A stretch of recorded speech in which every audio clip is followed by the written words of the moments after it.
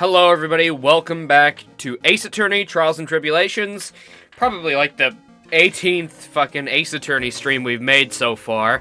So if this is your first one, there's like 90 hours of courtroom drama already on YouTube, alright? So you can go and check all of that out if you want. We are in the final episode of the third game, so I wouldn't recommend going in with no info at all. Because especially this episode is coalescing all of what we've kind of seen throughout the first two games, and all the plot points from the third one are kind of coming together. So yeah, we're on the final episode of the final game in the trilogy, but we still have like 7 more games to play. I'm going to take a break after this, though.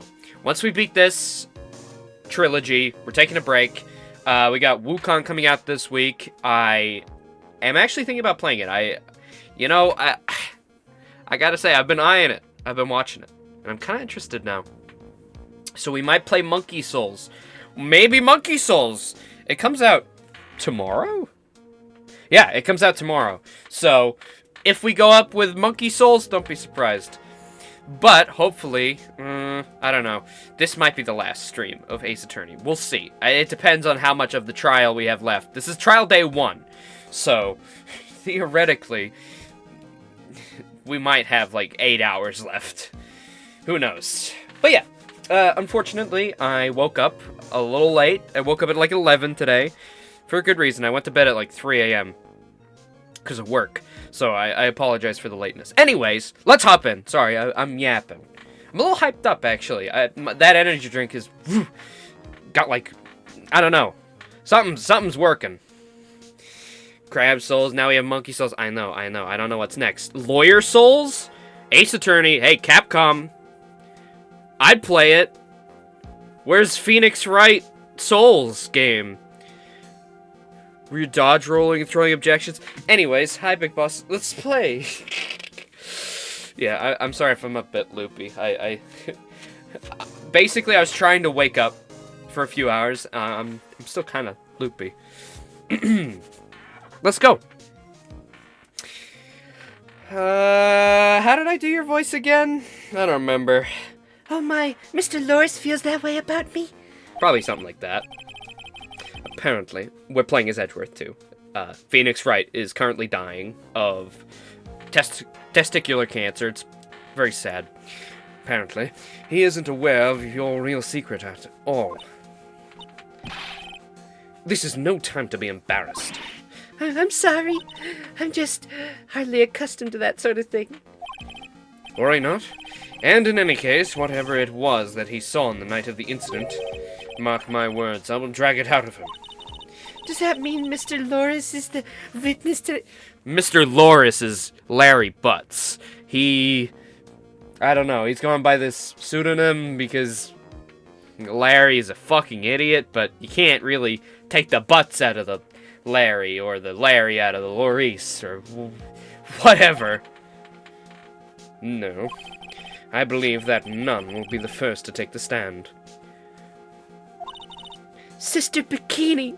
We have a nun named Sister Bikini, too. Very, interesting. She claims to have seen the very instant in which you carried out the crime. I just want to ask you one last time. It really wasn't you who killed Miss Elise Donham, correct? That's correct. It wasn't me. Very well, then. Mr. Edgeworth? I lied, it was me. Yes? You're a prosecutor, aren't you? Are you sure about this? If your true identity is revealed... Don't worry, I've made the necessary arrangements. I see. Iris, it is a prosecutor's job to doubt people. But right now, I am a defense attorney. A defense attorney's job is to believe in people, and to believe until the bitter end. That's what my friend told me once. Mr. Edgeworth, you love Phoenix Wright more than me, don't you? If you ever say that again, I will gut you like a fish. I simply ask that you watch and decide for yourself.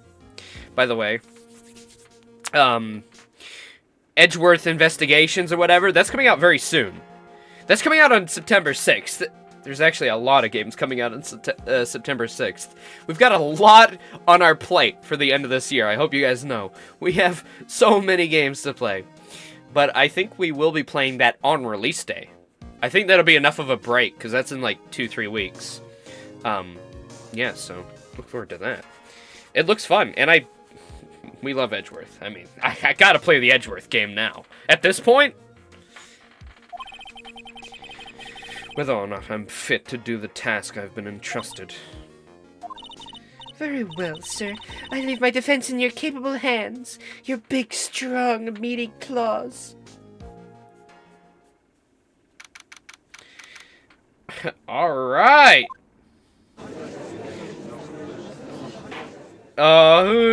Who's our prosecutor? We still don't know. And we have the knockoff fucking blonde judge. Call it on session for the trial of Sister Iris of the Harcourt Temple. Defense is ready, Your Honor. The defense does indeed appear to be ready. However, the same cannot be said for the prosecution in this case. Indeed. I'm not sure I like such a blatant waste of this court's time. Yet he's still not sure about anything. An empty prosecutor's chair can only mean that the prosecutor has no confidence in their ability to prove their case. It would seem that this case is already over before it had a chance to begin. I'm ready to announce my verdict at this time. This court finds the defendant. It is Von Karma! Yippee! We guessed. The prosecution stands ready. Of course, she couldn't let fucking Edgeworth get away with nothing. This was her dream. And you are... Francesca Von Karma, prosecuting prodigy. Von Karma, you say? Didn't that guy go to prison for murder or something? Perchance you wouldn't be of any relation to the legendary prosecutor Manfred Von Karma. Legends are a thing of the past. I am a Von Karma, that is all. Upon a special request, I flew in today for the purposes of prosecuting this case. You did? Then you must be quite a big shot, eh? By the way, Mr. Edgeworth. Yes, Your Honor? I'm almost certain that I've seen you somewhere before. Or am I just imagining things? Well, I frequent the Big Boys magazine for biggest boys, but that's it. You look very much like a prosecutor I met once. Probably my father. He was on the Biggest Boys for Biggest Boys cover. I believe you're imagining things, Your Honor. Miss Von Karma, do you have anything to say?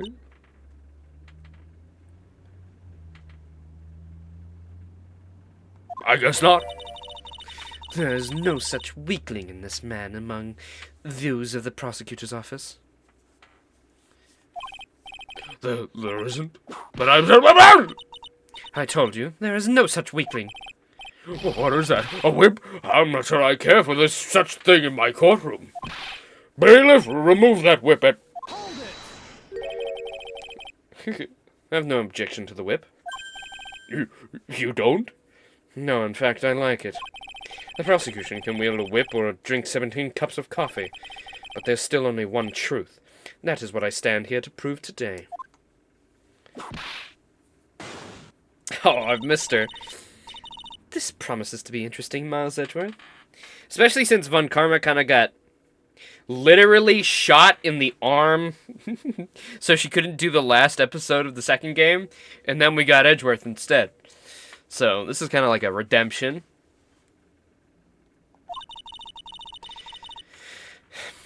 Yeah, and she saw him as a little brother, so this is like step-siblings fight, you know? Don't look that up on Google, kids.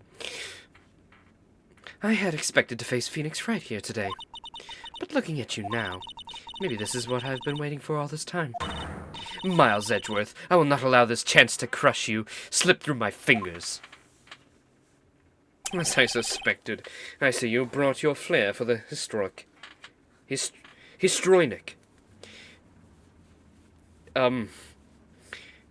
Somebody grab me a dictionary. I don't know what histrionic means. That's the craziest fucking word that's ever exited my mouth. Allow me to add things, and I'm not sure about people acting bizarrely in my court. What the fuck is that word even supposed to mean? The stage is set. Now continue with your proceedings, Your Honor.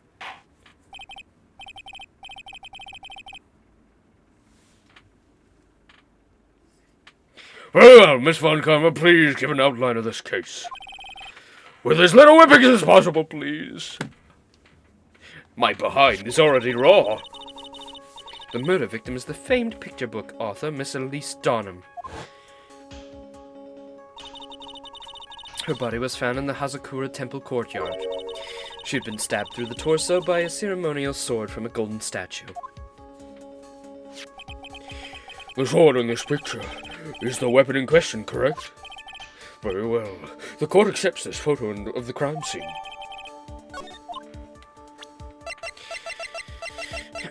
Wow, I forgot how much evidence we have. Jeez. Oh yeah, Big Boss. Sorry, I forgot to ask. I think you dipped a couple days ago. Last time we streamed, before I got to ask. I just want to confirm.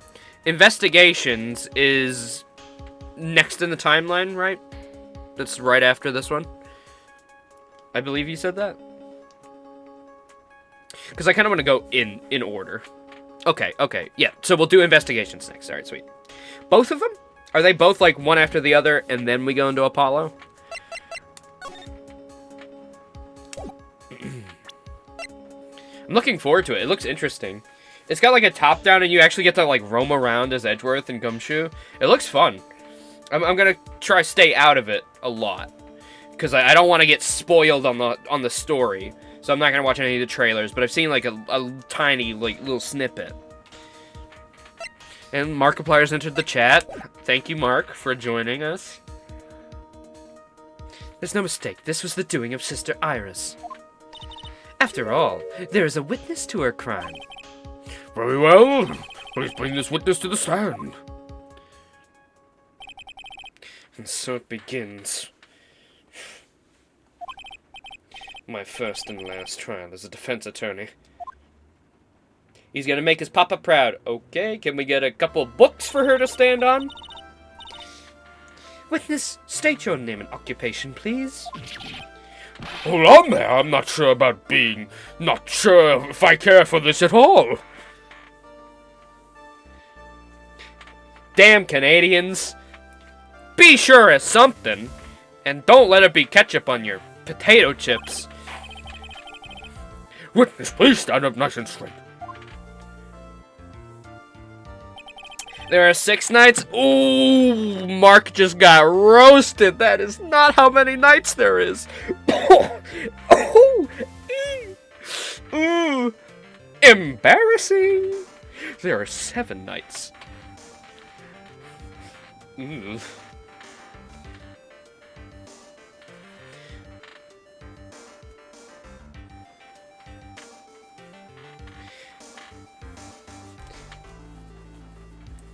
If I recall correctly, there are a few milk crates in the defendant's lobby for our back-pained plague witness. May I fetch a crate for this poor lady, please? My favorite character, Bikini! Once again, your name and occupation, please. Little old me? Well, I'm the head... I think that's what I did for her. I'm the head nun of Hazakura Temple on Eagle Mountain. My name's Bikini. You got it? Bikini. Nice to meet you, everyone. I love his face. If your name's Bikini, shouldn't you be wearing one? But you don't appear to... Shut up. Shut up. The courtroom is the garden of holy judgment. Those with lechery in their hearts should leave this sanctuary at once. You want me to leave?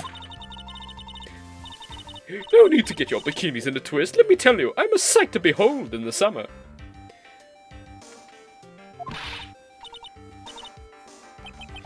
In any case, Witness, I hear that you saw the crime that took place on the night in question. That's right. I can still hardly believe it myself, to be honest. There's no way dear little Iris could do anything like that.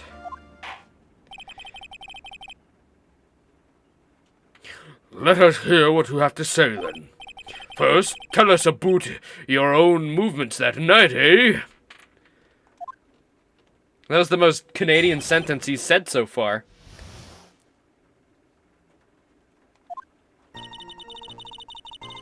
That night I was helping an acolyte with her training in the inner temple, but, well, as you can see, my back likes to act up violently. So I left Iris to help the acolyte and returned to Hazakura Temple. There's no bath at the inner temple, you see. I needed a long, hot soak. In Edgeworth's hot, stringy... Never mind. It was after I had finished, just as I was heading back, that's when I saw it. So it was simply a coincidence that you found yourself returning to Hazakura Temple? Yes, you could say that. If my back hadn't been in so much pain, I would have stayed at the inner temple. That sounds like a pretty important statement she just made. There's only one problem with this testimony that I can see. And you're not about to fall on the first hurdle now, are you, Miles Edgeworth? Mr. Edgeworth, please begin your cross-examination. Okay. Everybody makes fun of Phoenix Wright for doing, like, meaningless questions every time you press. Is Edgeworth gonna be just real smart about this, and every press we're gonna get, like, heaps of information?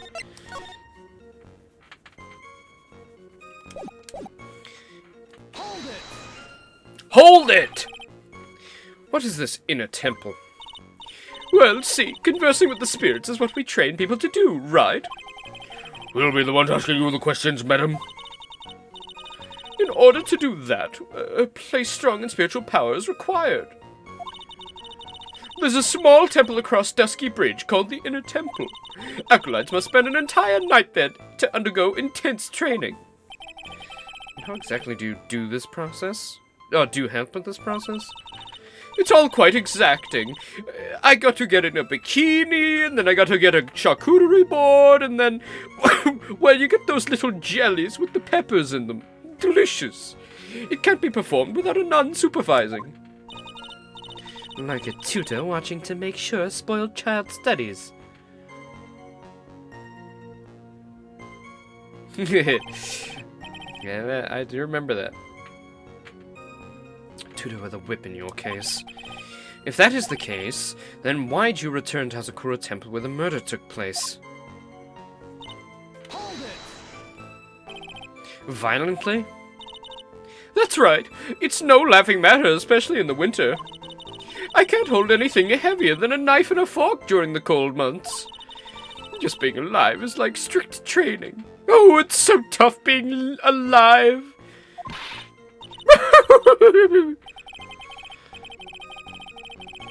On the night of the murder, was this fabulous back of yours hurting again?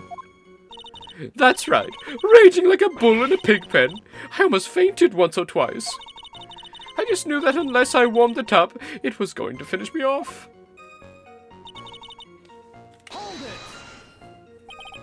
You left Iris to help with what? What do you think? The acolyte's training, of course, you stupid pig. It was just past 10 p.m., so we were starting to enter into the proper training exercises. Was it your place to remain with the disciple? Well, the job's simply to watch over the acolytes so they don't pass away. Just to confirm this point again, is that legal? You met Iris in the inner temple, correct? Yes, she's a gentle, honest girl.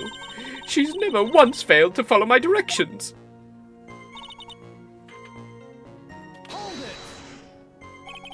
So you returned to the Hazakura Temple in order to take a bath. My back is to blame for everything. It's a do-or-be-done in kind of world, after all. How long were you in the bath for, if you don't mind me asking? My, what a filthy little rogue you are! I know what's on your mind. Edgeworth doesn't even know, he's like... I'm a lawyer. I asked you for the time. I don't got time to be thinking about those little piggies. I bet your next question's gonna be, where exactly did you wash? Ah, this is why you have to watch the young ones. But what are you going on about? Ow! Pathetic, Miles Edgeworth. The lowest of the low. Is this some sort of kick me sign stuck to the defense's bench? I'm glad Edgeworth finally gets a little taste of what Phoenix has to deal with just because he's a defense attorney. Anyway, I couldn't afford to be away from my post for too long, you understand. So, it was after I'd finished, just as I was heading back. That's when I saw it.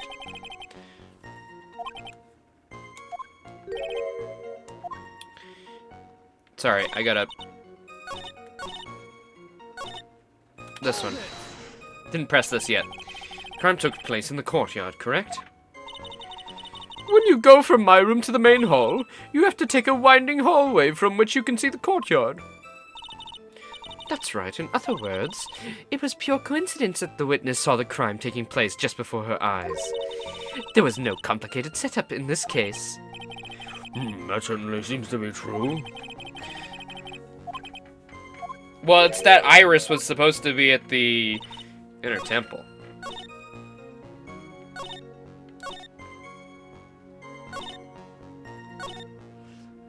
Okay, here.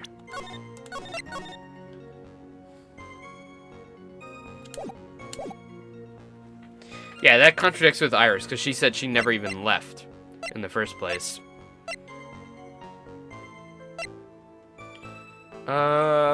Could be this note to Iris. This one.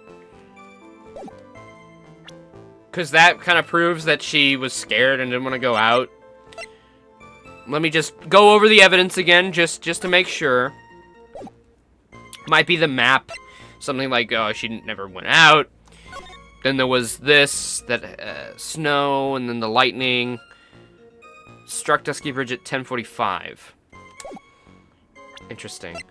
So did that strike 10 to 11? That's not.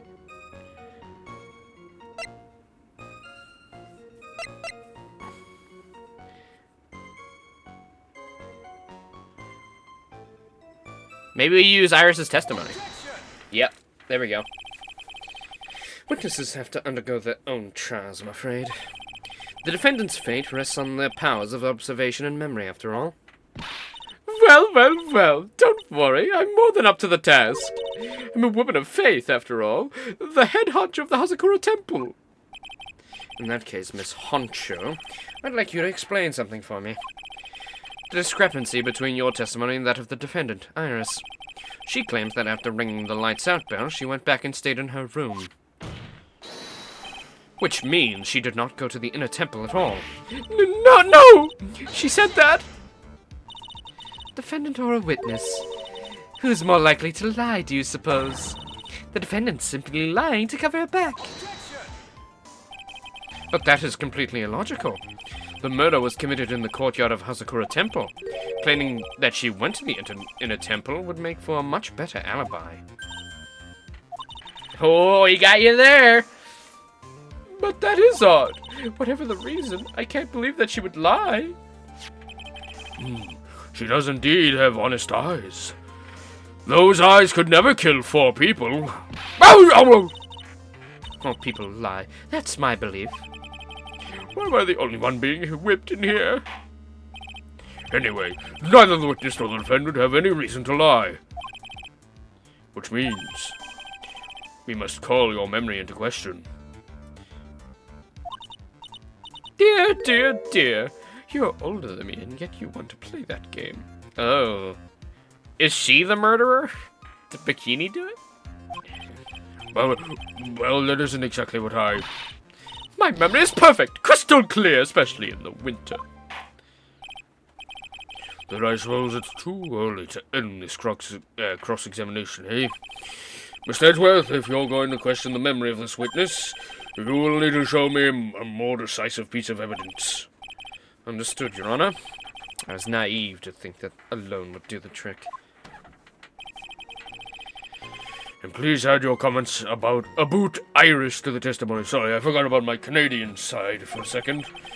And let us return to the cross-examination. Inner temple, but well, as you can see, yep. Came to the inner temple. She was dressed exactly as she had been at dinner. Ah! You fool! She didn't have her head cap on because she gave it to Phoenix Wright. I remember that. Witness, let's get one thing straight. The defendant, whom you claim to have met, she was wearing this demon warding hood, correct? Of course! That is a very important piece of clothing. I'll have you know. Wait a minute. Hold it right there. Why do you have that? That's the question of the day now, isn't it, Miss Von Karma? I'll have you know that this hood was given to someone as a gift that night, before the lights out bell was rang. What? You know where I'm going with this, don't you? If the witness had seen the defendant as she claims, then the iris she saw should have been missing this very hood. Oh, she is actually on the crates. It's not a bad feeling at all, exposing contradictions like this. Now I understand that happy look on Wright's face every time he does it.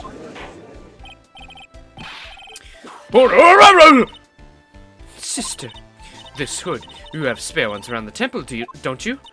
Spares? Well, I do tend to make too many of them. I see, a stockpile. A surplus of hoods, eh? Each dun's only given one hood. This should be the only hood that Iris owned. Then this is quite strange. If there were a surplus of hoods, then she could have worn one of those. There's no contradiction here. Sorry to break this to you, Miss Von Karma, but you won't get away that easy. Discrepancies such as this will sow seeds in any human heart. The seeds of doubt. Witness, while I don't wish to call your testimony into doubt, you must give every detail with precision. I'm not sure I'm comfortable going along with this. Sister, you shall continue with your testimony. Tell us what you saw after finishing your bath on the way back to the inner temple. Those seeds of doubt are already sprouting in the judge's heart. They just need a little more stimulation to bear fruit. Contradictory stimulation. Alright. I finished my bath at around 11, and I thought I should return to the inner temple. As I was walking back, I heard a noise from the courtyard. I took a look and Iris was, oh, Mystic Elise! And with that sword of all things. Mystic Elise was staying in the corner room, which faces out onto the courtyard. The stabbing I saw must have occurred after she was pushed out of her window. What were the other paper ones? So we got the hanging scroll. We got the note to Iris that was written by Larry. That was meant to be a love letter for some reason. This is the weather data of when the bridge got conked out. Scroll? Scroll for Larry's one? Oh, you're just saying them. Yeah, and then we got Iris's testimony in the autopsy report. We got the crime photo. Right there. We got the photo of Elise. With the magic bottle book. Oh yeah, also Pearl's gone too. I forgot about that. Pearl's still missing. She's only 9 years old. Hopefully she's with Maya.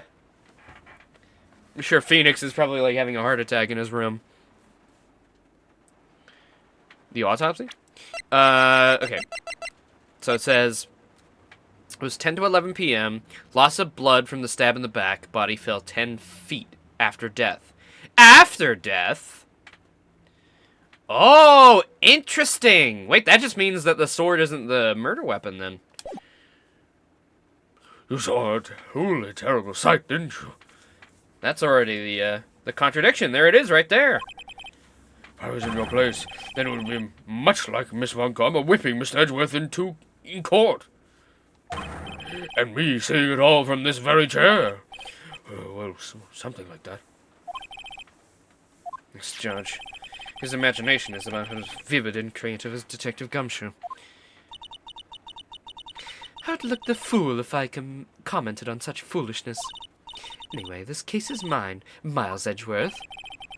Calling everyone by their full name. Can't you do something about that habit of yours? Alright, well, I don't even think we're gonna have to press for this one.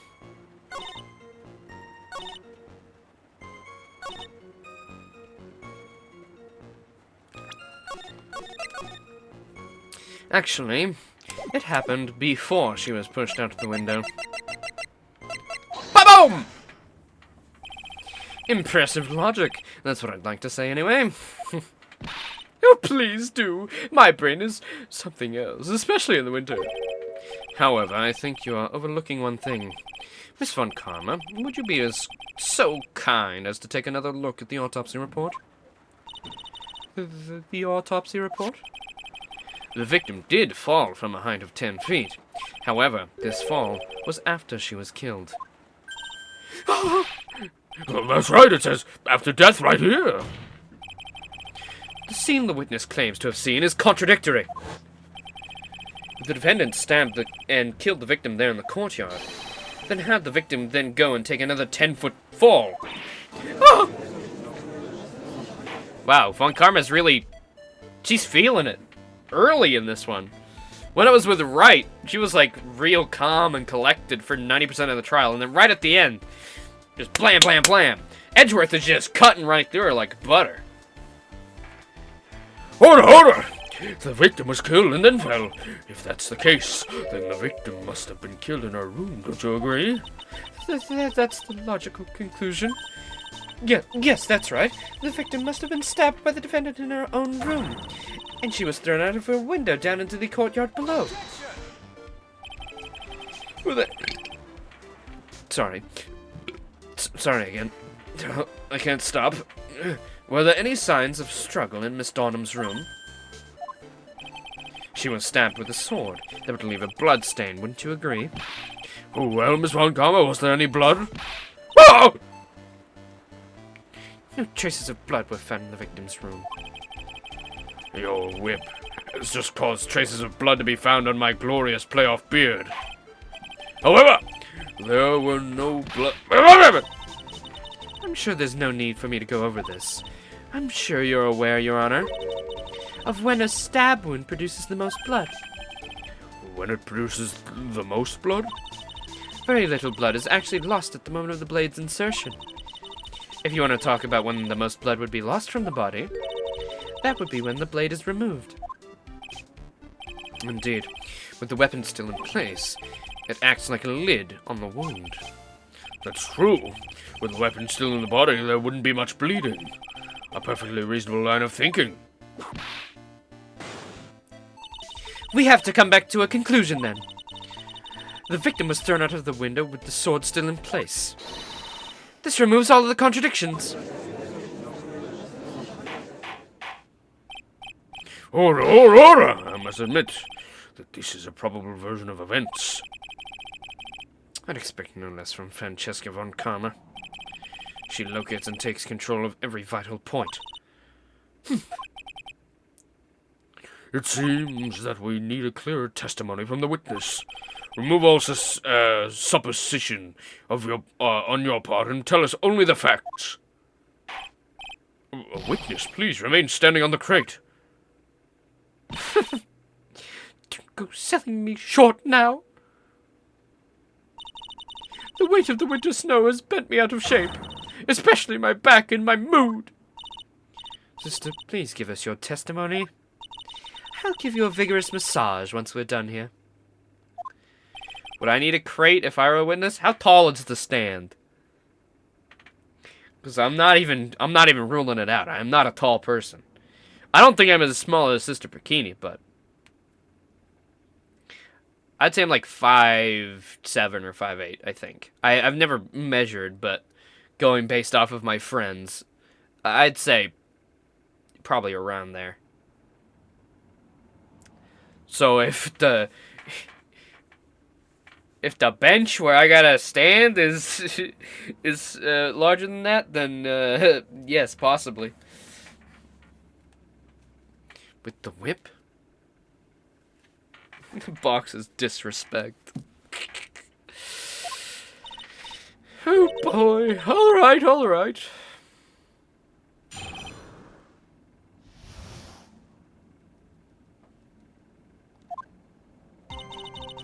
When I looked across the scene, the sword was already in place. Thinking about it now, I didn't actually see her stab Mr. Khalees. I've never seen so much blood before. That's when I fainted. You can't blame me, can you? Well, if the sword was still in place, then the blood shouldn't have been anywhere. And when I awoke, Mr. Gamey was stabbed. Mr. Amy was stabbing Mr. Khalees through the back. A bottle and a blanket. Thanks. This all confirms Miss Von Karma's theory. Von Karma strive for nothing but perfection. Putting together such facts is nothing for me. You should know that, Miles Edgeworth. Perfection is an impossibility, Francesca Von Karma. And here, I'm about to teach you just that.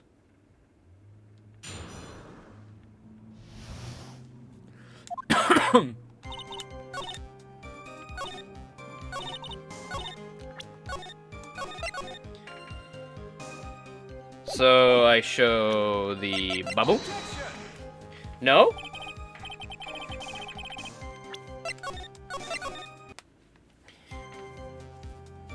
Because if it was still there, it should still be acting as a lid.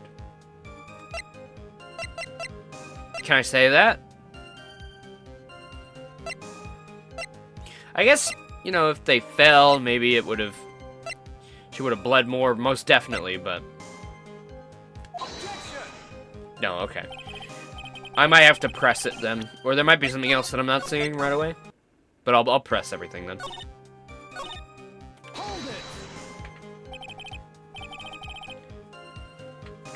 At the time, what was the victim bleeding? Well, I was very shocked to be seeing all of this, of course, so I'm not entirely sure. But I don't think I saw any blood, not then. I'm sure that you didn't. The weapon was acting as a plug in the wound. In any case, let's be clear on one very important point. Did you actually see the instant in which the victim was stabbed? That just contradicts what she just said right after this. Think carefully, this is important. It's Iris we're talking about here. I'm thinking for all I'm worth. No, when I looked over, the sword was already in Mr. Khalees' body. Larry's the killer? Might not be conclusive, but his testimony supports her theory. The victim was stabbed in her room, then dropped into the courtyard. I think this proves it rather well, Miles Edgeworth. So you're saying that you saw the victim's blood? That's right. Some of it had splattered onto Iris, too. When the defendant was arrested, she was meditating in her room, and her blood-flecked clothes were neatly folded in the corner. What? Her clothes were blood-flecked as well? That seems quite conclusive to me. What should I do? Press this point further? Going back to your previous statement, you said that you saw little bleeding when the victim was stabbed. But now you say you saw the victim bleeding. Well, I say that I saw what I saw. What did you say? Maybe I didn't see the poor woman get stabbed, but I saw the girl pull the sword out of her, plain as day. And you didn't say that. Until now. Until we pressed you. Good job! Pulling the sword out? First we're all hearing of this, you fucking bitch. Well, it wasn't exactly pulling, it was more like it came out. Witness, you will add this to your fucking testimony. Oh, was that important? Oops. I thought it was contradictory, so I thought to leave it out. More important than you can imagine.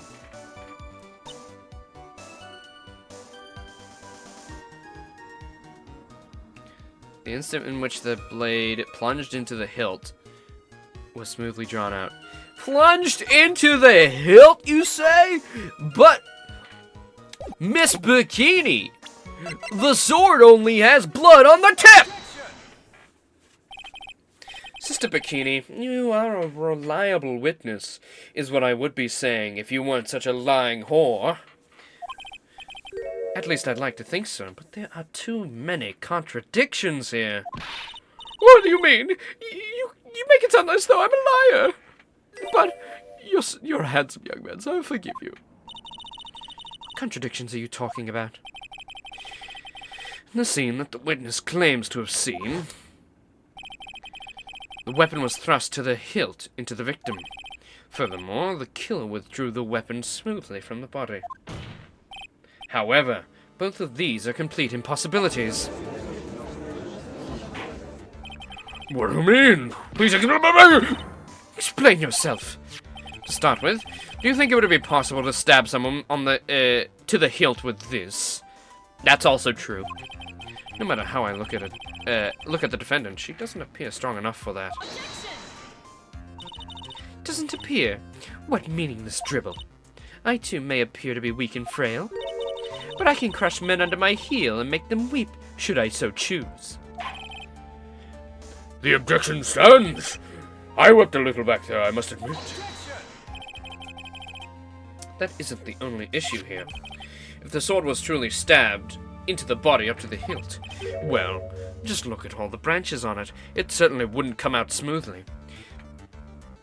Sure, yeah, yes.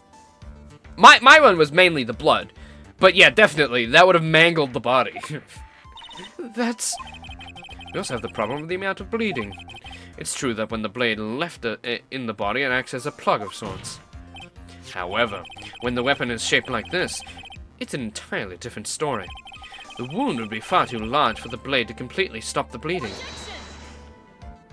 That's nothing more than conjecture. I don't really think so at all. In reality, the victim was stabbed with the shitishito. Even a weapon of this nature may still sometimes slide out smoothly and may still sometimes stop the blood loss. Sometimes isn't good enough, you fucking stupid idiot. I'm not finished. There's still one more conclusive contradiction. You still got one more? This one's simple.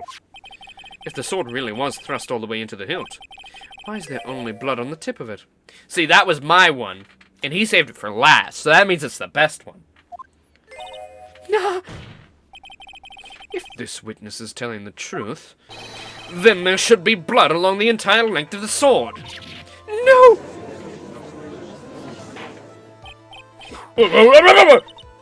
Bravo, Miles Edgeworth! Raising this many contradictions from a single piece of evidence. All the other attorneys I know could maybe manage one, if that. But what does this all mean?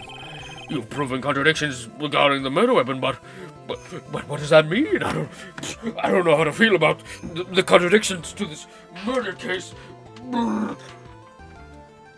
Turn on my light. It's a bit dark. Really like how Wright was way more upfront about contradictions, but Edgeworth says how he feels bad that you're stupid.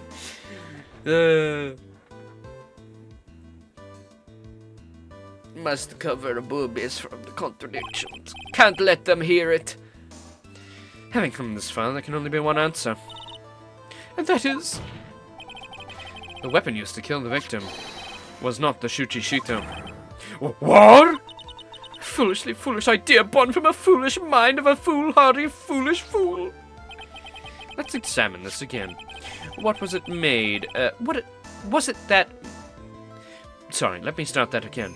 Let's examine this again. What was it that made us think this sword was the murder weapon? Well... it's because Mystic Amy was holding it. Exactly. However, if you reflect on this, that is the only basis we have to assume such a thing. The impression left by the scene was just too strong. That's what influenced us. It influenced us to believe that the Shuchishito was the murder weapon. Order! Briar! So maybe the Shuchishito was not the murder weapon. Even if that's the case, it changes nothing, Miles Edgeworth. The sister here saw everything. I'm just gonna ignore all those contradictions that you brought up, and that means that the Shuchishito isn't the murder weapon. Let's ignore that. She saw the defendant stab the victim with the sword-like object.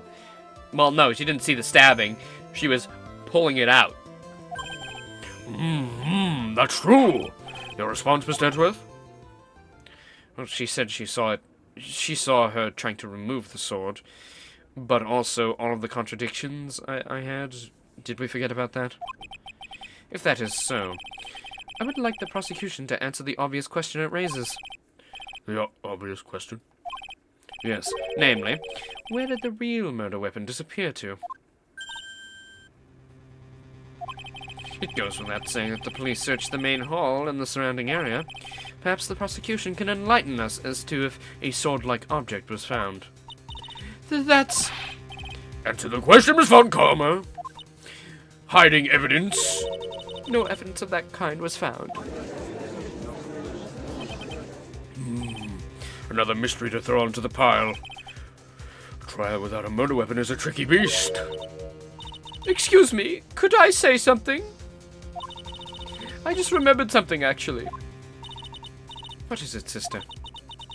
I was just thinking, it's possible that just maybe what actually happened was, it was just over there. What are you going on about? Over there? Just... What? The murder weapon, I mean. It's over yonder. In the hills of Narnia. In the land of milk and honey. I just think I might know where the sword was disposed of. You what? Well then, I think we need to hear a testimony from you one more time, sister.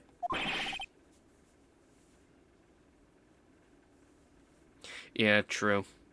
I mean, last time Von Karma did a surprise investigation, she ruined her own case. So, you know. So maybe she's a little scarred from the circus case, where she literally did herself in. Impossible! What else? What else could this old woman have seen? Is she old?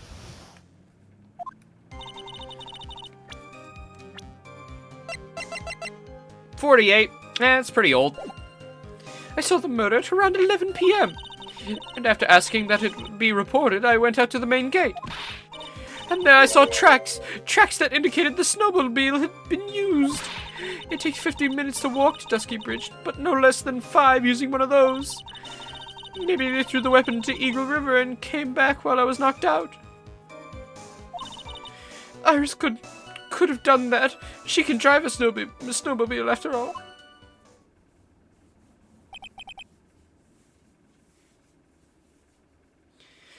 Yeah, I do remember that, yeah. But, I mean, still, she did go along with it. It was but merely a suggestion. But, you know, it's Von Karma, so maybe she does blame Edgeworth for that a little bit. If she even knew... Oh, wait, no. Gumshoe told her. He probably didn't tell her it was Edgeworth who suggested it. Witness, please tell us everything you know right away next time. Well, I'm not in the best of shape. What with my back and my age, you know. Quite. There were indeed snowmobile tracks in front of the main gate. Here's the photograph.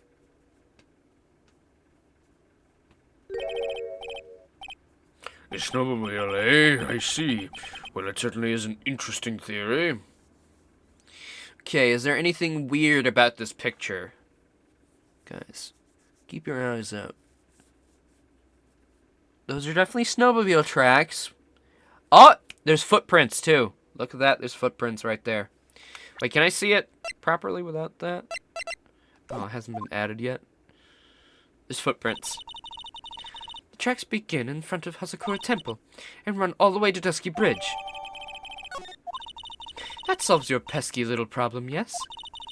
The Eagle River's current is quite swift, meaning that it doesn't freeze over in the winter. making it the perfect place to dispose of the murder weapon. Did she really go to the river to dispose of the murder weapon? Mr. Edgeworth, your cross-examination, please.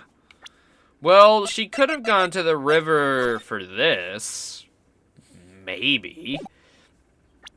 Or that could have been... Larry. Larry was right there as well. Who knows? Mr. Edgeworth, your cross-examination, please.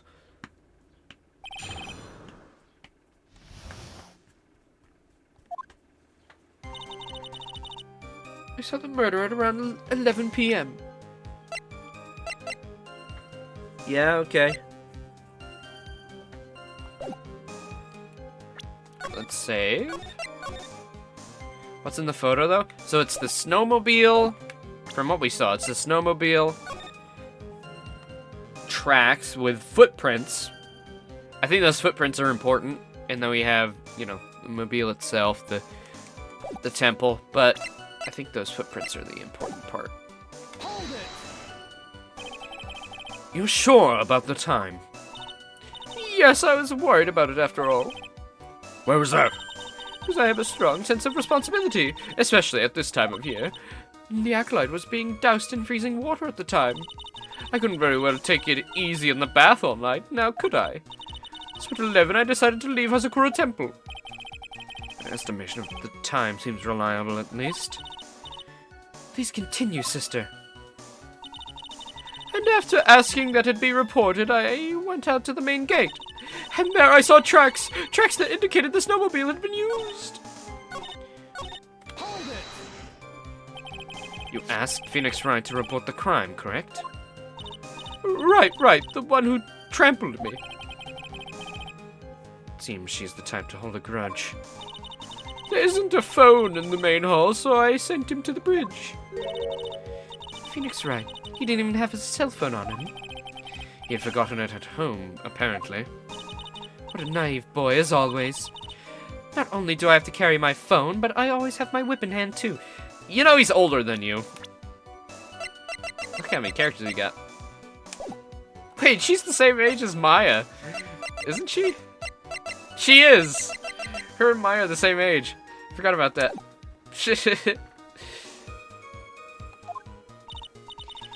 Anyway, I was really scared, and it was taking him a while to get back.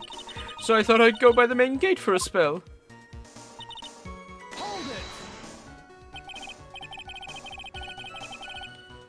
If it was snowing, then that would be a contradiction, because the snow would, you know, pile up and cover the tracks. As I recall, there was a snowmobile outside the main gate when I visited. That's it, that's the only one we have. It'll run no matter how much the snow falls. Are you certain the snowmobile was there at the main gate when you arrived? Yes, of course. It was parked in front of the gate. So she'd already gone, discarded the murder weapon, and returned by that time. I'm not sure if this is really relevant. What should I do? I need answers to every possible doubt. The snowmobile in question, was it still warm at the time? Ha ha ha ha! What do you mean? What do you mean? Well, what do you mean, eh? What do you mean, Miles Edgeworth? Playing to a slow crowd here. It goes without saying that using a snowmobile will heat its engine, you imbeciles. If it was still warm, then that means it was recently used. Ah, I see. I never thought of that. That's right. I overlooked that too. Of course you did. You did as well. Shut up. You were just as questioning. Then answer the question, please, witness. I don't often go around touching hot engines. However, now that you mention it, there wasn't any snow on it. Snow? Yes, for some reason only the snowmobile wasn't covered in snow. There wasn't any snow on it. Curses. Seems highly likely that the killer did use the snowmobile then. How long does it take to get to the Dusky Bridge by snowmobile?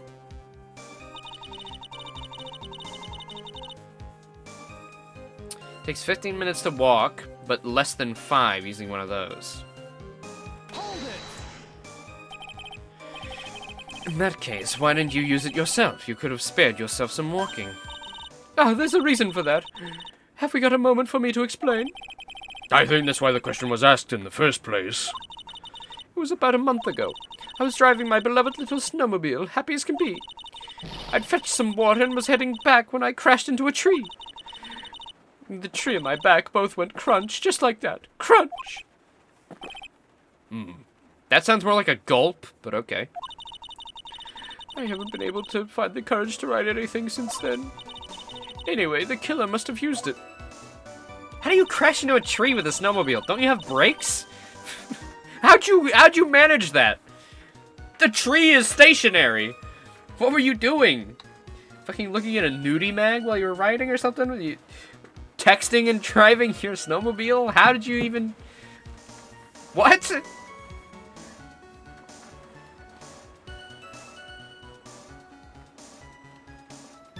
Hold it! Refresh our memory. How long were you knocked out for? Like I said, somewhere between 10 to 20 minutes. It's possible to get to the bridge and back in 10 minutes using the snowmobile? I have to concede that is more than enough time. Is that all you wish to concede, Miles Edgeworth? Hold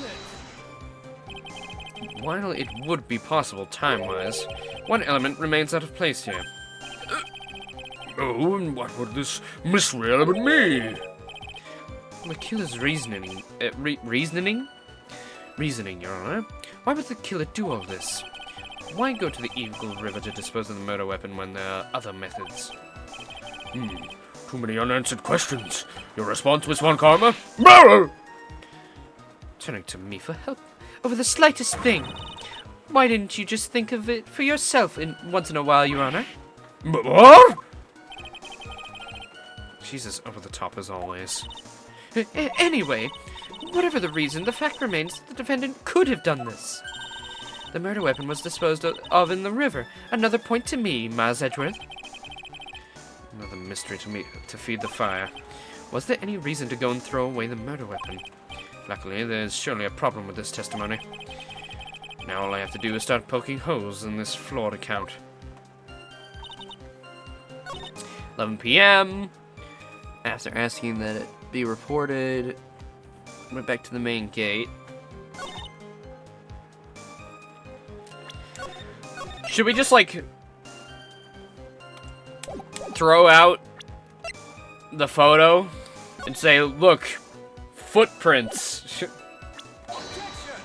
Okay, no. just in case it was that simple.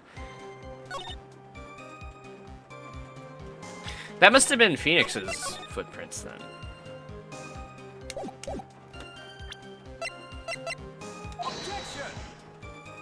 Can you imagine not getting it? That's something fucking Edgeworth would say. The Phoenix Wright. Imagine not understanding the contradiction right away. You truly are a foolish fool of foolery. 50 minutes to walk in less than 5. That's pretty emphasized. Is that the contradiction?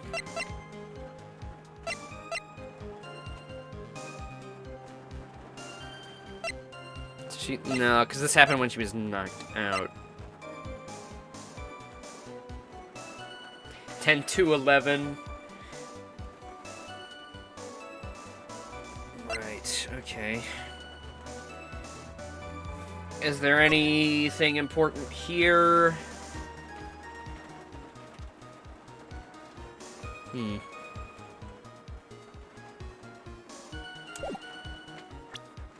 That looks hard to finagle that sword into that hand, doesn't it?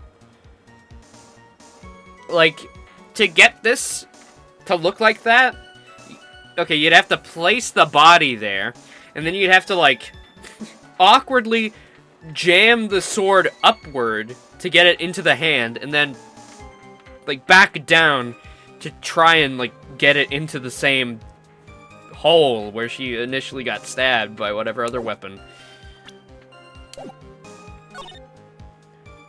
They threw the weapon on into Eagle River and came back while I was knocked out. Okay, any... Maybe this? Because there was somebody here, right? There was somebody at the river. Larry was at the river. Maybe that's our contradiction? No. Can I bring up Larry? Maybe I can just show him. Be like, well, there was someone at the bridge at the time, so surely he would have seen something. Nope.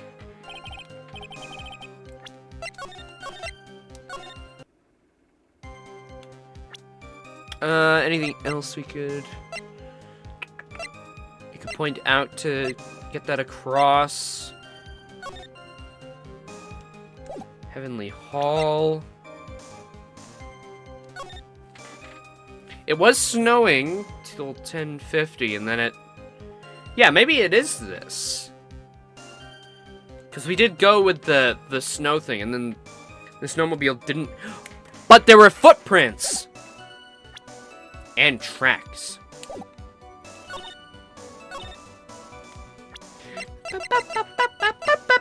Boom! What? Oh, okay, never mind.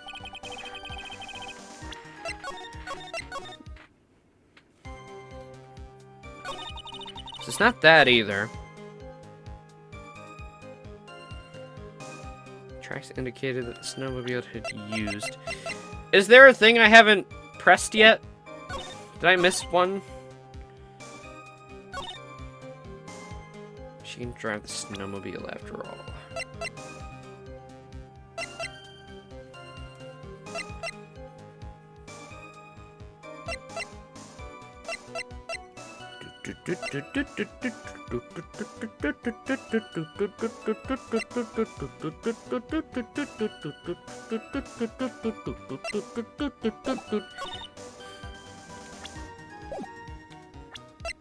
Maybe on this, present this? No, because at the time... No, I guess the bridge had been burned, had gotten struck after the murder. Possibly after...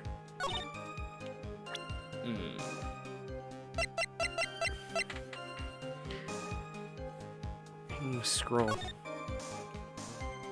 The fact that we have this is interesting. It gives more, you know, credit to Miss Elise Donham being one Misty Faye.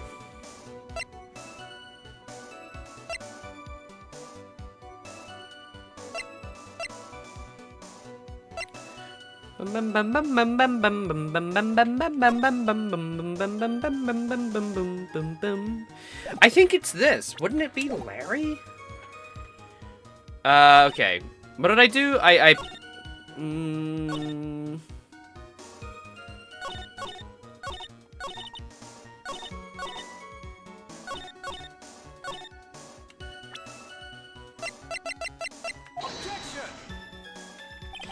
think this is about where we're gonna, like, bring Larry into this, I think. And then, you know, we're gonna have his one.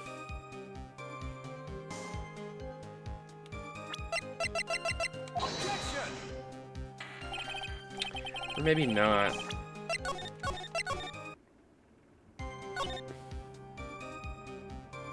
I saw tracks.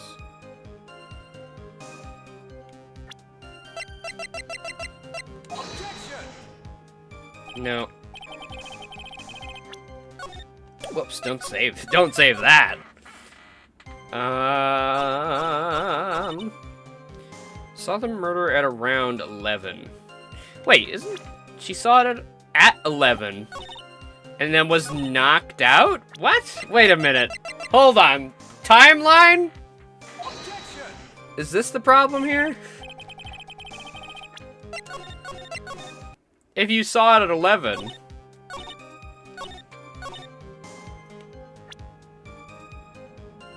Oh, unless... Does she mean she saw... Like, this is when she woke up? And got stood on by Phoenix Wright?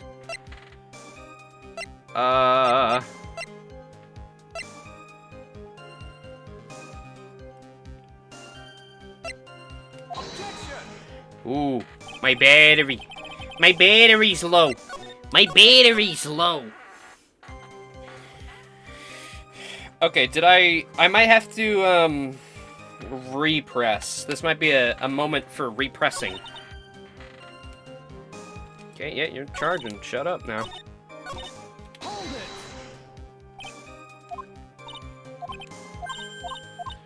it. Right. Estimation of the time. Hold it.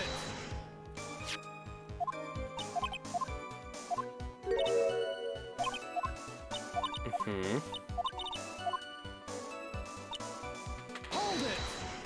What the contradiction here is? I'm actually like a little stunned now. I'm not sure.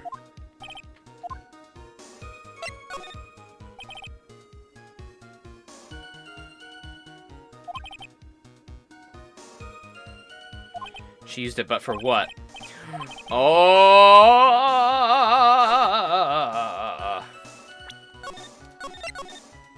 Did I try that? Okay. Because that seems like what she would... What? Is it asking me what else would she use it for? Okay, what else... What other reason could it have been used?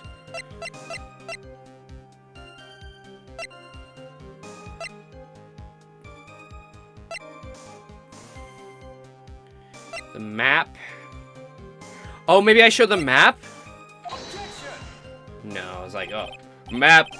She went to Heavenly Hall for a little goofing around.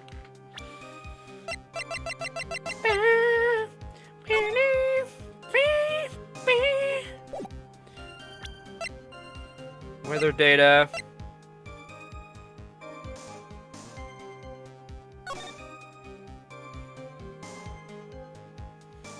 Also, the amethyst orb is that's gonna come into play.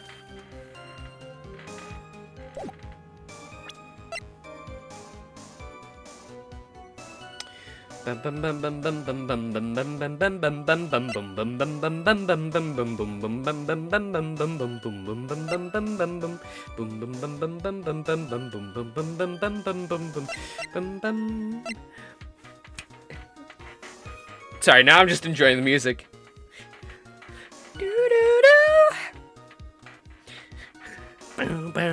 Objection! Fuck. Do you have any idea, Laser? I'm a bit stuck here. I thought I had it. Oh, wait, hold on. I should probably continue my repressing. Yep, repress that. Did I repress this? I did, didn't I? Yeah, I did. The weather data? I did try that. Because I was like, oh, it's snowing, and then the bridge got burned down. Oh, wait. Maybe I do it on the first one. 11. 11! 11. Nope. This number and this number same! Brain equal objection! Hold it.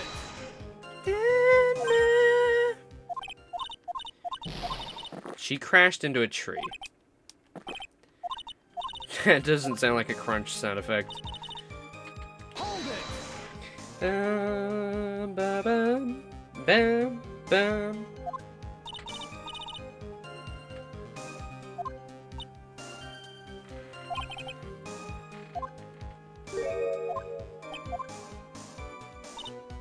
Hold it.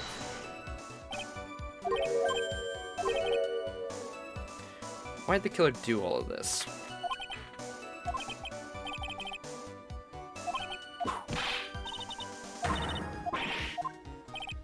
Track photo on that statement?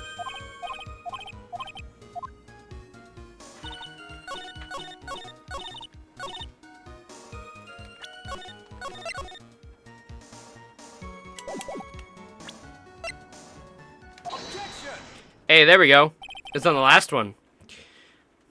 I admit this photograph proves something. Yeah, I knew it was the fucking footsteps. It was just like, oh, which one will Edgeworth actually put it together on? This one. I mean, I personally would have went with the one referring to her only mentioning the tracks of the snowmobile. But okay. I admit this photograph proves something. It proves that the snowmobile was used on the night of the murder. You finally accepted the inevitable, it seems, Miles Edgeworth. This is because we're opening the possibility that she did walk. Or they did walk, whoever the murderer is. Specifically, if it's not the character that we know to have murdered several people. However, if what the witness says is true, then why is there only one set of tracks? What do you mean?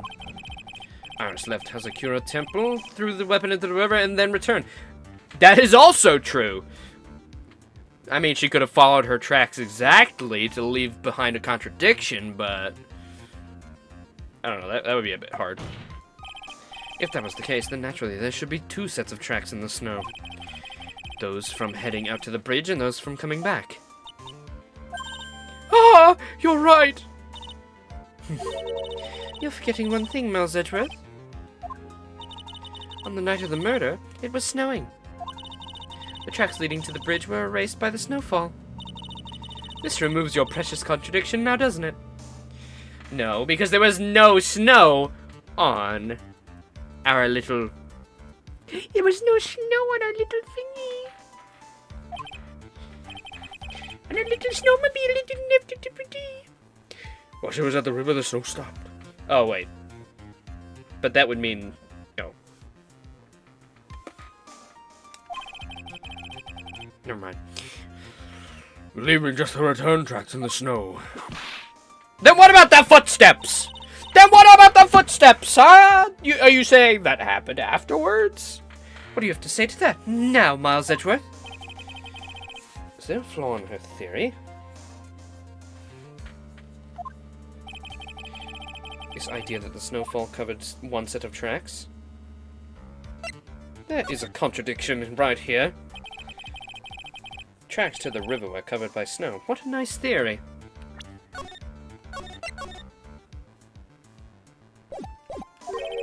However, Miss Von Karma, that is impossible. Would you care to explain why there's a rude index finger currently pointed in my general direction? No need, the evidence will do all the talking for me. On the night of the murder, the killer went to and returned from Dusky Bridge. In order to dispose of the murder weapon, the outgoing tracks were erased by snow. Or so claims Miss Von Karma. Mr. Edgeworth, present your evidence to the contrary, eh? Evidence that the outgoing tracks were not covered by snow.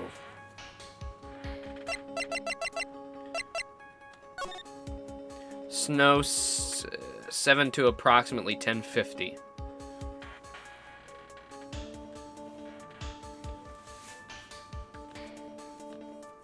Then she witnessed the crime around 11? So it's either this or it's the photo itself.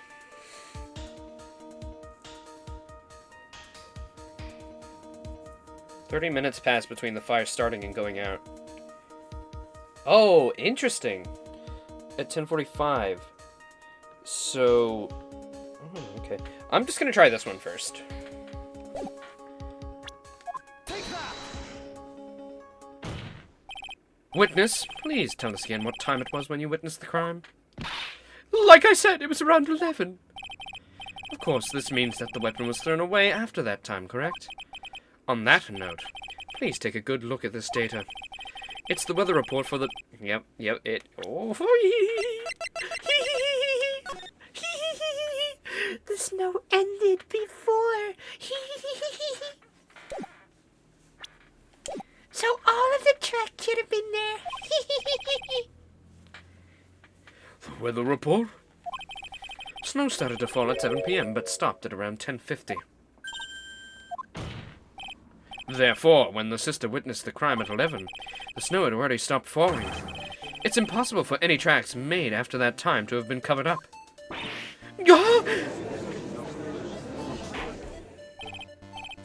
Order, order! Very well then. Looks like Miss Von Karma's claim has been snowed in. Bro! It's too soon to be closing this trial due to snow.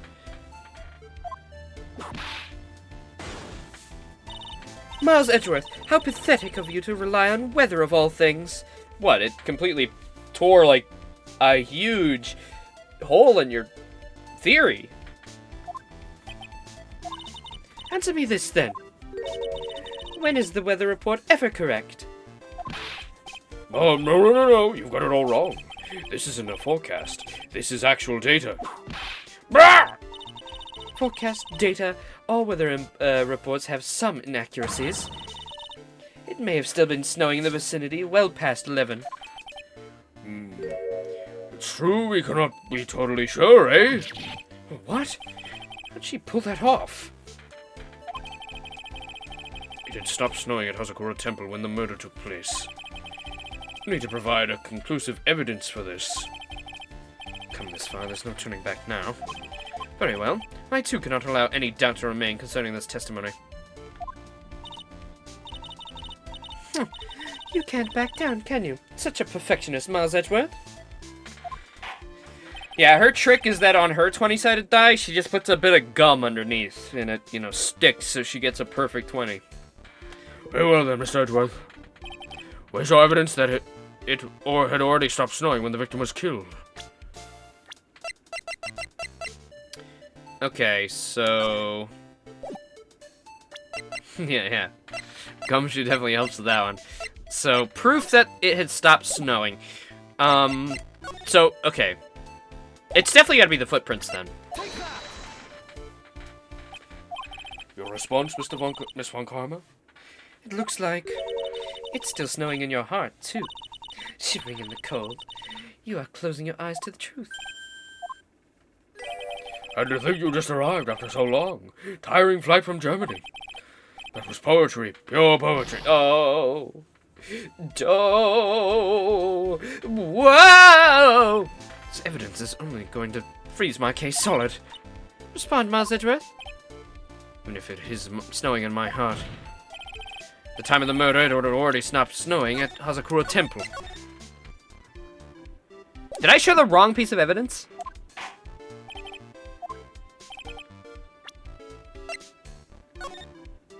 Did I show this? What did I show instead? Did I accidentally show the wrong thing? I just gotta make sure. Okay, I did. The way they worded that, it was like, yep, now's the time for the footprints. I don't know. Maybe it's after this one. Okay, proof that it stopped snowing. Okay. When the victim was killed. Let's see. Is there any contradictions in this photo? Oh, there's no snow on her. Is that the contradiction? Everything else has snow, but she doesn't.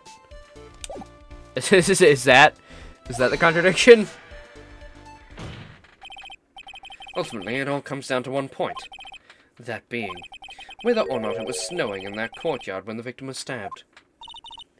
That's right, but proving that is incredibly easy. If we want to know whether it was snowing or not, this photo will tell us everything. Of course, I'm referring to the photo of the crime scene. As you can see, everything's covered with snow, with just one exception. And that is... the victim herself, Miss Elise Donham. Why is there no snow on top of her? The answer is simple. It had stopped snowing when she was killed. That's why. In other words, the killer really did go to the Eagle River to dispose of the murder weapon. Then in this photograph, there should be two sets of tracks. Gah! Order! Just what are you suggesting, Miles Edgeworth? To be honest, I'm not entirely sure myself, but... I guess this is how Wright feels. He just has to pick apart little contradictions, and then maybe it'll come together by some facet of good luck. This is simply what all the facts point to. That night, someone used the snowmobile to leave Hazakura Temple. From the tracks left, it can be understood that they were heading for Dusky Bridge. At that time, it was still snowing. Of course it was. Besides, those tracks were erased by snow. Because those tracks were erased by snow. Then, when this person returned to Hazakura Temple, the snow had stopped. Thus, the return tracks remained.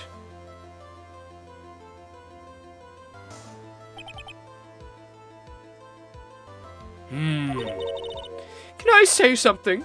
No! This all sounds a bit fishy to me. What did I just say? You can't say anything. I gave you a no. What does, sister? There is only one key for the snowmobile.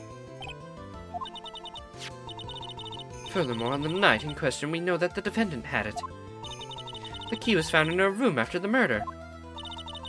Which can only mean that night, Iris used the snowmobile to go to the inner temple.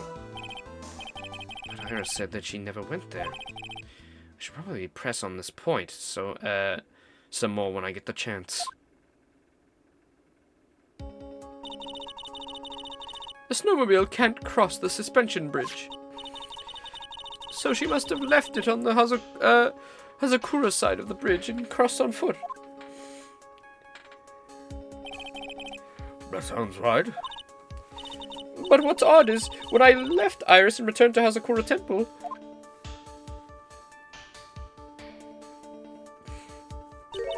I didn't see anything near Dusky Bridge. You must have just failed to see it, sister. Maybe, but when I made it back to Hazakura Temple, it was there by the main gate. The snowmobile, I mean.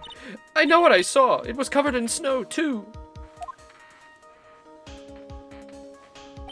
But that isn't possible.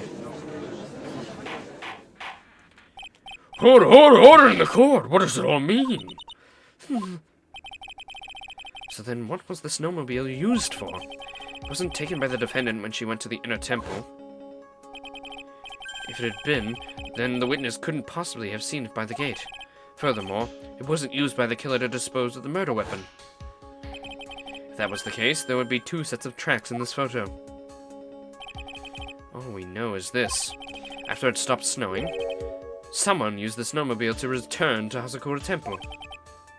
Yeah, I mean, it's probably Larry.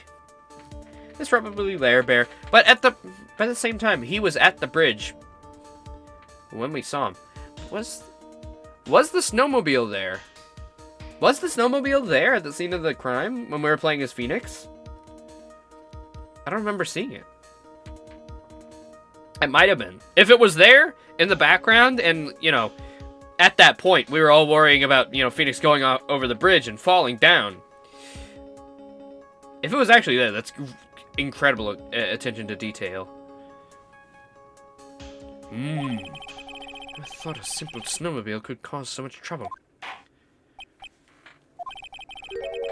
I think we've learned all we can from this witness.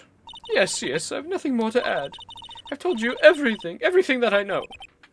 But then, that leaves us with the same problem. If only there was someone, a witness, who could testify to having seen the snowmobile. A witness, Was there no one out walking, perhaps near Dusky Bridge on that night? I don't think that's likely. Oh, one Larry Butts. It was cold enough to freeze your ears off. Only an idiot would go out wandering like that. Unless they had something really important to do. That's a shame. Hold on. Something's coming to me. An idiot may well have gone wandering out on that subarctic night. Your Honor, actually, there just might be one individual that can help to us. Really? Well, bring him out! You know of someone who might have seen the snowmobile on the night of the murder? I don't know for sure if he saw it or not. But there are 2 things about him that do come to mind. Which are? First, that he saw something incredible on the night of the murder. And the second being This individual that I'm thinking of went wandering outside on that cold night. In other words, he's our kind of idiot. Mr. Edgeworth, who's this idiot you're talking about? Detective Gumshoe, no less. Take that! This guy must have been a product of Jean-Luc Delaroux's Guide to Obnoxious French Painting. This is Larry Butts, a disciple of the victim, Elise Donham. Her student? Interesting. And why was he wandering about outside the night of the murder? That's... I could tell him all about his designs for Iris, but it may cost us his credibility as a witness before I even call him. He is, after all, an artist. He was perhaps searching for something in the snowy scenery that would move him, although I cannot guarantee that is the reason. And so, this unfortunate, unreliable-looking man, what exactly was it that he saw? I intend to extract that from him right here in this courtroom. Summon this youth as the witness immediately! I've no choice, do I?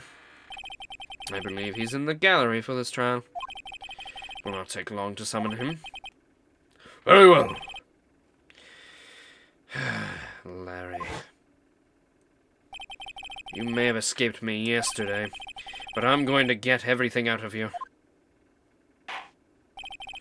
The court will now adjourn for a 20-minute break.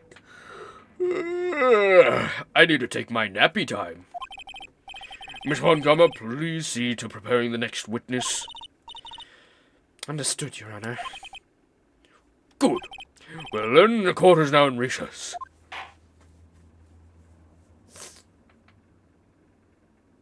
You didn't see it in the background? Okay.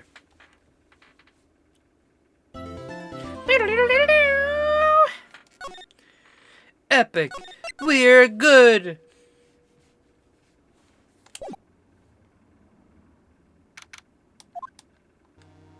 Excuse me, Mr. Edgeworth. I'm not really sure what to say. Iris, we only have 20 minutes. There are two things which I need to ask you before we reconvene. Alright, I'll help you any way I can.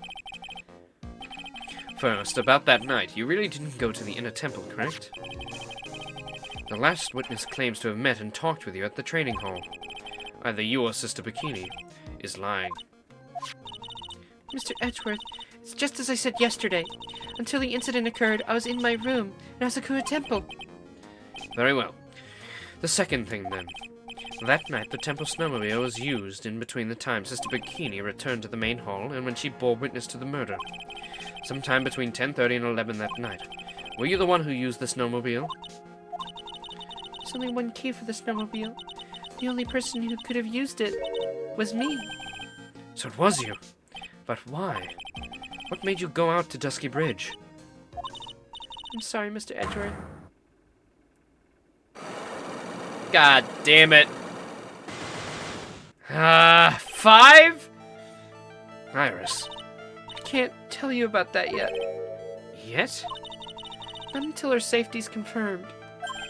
Her? What in the blazes are you talking about? Now's not the time to be bringing up mysterious hints to the future.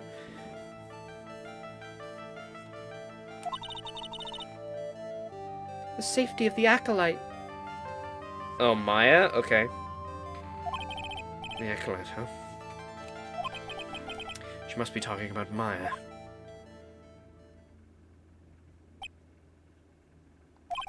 Iris, look me in the eye and tell me the truth. Did you kill Elise Donham? No matter who or what may come, I could never take a life. 97 Cyclops appear! As I thought, no Cyclops. Very well. It is my job to get the truth. You'll discover this for yourself soon enough.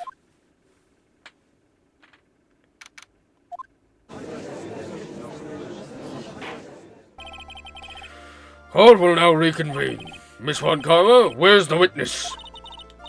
During break, a man was detained for suspicious behavior in the gallery. Suspicious behavior?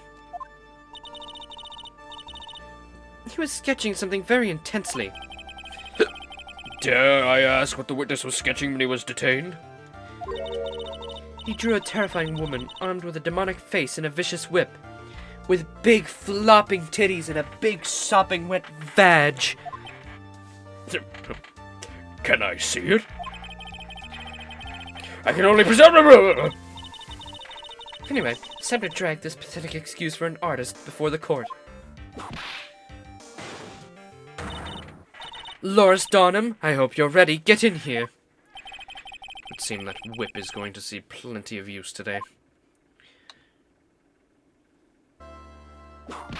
Yo!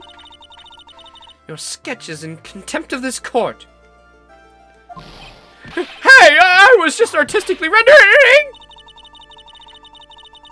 You tried to run away from the bailiff who was trying to hand you your sapona, correct?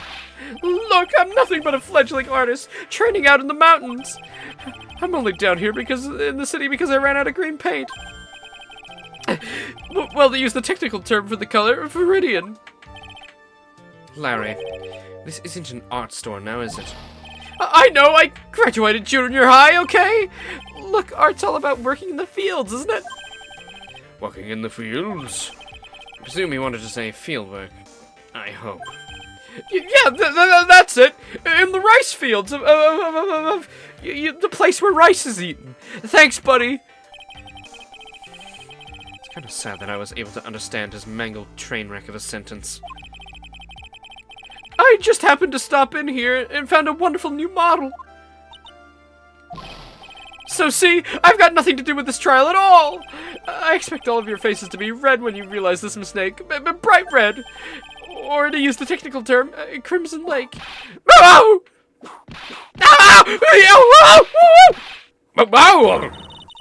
Stop your pathetic blabbing and testify like a man. Refrain from whipping me, Miss Hoghammer. Cross-whipping is as bad as cross-checking. Witness, that was all your fault. Testify now. This is too much.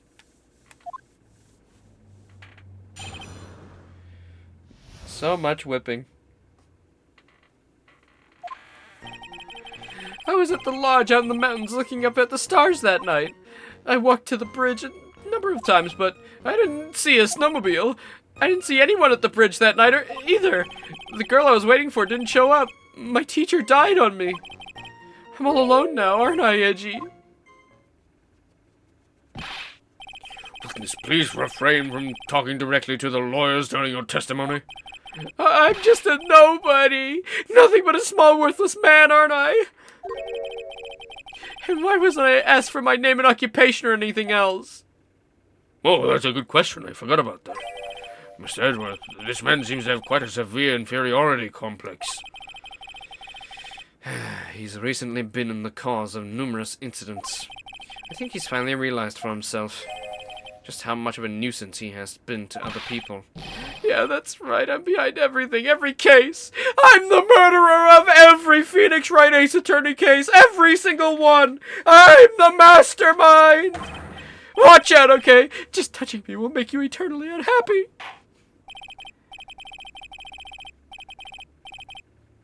Well, then let us proceed with the cross-examination with no touching. Thank you. We can delve into other details at a later time. Alright, well, are we going to just bring up his letter right away?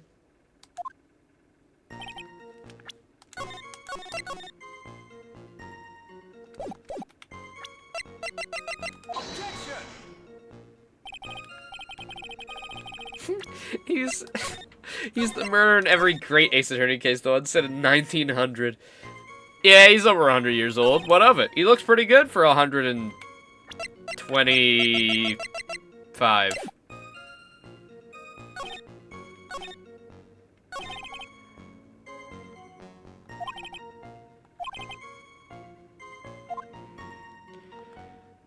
Alright, wait. I didn't see a snowmobile. I didn't see anyone at the bridge that night either. Okay. What do you mean by that? You literally saw Phoenix as he fell to the fucking ground. Whatever's the matter, Mr. Edgeworth? This one single statement is so full of contradictions. For a moment there, I thought I was going to collapse. So, witness, any idea as to where these contradictions in your testimony lie? Depending on your answer, I may stay my whip. Okay, give me a minute. Well, it was snowing that night, so I couldn't possibly have seen the stars. That rundown shack is hardly a lodge, isn't it? Wait, is he actually going to tell us all the contradictions? What? And even if the stars could be seen, it isn't like I was there to look at them, right? See, you can do it if you try. Oh! There's only one issue here. What you saw at Dusky Bridge. Hold it! A number of times. How many? Maybe 5 times? Once every 20 minutes. Which means you spent almost 2 hours at Heavenly Hall that night. You bet! Real love is about waiting with your heartbeat in your hands. Love, you say? It was this man's intention to summon the defendant to the small shack, using this blackmail letter. Blackmail?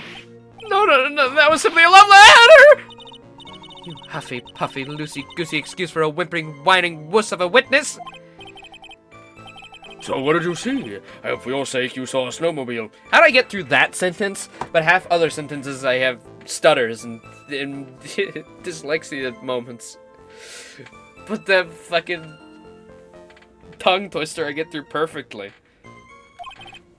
You huffy puffy loosey-goosey excuse for a whimpering, whining wuss of a witness, eh? Well, you see... Being called those names doesn't seem to bother him at all. I didn't see a snowmobile. Larry, you really didn't see it? Hey, no need to hit your desk. I can hear you. I didn't see it. I didn't see a snowmobile. Larry, say snowmobile for me, please. Snowmobile? You truly have nothing to hide. And why are you stammering like you just flew over a cuckoo's nest? Shut up! What is this? I don't know. Don't ask me. I think that I'll need to start from a more obvious contradiction. I'm going to strike the blow that will finally get him to spill the beans. Hold it! You didn't meet anyone. That's right, because I've got nothing to do with this. I'm just here to buy some Viridian paint, okay? Come on, I expect to see those Crimson Lake faces now. Would appear that simply pressing him isn't going to be enough, Mr. Edgeworth. Indeed.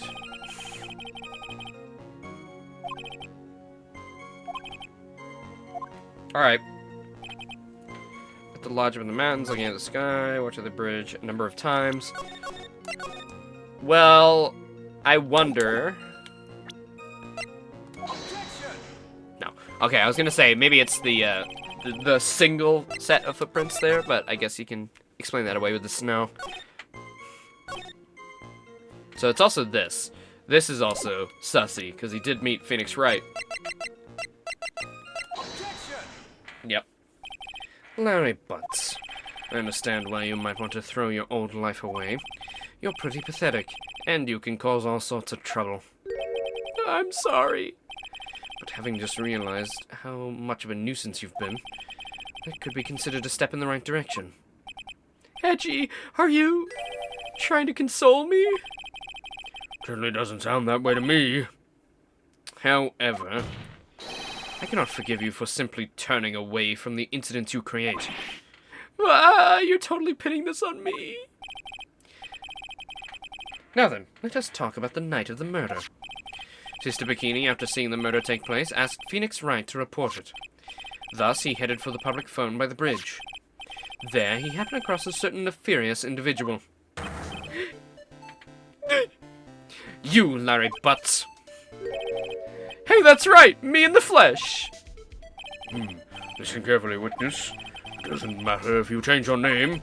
So long as you remain pretty pathetic, you will continue to cause these incidents. That reality will not change. But what do you want me to do then? Larry, what you need to change is your inner self. But for now, what you saw that night, testifying truthfully will about this one issue is all I need from you. Hedgie, I think I finally woken up! Well, I guess I could still be sleeping. But anyway, I'll do it! I'll testify! Well, I'm not sure this will go especially well. I'll ask again then, witness. What did you see on the night of the murder? Hydrate. Ooh, I don't have any drink. I'm gonna have to go get a drink.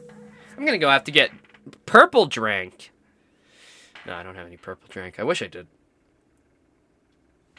Yeah, I don't know.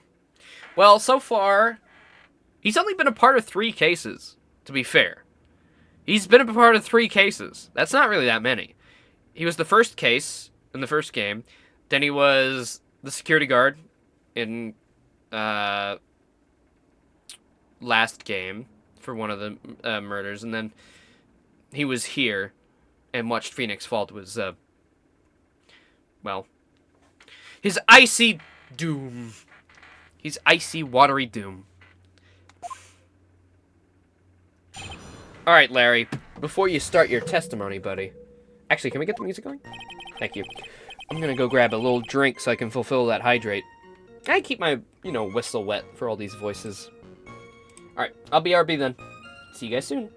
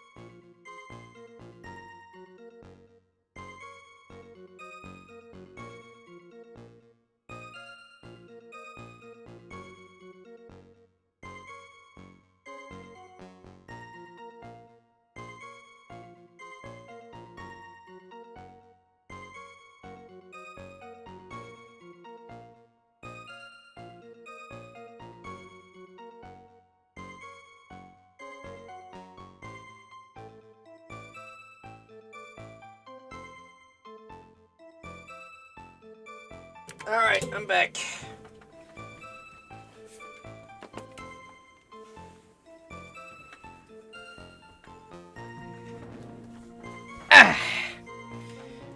Oh, right! Yeah, he was in the Gertie Lake one. I forgot about that. You're right. He wasn't in the Silver Samurai one, though, I don't think. Wait. Silver Samurai? Is that right?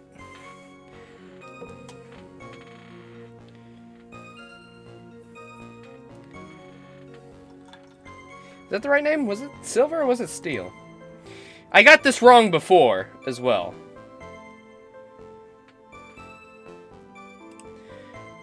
Okay, get rid of that. Yep, I got my drink.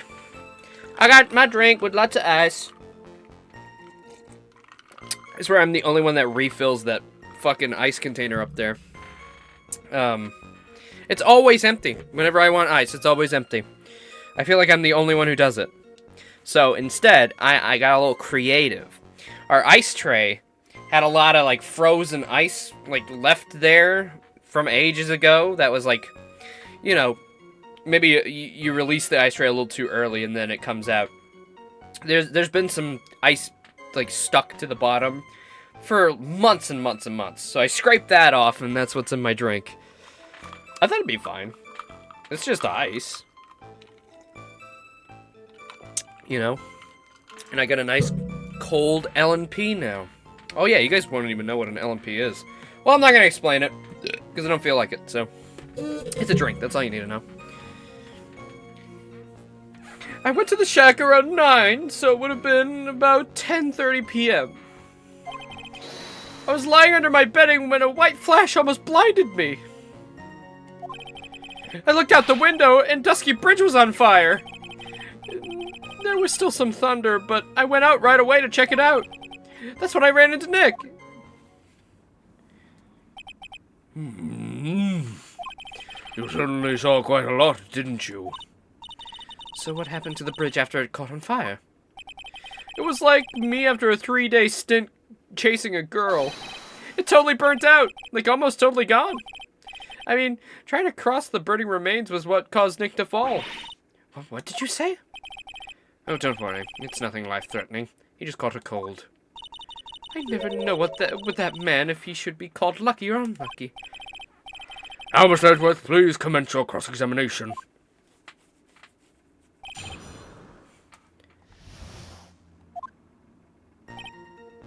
Went to the shack at around 9, so it would have been about 10:30.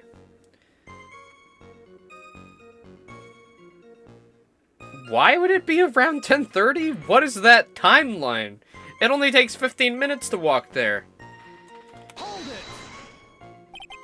What did you do out there in the cold for an hour and a half? Well, if you really must know, I was busy being excited, I guess. Excited? Dare I even ask? I set the meeting time at 10, right? But I couldn't wait. And I thought she might come early, too. It appears she didn't come at all in the end. Because they never arranged to meet in the first place, did they? Shut up! Don't go picking apart my fond memories. Anyway, I was getting a little worried. I thought maybe Iris had lost her way. So every 20 minutes or so, I went out to the lodge, or to the bridge. But I didn't see anything particularly suspicious. I didn't have anything else to do, so I went back to the shack to wait for her. Hold it! This light was, of course... Lightning! Like, kapow! Like a slap from Naomi, honestly. A big bada boom! Yow! Oh, a little like that. It's more like a punch from Miranda. Witness, did you actually see the lightning hit the bridge? Well, I was a bit startled by the flash of light, so... Hold it! Seeing that, what did you do? What do you think? I was burning up as well from the fire in my heart. That's why you went to take a look at the bridge. Well, to be honest, it was freezing cold, so at first I thought, forget it. I'm not leaving my covers. But it had pretty much stopped snowing, so I don't know, I changed my mind. I'm not sure I care for the forget-it attitude you had at first, witness. Yeah, especially when something is on fire. Hold it! You said right away, but exactly how long after the strike was that? The lightning fell, and then the bridge caught on fire, maybe around 5 minutes. Another hydrate? Alright, alright.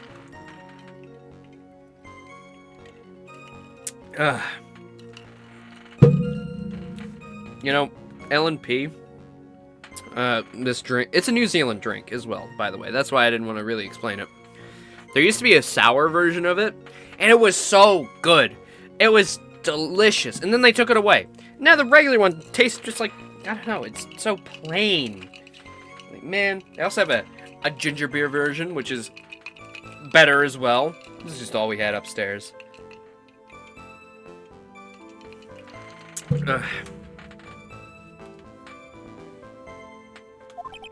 I mean, I suddenly thought, gotta check this out. How far is this small shack you were in from the bridge? Hold on, well, it pretty much stopped snowing. I guess about a 5-minute walk. So, 10 minutes to get up there? And how did Dusky Bridge look when you got there? Like I recovered a piece of my childhood. I mean, not even the bonfires kids make during school camping trips can compare. Well, should I press him for a little more info?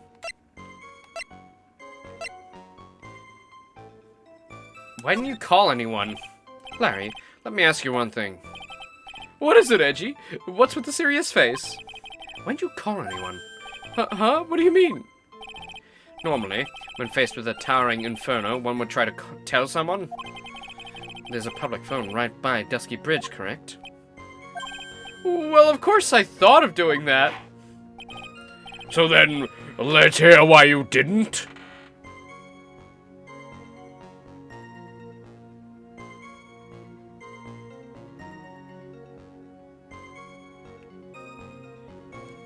Lightning? Did he just say he saw a flash, then went outside? Wouldn't that mean he didn't see the lightning? Yeah.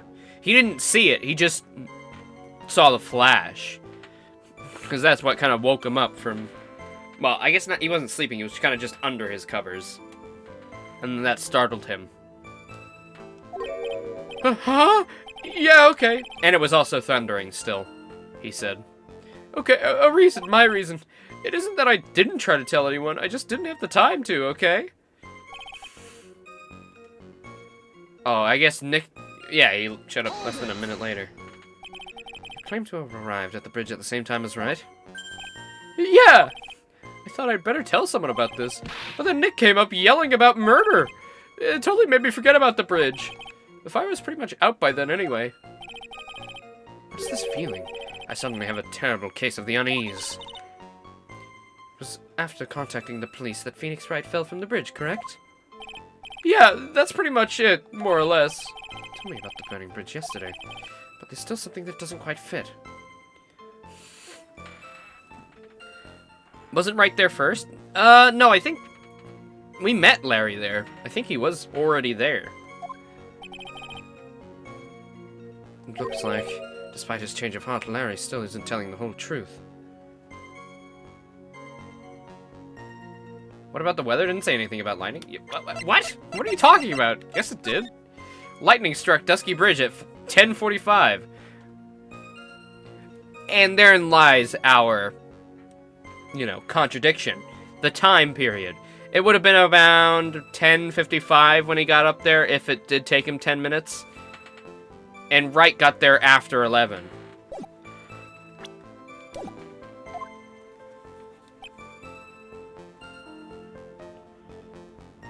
It would have been around 10:30.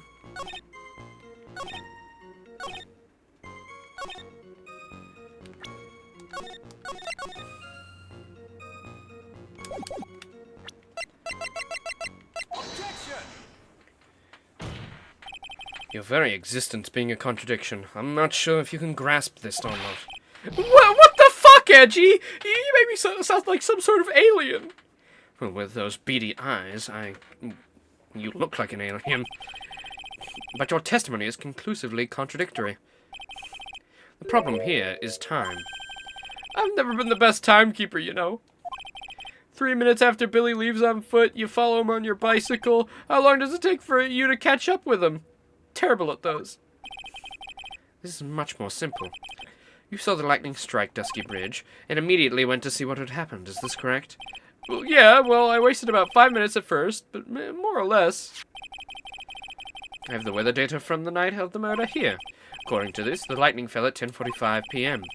You say it takes less than 5 minutes from the shack to Dusky Bridge, meaning you probably got there around 11. That all sounds about right, I guess. But then Nick showed up and did his falling act. That is impossible. What do you mean? 11 p.m. is when the murder occurred at Hazakura Temple. Thus, Wright was still there in the courtyard. There's no way that Larry could have encountered him at the Dusky Bridge at that time. Excuse me. I have an objection. You do? Edgy, how many times do I have to say this? I'm not Larry. I'm Larice. It's not been proven that the murder occurred at 11. The sister only said around 11. In which case, it could have been earlier than that. Watch your footing there, Miss Francesca von Karma. The slope ahead is slippery. For there is still no way that Wright could have been at Dusky Bridge around 11 p.m. Why not? It's clearly written here in the weather data report. It took around 30 minutes for the bridge to burn out. Therefore, the bridge must have been burning until at least 11:15. Which means what exactly? Wright did not see the bridge while it was being consumed by the flames that night. In fact, he did not arrive on the scene until the flames had died down. Larry, you arrived at the bridge at 11 p.m., but Wright did not make it there for till at least 11:15. I suggest you stop hiding things and tell us the whole truth. Now then, what happened during these missing 15 minutes? Edgy, why are you so good at being a defense attorney? I thought you were supposed to be prosecuting.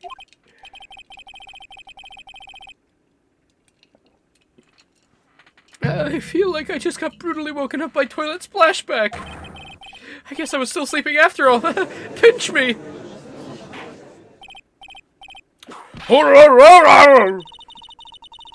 So there was a missing 15 minutes prior to meeting Phoenix Wright. I hardly see that as much of a problem. Yeah, not much of a problem at all. Merely. The bridge is burning before your eyes and there's a phone right next to it. Why then did you not report the accident? Yes, witness, why didn't you? Were you there simply to watch the bridge burn?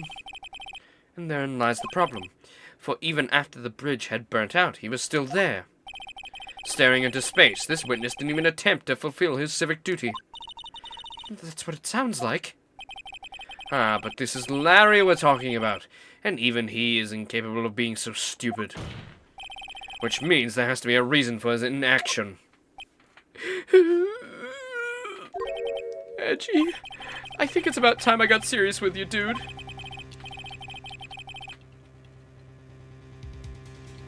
Just as I thought, you've been playing with us all this time. Listen, I'm gonna tell you everything. Are you sure you want to hear it all? Yes? I may really say it this time. Everything! Then say it already. Very well, I have a terribly bad feeling about this, however. Let's have the witness finally give us the truth. The whole truth. Now, in this 15-minute gap, what were you doing, witness? I was jerking off. Flames make me horny. I'm Madonna. I'm an artist. What do you think I was doing? Sketching in front of the bridge. I was whipped up into a frenzy of art. The shock and awe that I was feeling, I transferred it all directly into the page. Before I realized that the flames had gone out, and then he came running up. That's the whole truth? That was nothing! Thought he was about to say, I killed her. I killed her, Edgy. I did it. I'm the murderer. I suppose artists can be strange folk. That's right. I'm willing to sacrifice everything in order to draw the perfect sketch. Including the truth, from the sounds of it. Miss Edgeworth, has this removed the last of your doubts? Not at all, Your Honor. One very large doubt still remains. What would that mean? This is a surprisingly believable story, especially considering the source. So why did he think he needed to hide it from us until now? I intend to drag the reason out of him. Ah, you'll regret this!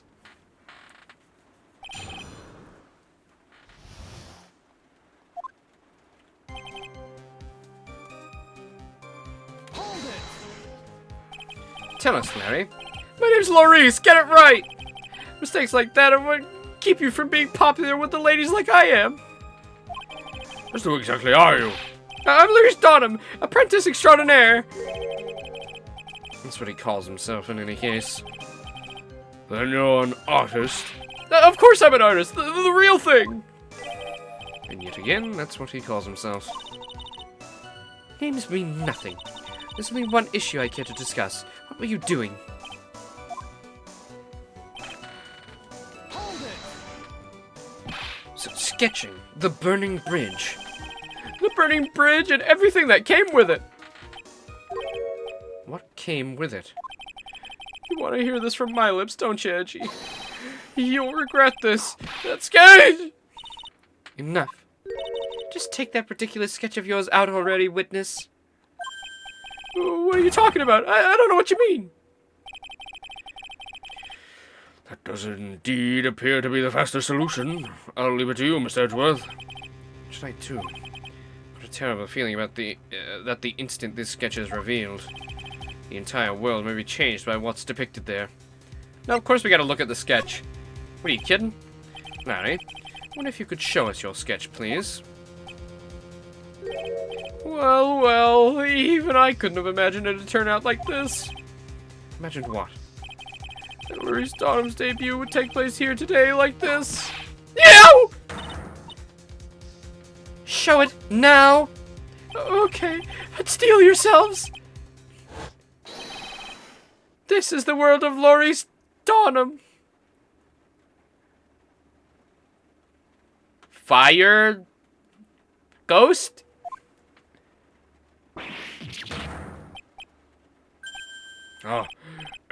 Well, so this is the Dusky Bridge, correct? Quite a large bridge, isn't it? Your response, Miss Von Karma? Yes, well, it's a better drawing than I expected. Isn't it? I struggled to reproduce those flames, I really did. Yes, I'm sure you did.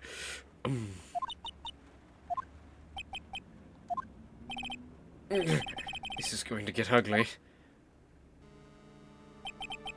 No one has the courage to bring it up. This mysterious flying object. Larry! What? The burning bridge is fine, but what is that unfortunate-looking figure? You spotted that? I thought you might. However much I might want to ignore it, I can't. It's Iris, of course, Iris! I wish she'd take better care of herself. We have to plan for our future, you know. What would have happened to her if she had injured herself flying like that? What?! It is an evil spirit! Evil, evil, evil! It's the spirit of Dahlia!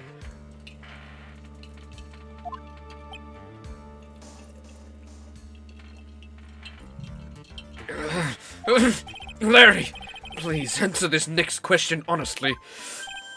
Alright! Are you really claiming to have seen this? Are you claiming to have seen a silhouette of the defendant flying over the bridge that was engulfed in flames? Yep, that's what I saw. That's why I drew it. I'm an artist, a real artist. You... Aye! The girl! She's really high up in the picture. Nice, nice, dude. I like that.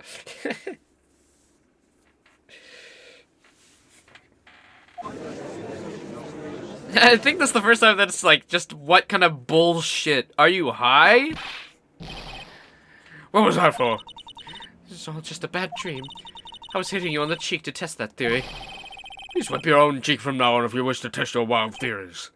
Anyway, no court of law will ever acknowledge that people can fly. Well, you should have fucking been here last game. Actually, there is some precedent for this. Are they actually going to bring it up? Are they actually going to bring up the circus case? There's no way. Are you going to actually bring it up? She was flying pretty high, my sweet Iris. She's about 30 feet above the bridge, at least. It was really something to see. This has to be some kind of mistake. Miss Edgeworth, please bring the witness back down to earth. What? Me? This witness is your friend, is he not? Accessory to foolishness. Miles Edgeworth. Let us get back to the cross-examination by force, if necessary. Miss Edgeworth, I expect you to expose the obvious contradiction here. Yes, Your Honor. Well, what do you think about your debut piece? Get that thing away from me. Horrible sketch of what he saw the night of the crime. I thought they said they liked the sketch. There's just a contradiction in the sketch. It's a horrible sketch. Oh, hurry up and cross-examine him.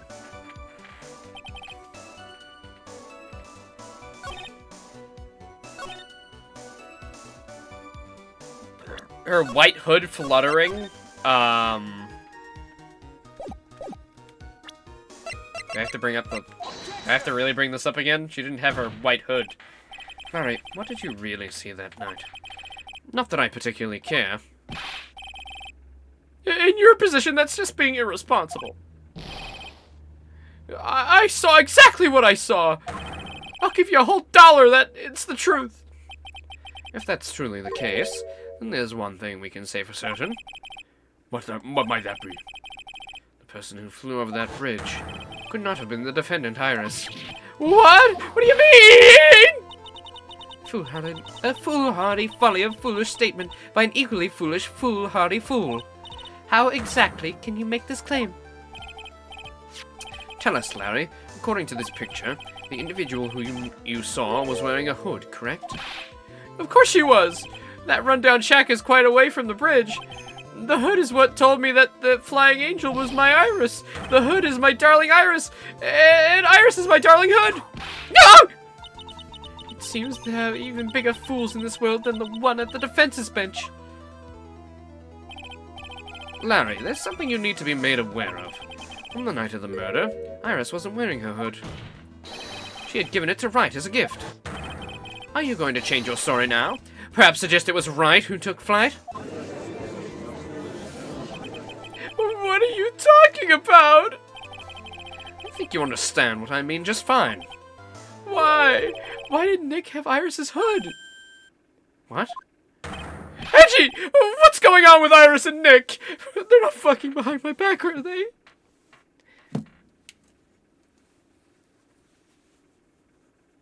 Put a photo of the sketch in the chat and notice. Anyway, I never draw pictures like that. Not even close. It's like fucking drawn with crayons. Why you Nick, you dog?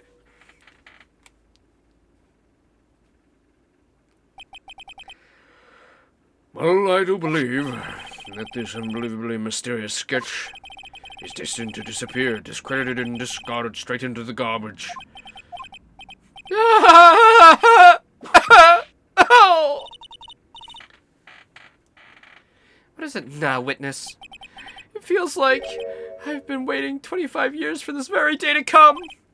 Edgy, today's the day I get to completely stupefy you. What? What's the meaning of this outburst, witness? I hate to have to do this, but I have some definitive evidence. Definitive evidence? Iris did indeed come flying over that burning bridge.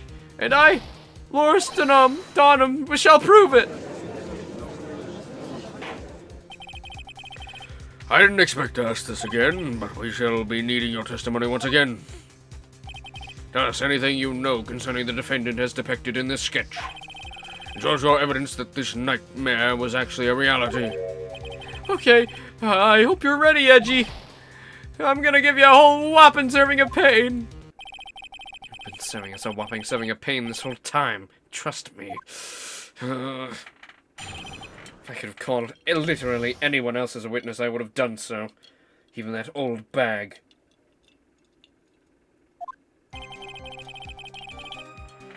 When I reached Dusky Bridge, she was already gone. I was so worried, so I frantically searched all over for her. That led me to finding a beautiful crystal sphere, half buried in the snow. Ooh, it's got blood on it. And that's the one that was in the staff. I'm sure that Iris was simply wearing a spare hood. After all, no one else could have lost a crystal sphere that night. Yes? A crystal sphere? This one, pretty, innit? But finders keepers. That sphere. Where did you find it? Let me see, around here somewhere? That looks about right. And it was half buried in the snow. It had pretty much stopped snowing by then. But there was still some falling as I walked up to the bridge. That's mine, okay? I want it back afterward. There's something on it. Oh my, it's blood! What? Blood? You ready, Edgy? By tomorrow morning, you'll be calling me Master Larry. Yeah, I like the sound of that. No one's gonna push me around anymore. You want to be called Lawrence Donham just a few minutes ago?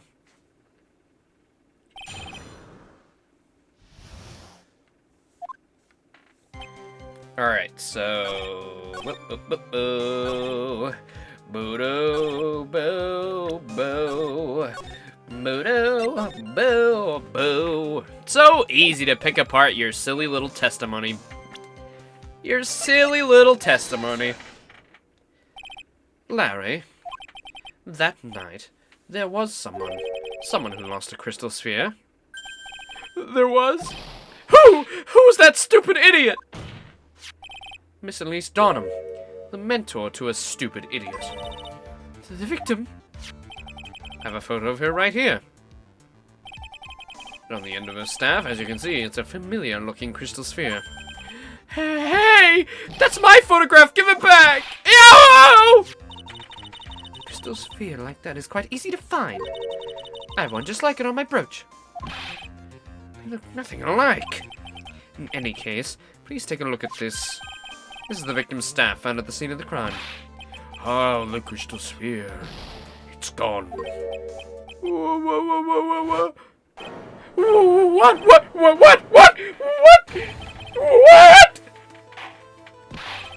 But what does this mean? Anyone jumped or flew across that bridge that night. It certainly was not Iris, after all. She was not wearing her hood. More importantly, the crystal sphere found at the landing site was not hers either. So Elise flew over the bridge? That means the one who flew and dropped the sphere was the victim, Miss Elise Donham. A fool alongside another fool on a fool's errand to reach a foolish conclusion. First of all, this sketch, which I prefer to call a scribble, is ridiculous. People cannot fly, thus it is rejected. You can't do that! I saw with my own two eyes! And this crystal sphere. This is nothing more than a red herring. I honestly believe that. Give it some thought, and I'm sure you'll realize it as well, Miles Edgeworth. Elise Donham was in her room on the night of the murder. There was no reason for her to go to Dusky Bridge. Therefore, this sphere cannot be related to this case. Oh, our theory was that Elise was Misty Faye. So if we can prove that Elise was Misty Faye and she was going to see her daughter undergo, you know, the spirit training, then that would explain why she was over there. Miss Francesca von Karma. The only people who will accept that explanation are scatterbrains and clowns. Why are you pointing at me? The victim's crystal sphere was found near the bridge on the night of her murder. Yet you expect us to believe this has nothing to do with the case? That crystal sphere. It was probably thrown away at the bridge after the murder. After the murder? There's blood on the crystal sphere, isn't there? This naturally suggests that it was thrown away after the murder took place. The killer placed it there to throw the investigation off the scent. Which is the exact same reason that he drew this ridiculous sketch. What? You mean I'm the killer? Ah, no way! Oh, joking aside. Just when did this crystal sphere appear near the foot of the bridge? Unless this man can be proven in some way, I refuse to believe this is related to the case. She makes a valid point. There's no evidence that at least Donham left Hazakura Temple that night. However, if somehow this crystal sphere can be proven to have been dropped before the victim was killed, then this case is going to transform into something else entirely. Okay, can we prove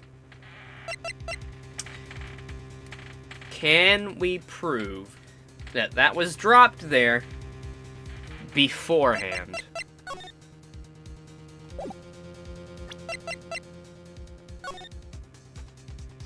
Boom, boom, psh, boom, boom, boom, boom, boom, boom, boom, boom, boom,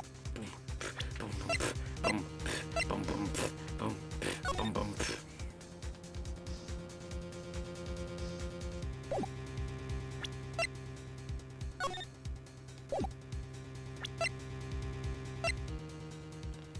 And half covered in snow near Dusky Bridge, the night of the crime has blood on it. So if we can prove this was dropped before she died. Well, it will probably be good to get the blood examined, right? You know, but okay. Courtyard where she was murdered. Is there anything? What's that in the other hand of the statue? Boom, bam, boom, boom, bam, boom, bam, boom, boom, bam, boom, bam, boom, boom, bam, boom, bam, boom, boom, bam, boom, bam, boom, boom, bam, boom, bam, boom, boom, bam. It might be this photo. Actually, I don't know. When was that taken again? Taken by her only pupil. Yeah, it was taken by him.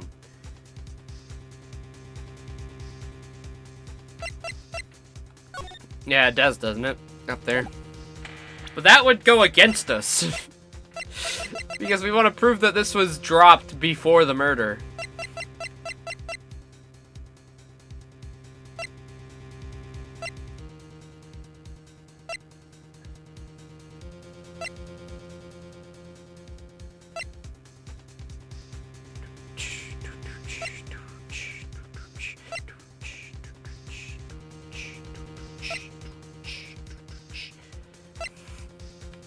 Okay. I guess I'm gonna have to save here.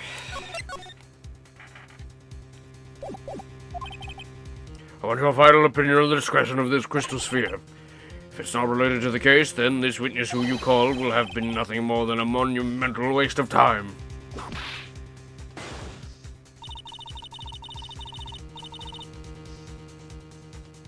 I'm going to lose before we win.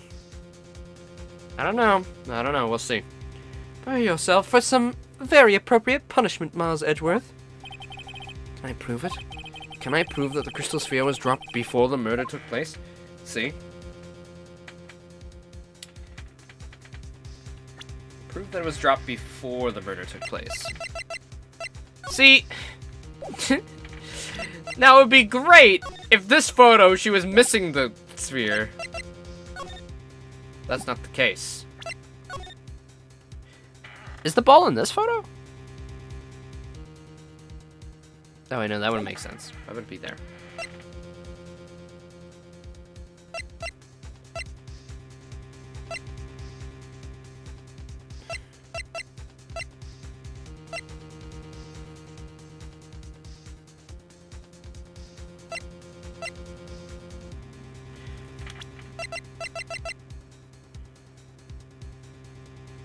Where's the staff in the crime photo? I think it was, the staff was found near the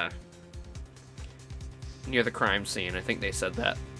It's weird that it's not said, but I'm pretty sure that's what Gumshoe said earlier. I can't remember exactly, but I'll just say yes I can for now, and we'll see where that goes. Or maybe this is a, no, it's impossible. Because we need to get that blood sampled and found, you know, who the blood's related to. Okay, I'm gonna say no before I say yes. No matter how I look at it, it's not possible. It's certainly strange that the crystal sphere was found near the bridge, but perhaps it's just the curveball from the killer. Well, Mr. Edgeworth seems to have nothing further to say. Then I'm left with no choice. The court sees no reason. Hold it! What's this? Hey, Edgy, you're a defense attorney, aren't you? If it was Nick standing where you are right now. If it was Nick, do you think he'd give up? No, he'd find the truth no matter what it took, no matter how crazy it seemed. Damn it. Why are you giving me the Nick talk? I'm all flustered and horny. Ugh. Right. At this moment, I'm standing where you should be. Which means there's only one thing to do. Think like you. Your Honor, allow me to prove something to you. I'll prove that this crystal sphere is a vital link to solving the case. You'll do that?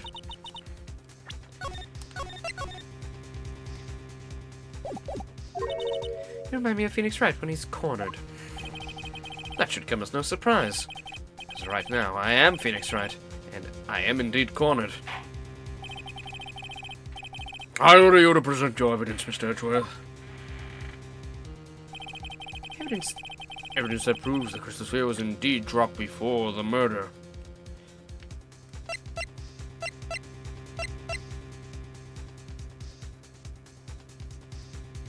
The staff?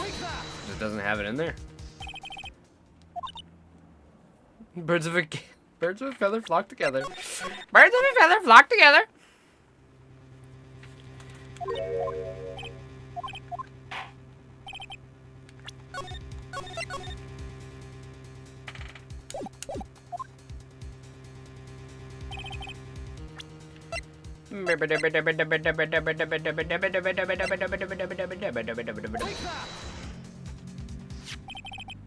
This crystal sphere was half buried in snow, correct?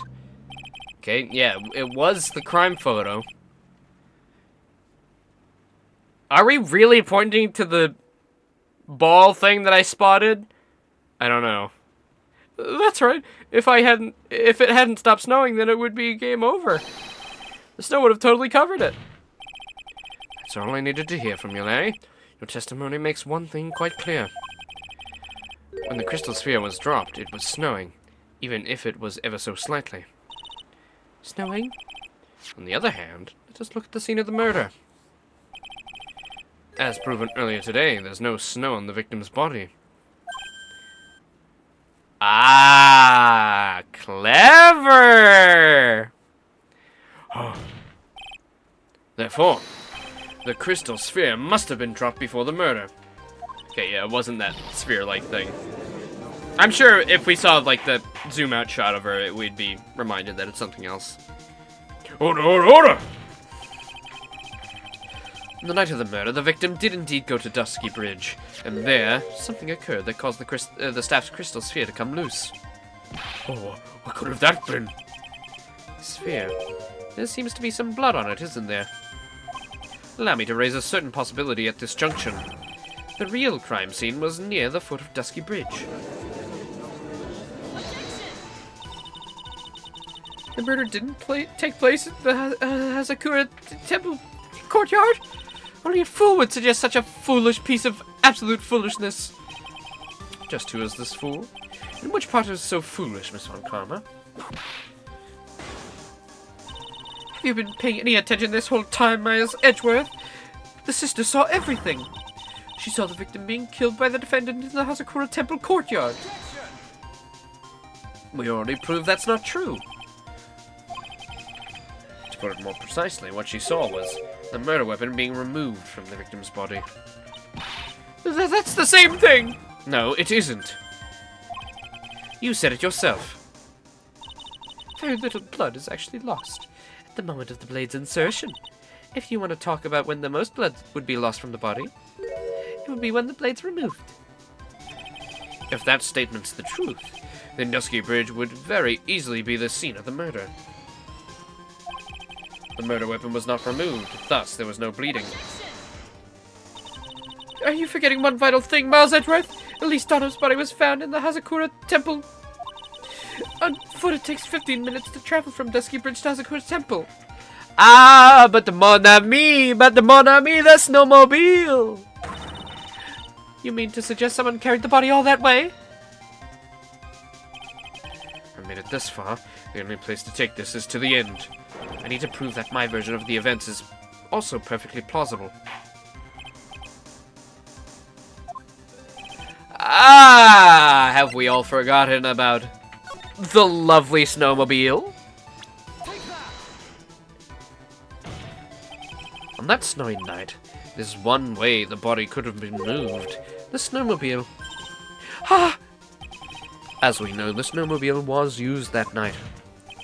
It was explained as having been used to dispose of the murder weapon, but it could have also been used to carry a body.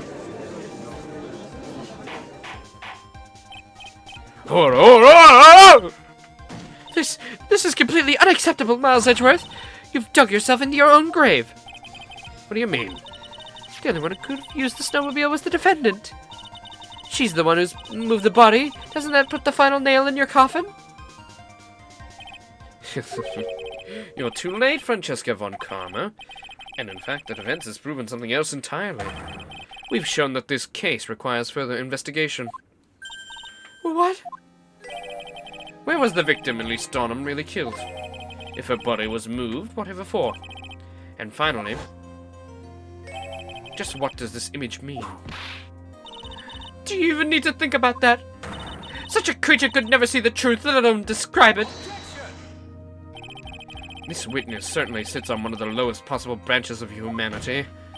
However, he would never utter a lie that could hurt a girl for whom he is enamored.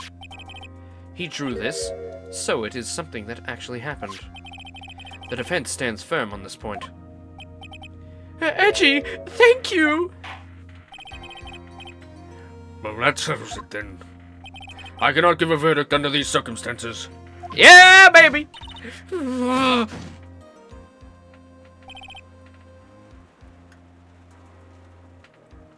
Right.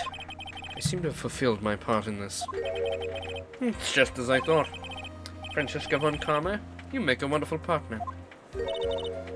Excuse me? There was one reason and one alone for me being here. To expose the darkness lurking in this case and then pass it on to Wright. Really? That's what this is all about? You could have just told me that from the very beginning. Then I would have... Ah! Miles Edgeworth. I don't care about what you're here to do. This is my chance to finally grind you under my heel. A shame that your chance seems to have slipped you by. What a shame! It's all your fault. Such a terrible witness. I demand satisfaction.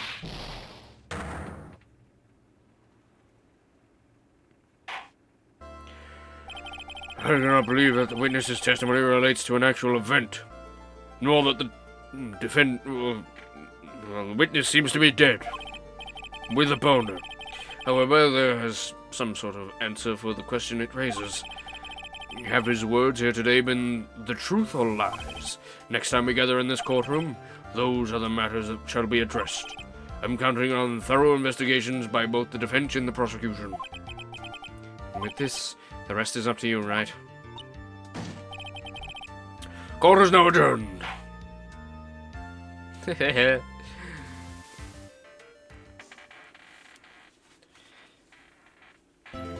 Yahoo!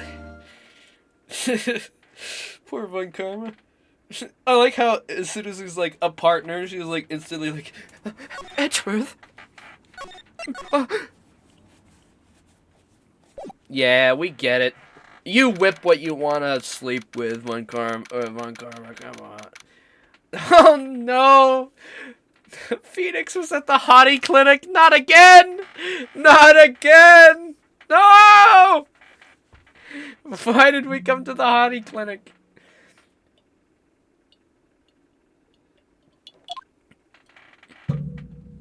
Oh! Oh! That's why he was... That's when he was... Ah!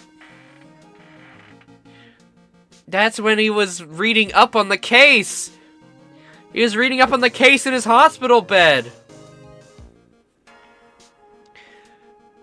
Oh, that's so cool. That's so cool. What the hell? I thought he was just in the office. But there's clearly a, one of the little IV bags. IV drips? Oh, that is actually the craziest reveal. No, I didn't notice the IV bag before. I just thought he was... If you look at this initially, it's not very obvious that he's in a hospital room. Especially with, starting with this image. But now, it's like recontextualized completely. This is while he was recovering. I'm still up at this hour reading through the trial record of a certain case.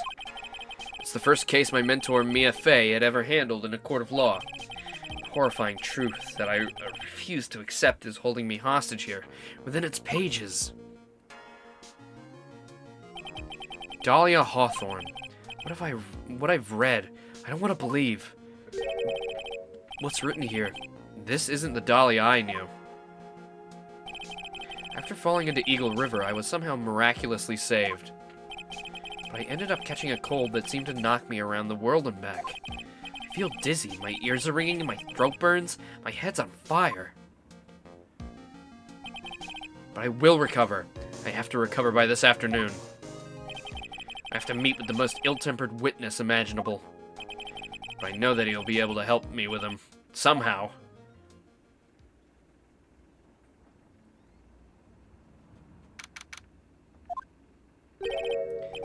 Right, are you sure that you're well enough to be doing this? You look like fucking shit. You look like you're about to collapse into a pile of bones. Ugh. You look a little green in the face. Now maybe Viridian in Irish speak. Actually, my fever's gone down quite a bit. How's your temperature now? Only 102.2 degrees. Nothing to worry about. Is that normal? That's definitely not Celsius.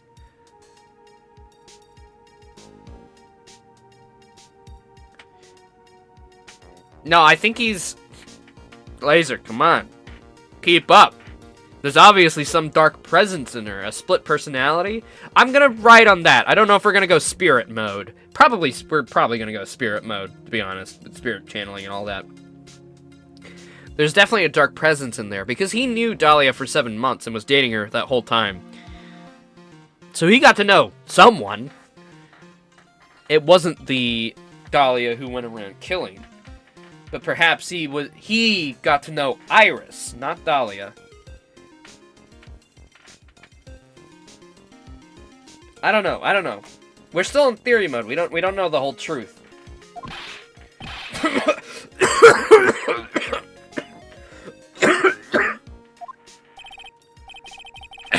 Anyway, I read today's trial record. You weren't bad, Edgeworth. Pretty impressive despite the circumstances. We're not in the clear yet. The main point of contention tomorrow is going to be the murder weapon. Yeah. In the inn, the Shichishito did not deliver the deadly blow. Which means there must be another sword hiding out there. But we don't know, that we don't know about. Another sword, huh? Don't worry about a thing, pal. I'll dig up the murder weapon myself or I'll eat my coat.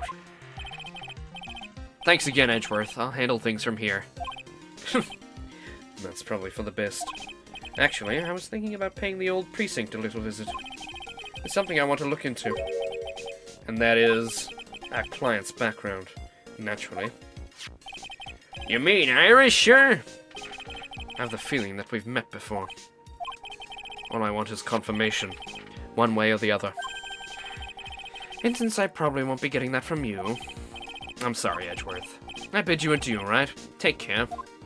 Oh, I love Edgeworth! No! No, and Gumshoe's leaving too. Two of the best characters. Ugh. We're gonna be alone. Probably Larry's gonna be here. Ugh. Guess I should get moving too. Why? Do you need to be somewhere? Yeah, I've gotta get to work on this bridge, pal. I'm rigging something up so we can get across to the other side. That's right! Maya's still stuck over at the inner temple. Don't you worry, pal. As soon as this is all set, you'll be the first to know. Thank you, Gumshoe.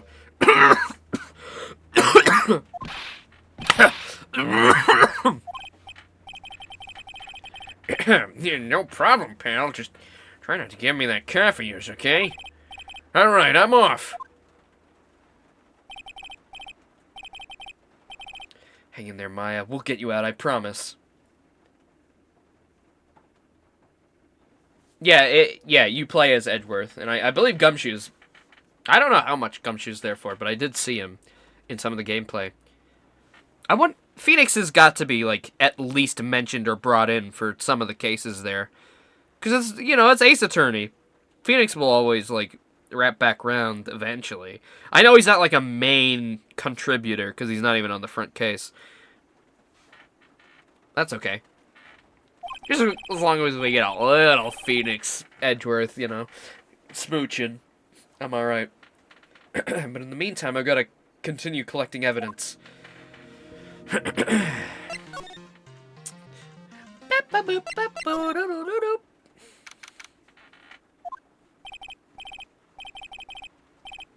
on, please! It's for art's sake, I swear!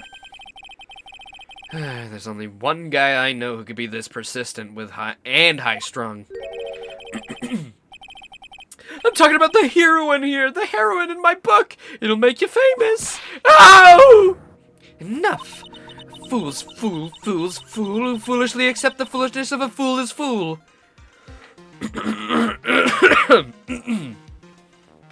I mean, they used that a lot in the second game, but they are really hammering it home here. Wouldn't you agree, Phoenix Wright?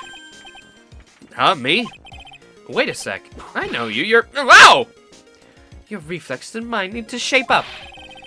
Brain's frying like a sunny side up, and you want to grill me over a name? Frenchie, you can't do that! Even as we speak, Nick's on the brink of death! Or so I'm told. Whip a dead horse. Isn't that one of your American sayings? Confirmed! Confirmed! Phoenix Wright is American! Confirmed! That hasn't been confirmed till now, right? That's never been, like, outright stated, because they're always just like, oh, I flew back to your country, the homeland. We always had our suspicions. Confirm it.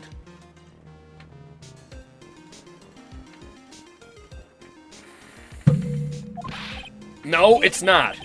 I'm not on the brink of anything. Except coming. Come on, Nick! Tell her, would you? Tell her she needs to model for my new picture book. Frenchie's... I'm saying her name right. Right? It's Francesca. I'm pretty sure that's how you spell Francesca. How do I say Francesca with the Cheska gone? Franchi? I'm gonna say Franchi. I can't imagine if her name is Francesca, if it's Franzi. That just wouldn't make any sense, but it is Larry, to be fair. Frenchie's whippity whip trip!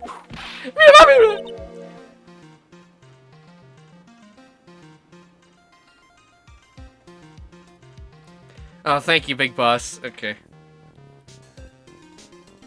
There was another America. Okay. There was another American mention.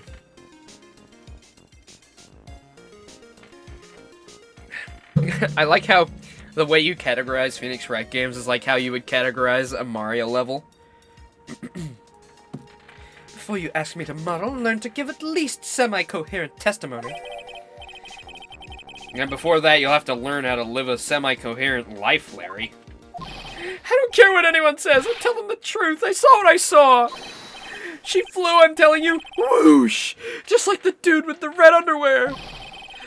Don't think I'm gonna forgive you guys when you came crawling back to apologize. Off he goes. It's amazing how little has changed with you in the past year, Phoenix Wright. Have you been in Germany all this time? That's right. Extending my perfect win record, naturally. Well, it's not a perfect win record. We kind of beat you like 4 or 5 times. Oh, joy. Sounds like she hasn't changed a bit.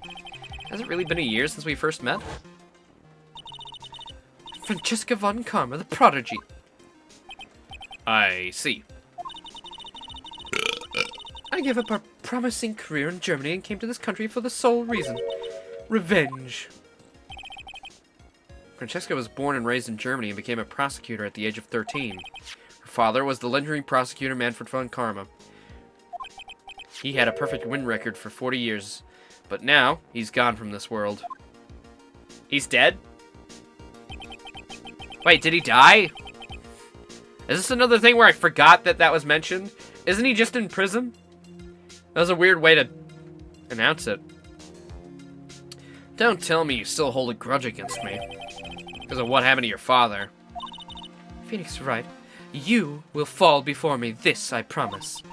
But it will be for my sake, not my father's. Are we clear? Yes, Crystal. In truth, I was shocked. I came back to America with the intention of defeating you.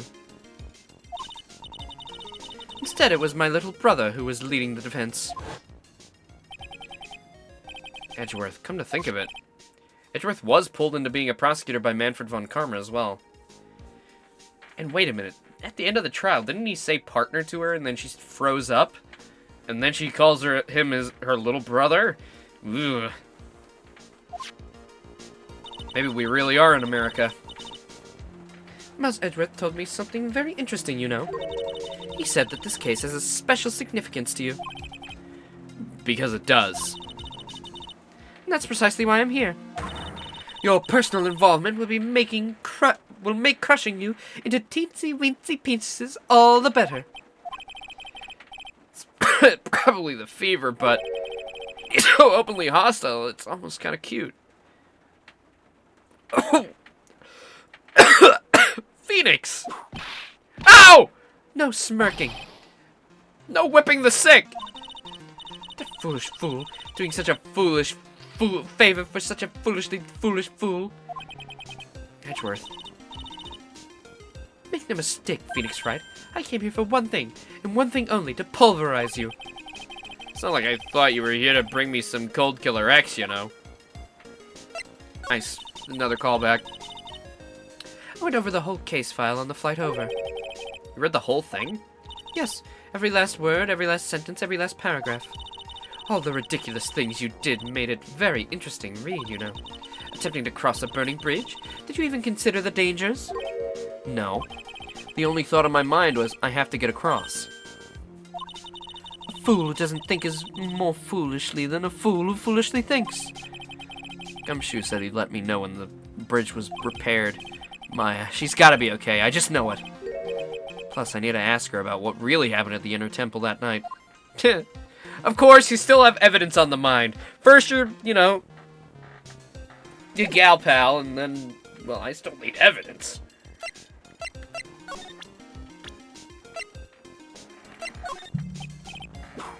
No! I refuse to help you, Phoenix Wright. Really? So you wouldn't even react to this? Okay.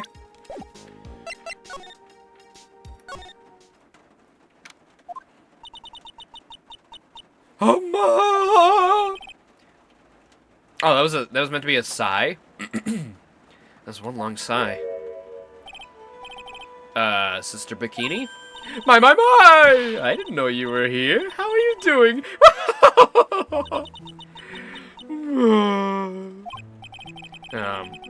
You don't have to pretend to be in a good mood for my sake.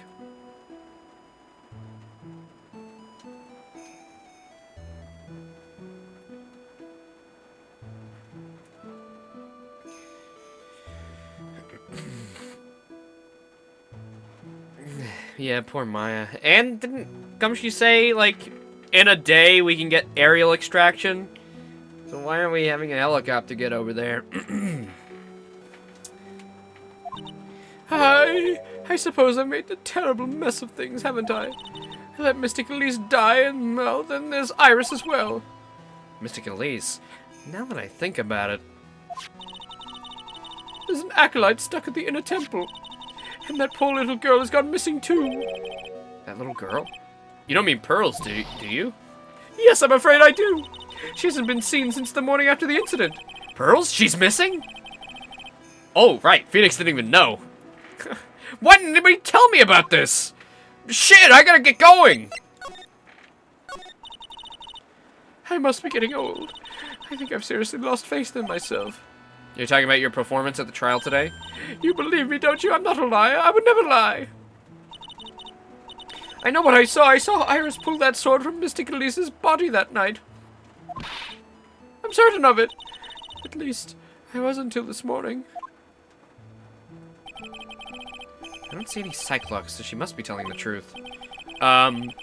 So why are you so unsure of yourself all of a sudden? You know that artist who testified after me? Mm-hmm. When I saw that man testify so fervently about something so impossible, I started to wonder if I had acted just like him when I was on the witness stand. I don't take that guy seriously. He's an artist, but all he draws is trouble. And nothing else. That is a hard-ass fucking line, Phoenix. God damn, that's a well-written line.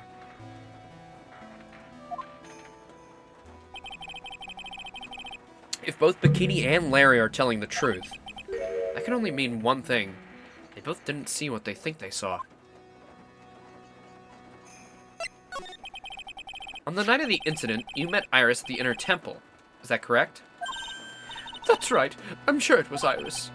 But Iris claims that she was in a room at Hazakura Temple. I knew I shouldn't have come back here that night. But because you did, Maya's stuck all by herself at the Inner Temple. I'm so sorry. The drafts in that place are nothing to shake a stick at. Winter is especially bad. Oh, I've left your girlfriend to die in a shack in the woods. I'll bet.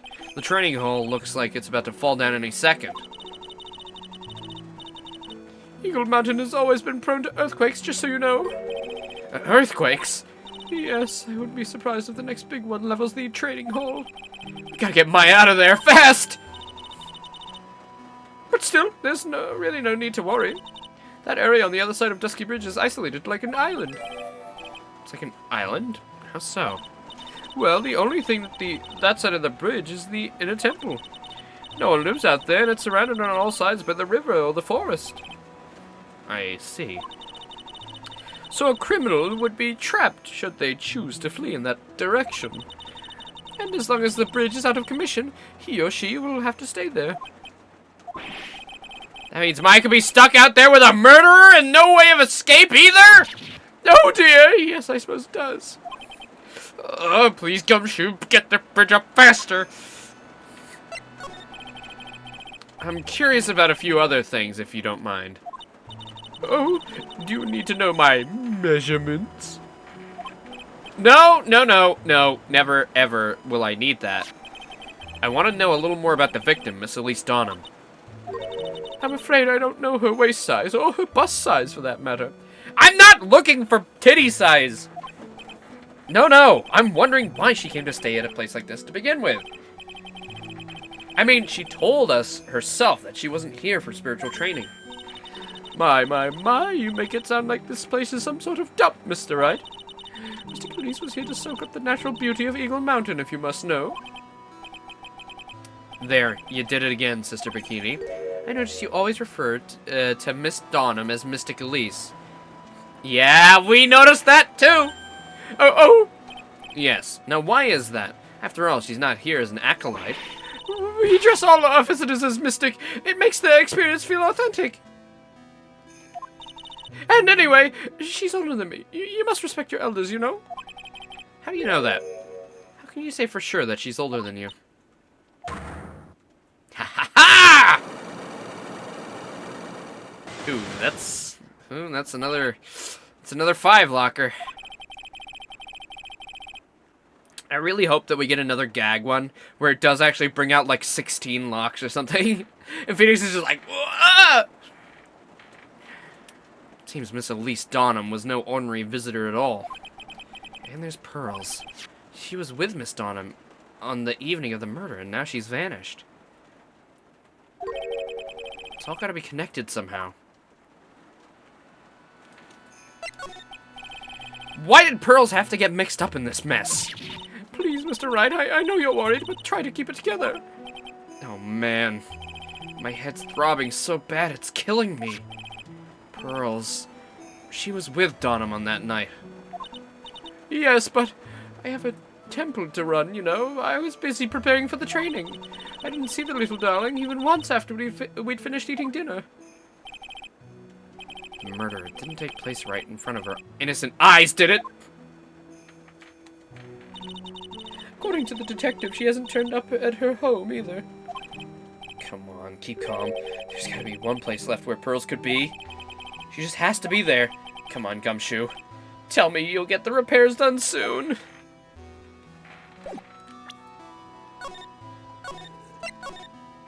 Alright, I doubt we can do it right now. In fact, I'm 99.9% sure we can't do it now. But let's check.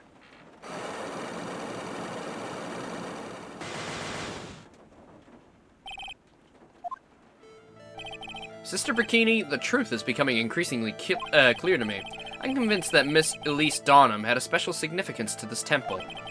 As to why she had a special significance, I believe it has to do with her true identity. What on earth are you talking about? She was... Mr. Elise was an author, just an author of picture books. To be honest, I had my suspicions almost immediately after I met her. Suspicions? Yeah. But I didn't have any evidence to support my theory, though. But now I do. This piece of evidence proves Miss Donham's true identity. This? No. That proves her identity? Yeah, I don't think we have that yet.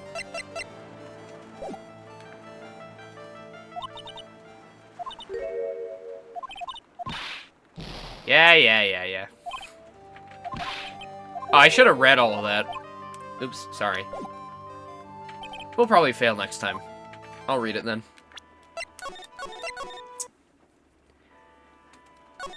Okay. Let's move on out. Oh yeah, see, she just has a ball right there. Wait. Wait, but that is important though. She has the ball, and that's Mystic Amy. That's just the proof right there. I mean, it has become increasingly obvious as we go along, but it's definitely Misty Faye. She has the ball right there. This is where Sister Bikini witnessed the incident. It's hard to imagine she was lying on the stand, so... maybe there are some clues that have yet to be found.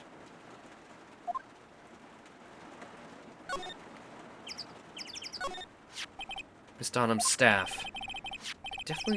I definitely remember there being a crystal sphere attached to it. I guess Larry eventually found the sphere near the foot of Dusky Bridge, but what was it doing all the way out there? The Shuchishito, it's right there in Mystic Amy's right hand. It was proven in court today that it wasn't the murder weapon. Given the design, it must have been used for some pretty gruesome things in the past. Okay. Can I have a conversation about stepladders with myself? The main gate's on the other side of this stone wall. The difference in elevation is almost 10 feet. That's how steep this hillside is. Maybe it's actually just a real ladder. And that's also the height of the body fell from, according to the autopsy. Is it possible that Miss Donham was pushed from the top of the wall? Perhaps. There is a ladder there. They get quite a bit of snow up here in Eagle Mountain. Around here, skis aren't just for fun. They're tools for getting around. When's the last time it's just been solo Phoenix? I feel like we've had a partner for quite a bit of the game. Like, I guess technically we were kind of solo Phoenix when we were checking out the murder and falling into the water of the bridge, but the sled, now that's gotta be for Bikini's own personal entertainment. Oh, I thought there was something blue sticking out. That's just the shadow. There are a few of these stone lanterns scattered around this courtyard. Without the city glare to compete with, I imagine they would seem a lot brighter. I guess Sister Bikini must light them now, since Iris can't be here. Said there was... Oh, what's that? What's this? a rock. Damn it. That building up there was the main hall. It's where we were staying.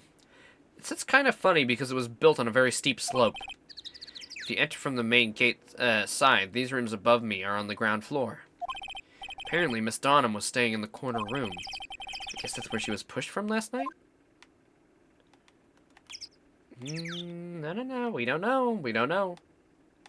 She could have been pushed from the wall as well. That's what you said yourself. Am I missing anything else? Have I not clicked something? I think I've clicked everything mostly. Oh. Oh, nope. Already did that. Okay. Nope, we're good. Okay. What? Hello, hey! What was that jarring, inconsiderably loud yell? So this is where you've been keeping nice and warm, I see. Detective, have you finished the repair? The bridge? Yeah, I did. I told you I'd let you know. Well, then I'll come along with you and... Sorry, ma'am. No unauthorized entry. Access is restricted to the people involved in the case. What was that?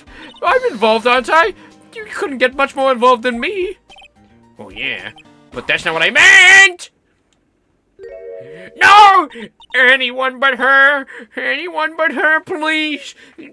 Phoenix, do something! Stop, foul she-beast! It's been a while, Scruffy. It's... Miss...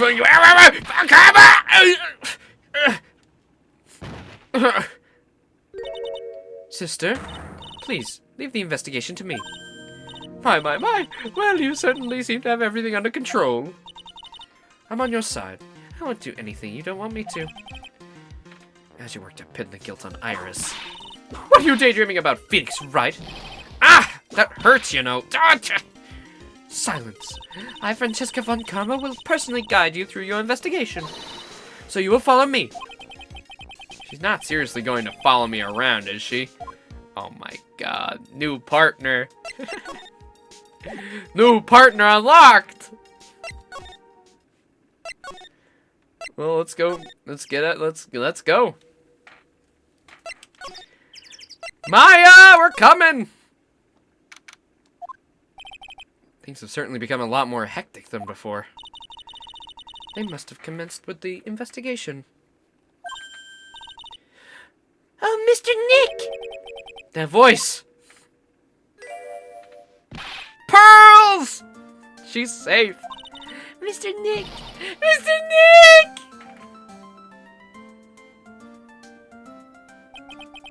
So you were here ever since that night? I was so lonely, I thought I was gonna die. When I woke up in the morning, I saw the dusky bridge was gone. I realized I was all alone. She was all alone? Uh-oh. Must have been very trying for you, little girl. Huh, I'm Francesca von Karma, the prodigy. There's no need to worry now that I'm here. You're the prosecutor who was so mean to Mystic Maya last year. Well... I don't like you. You're nothing but a little girl without your whip. Mystic Maya didn't do anything wrong, but you were so mean. I'll never forgive you. Looks like Pearl's words are getting under her skin. Ow! Why are you whipping me? I didn't even say anything. You didn't have to. That smile on your lips gave you away. Anyway, Pearls, weren't you with Maya? I'm sorry. It's all my fault. What are you talking about, Pearls? Missing Maya! Hey, wait, Pearls, she just ran off! Ow! That was cruel, Phoenix, right? To make a little girl cry like that is inexcusable. What was all that about? Pearls acting like that just gave me the creeps. I guess I better take another look around, since I got the chance. Especially since something about this place seems different from a few days ago.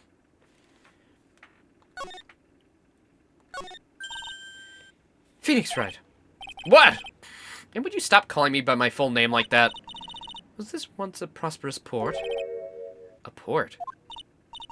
Yes, that metal hook is a mooring post for boats, you know. Oh, that. It's an anchor for one of the wires that used to hold up the bridge. I think that the wire was tied to this, probably snapped when the bridge burned down. I mean, there's no way there was a port all the way up here. Don't get smart with me, Phoenix Wright. I didn't even say anything! Look at all the Buddha statues lined up along this path. Phoenix Wright, do you think this is how many siblings the head nun has? Why don't you ask her the next time you see her? You know what? I think I will. She'll probably slap you for prying into her private affair. Her private fears. I mean, that's true, too. There's a weird smell coming from that incinerator. Oh, no. Is Maya in the incinerator? Pearls didn't burn Maya alive, did she? Door's open, almost like it's begging me to look inside. Well, let's see what stunning clue is concealed in here, shall we? Huh, it's empty. How naive of you, Phoenix Wright. But it's a bit strange, don't you think? Francesca von Karma. I seem to remember. It was covered in snow last time.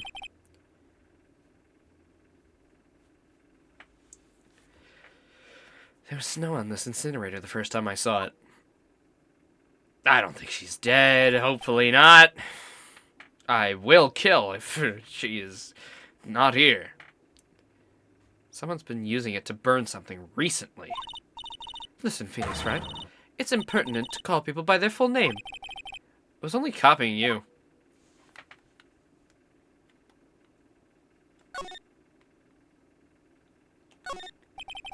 Sign says Inner Temple. I don't know how you're reading it, but it's incomprehensible to me. Actually, I can't read it either. Feigning comprehension isn't a very good habit to have, Phoenix Wright. She looks really happy to have finally caught me on something. There's a little gate here that leads into the garden. It says no entry on the sign, though. Come now, Phoenix Wright. What are you doing? Let's go in. It's half open anyway. What's the harm? What harm could come of it? But it says no entry. Your girlfriend stuck in there for multiple nights and you're not gonna go in there? What are you, stupid? Don't you Americans enjoy doing whatever you like and then simply say, whatever? That's got nothing to do with anything. And who told you that? This must be the door that leads to the Inner Temple, where Maya Fey was training on the night of the murder. Yeah. There's a solitary room there called the Training Hall. You could do with some training yourself, Phoenix Wright. No! You're completely out of shape. I don't know how much more I can take of this woman. We need to find Maya quickly. Is that a psych lock? What's wrong? Why are you so quiet? There's also shit smeared on... There's shit on the wall! Who shat on the wall? Who smeared shit all over the Misty poster? Who did that? There's corn in it. I know that's feces. Maya, she was supposed to be in here training. Yet it appears she's nowhere to be seen. What's that? That strange lock and the shit on the wall. It wasn't there 2 days ago. This whole room's really giving off some strange vibes. I want to examine the poo-poo first. What do you think this yellowish poster is, Phoenix Wright? It's a scroll, not a poster. It's a picture of a woman who's actually covered in shit. A woman? I don't see a woman here. There's a different atmosphere in this room since the last time I was here. No, it's not a different atmosphere. It's a different smell. It's gravy. What? It's gravy? What's the matter? This scroll, it's been completely covered in gravy. Ah, yes. There's a very appetizing smell in the air. Gravy is a type of sauce. So when you run out of paint, you Americans use gravy as a substitute, I see. No, no one does that. For starters, it stinks. This must be the gravy that we had on the roast on the night of the incident. Why would anyone do this? Why this scroll? Obscured by gravy? Interesting. The gravy scroll. This door. I was here 2 days ago. It didn't have that weird lock on it. Those chains. It's as if they were guarding something inside that cavern. Possibly, Maya. Never seen a lock quite like this before. I have. I've seen locks and chains just like this before. They look like the ones that guard a person's secrets during a psych lock. I wonder if this lock's guarding something too. Dark secrets in a dark cavern. What took you so long? I thought... Oh. I thought even you'd manage to get here faster than this, Mr. Trent. What are you doing here? Well, you don't have to worry about us being alone with Von Karma. But Prosecutor Godot, I didn't know you were here. Prosecutor? How come you didn't show up at the trial today? Huh. I could ask you the exact same question. Huh? But I had a cold, so... That's something slightly more important than a common cold to deal with. The importance of which is something you have no hope of ever understanding. Enough. I believe I have the measure of you. You are the very worst kind of prosecutor. That could be more important. What could be more important than a trial? Who's the wild man, Trent? This is Miss Von Karma. She was the acting prosecutor in your absence today. Huh. Well, I guess I owe you one there. But you can go now, princess. It's time for the big boys to take the reins. Is he sexist now? Just who do you think you are? This case is my... Hey, Philly. Know your role and shut your mouth. I can't stand women like you. Oh my god. Get back in the kitchen, will you? I'm only gonna say this once. Lady Von Wippenberg, go home. Phoenix Wright! Stand up for me this instant as your standing girlfriend now that this is a thing. What are you hitting me for? You deserve more cracks of the whip than that, Trent. What? You still don't get it, do you? You don't realize that you've set something in motion that you'll never be able to undo. Something different about Godot today. Getting such a strong sense of something from behind that mask of his. Is it anger or is it sorrow? You had some important business and that's why you weren't in court? What was it? Told you once before, but perhaps you don't remember. From the depths of hell to battle with you. You see, Trent, I've experienced something most have not. Death. So you were the one that got poisoned. You died? Of course, being extradited from hell is a tedious affair. The meticulous regeneration and adjustments of all your internal organs is... Well, let's just say modern medicine allows us all to live to a ripe old age. Even someone like me. So you mean that mask you wear is... This ugly device, I promise, is not a fashion statement. My unenlightened friend.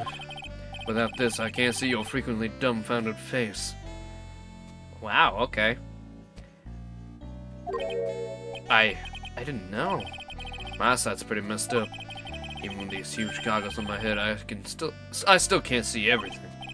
Still, I keep this worn-out piece of junk of a body going with regular servicing. I'm sorry, but you say you experienced death? How is that possible? What happened? Why don't you ask him? Huh? Me? Yeah, Trent, you. You should know all about it. You know when my life ended. And who ended it for me? Oh. Well, Phoenix Wright, do you? I don't know what he's talking about. Although, to be honest, I do feel a little tug at the corner of my memory. I think I do know about how Godot was killed. It will all become clear in due time. Isn't that right, Trent? Earlier, you said I've done something that I can never undo. What do you mean by that exactly? In a temple here on this side of the Dusky Bridge is an isolated island. That's what Sister Bikini said too. And I wonder, Trent, do you know what the police are doing here today? What do you mean? They're searching for any trace of an acolyte who went missing. Missing? As leader of the search party, I can tell you with absolute certainty. My fate is not on this side of Dusky Bridge. Oh no! Shit! Huh? But that's impossible. She came here that night and... I won't say it again. Chances of her being here are nil. Excluding, of course, one very unique place. One? Where's that? Perhaps the locked gate behind us? The sacred cavern, the entrance of which we are standing at right now. This is the only place that the search party has yet to explore. So they haven't searched the cavern yet, huh? Be aware, though, that the temperature inside frequently falls below freezing. Even if she were in there, chances of her being found alive are slim at best. No! Which means, Trite, that you sent my fate to her death. You fool! If that's the situation, why aren't you in there with the search party right now? You must have blinders on, my equestrian angel. Don't you see the big lock and chains? You gotta keep Maya on a leash. I didn't lead her to her death. This is completely on her own volition. She went over here. And then I tried everything to get her back. I fell into the fucking ravine below. I nearly died for her sake. So if she's dead, I'll never forgive her. Never! It's a trick lock.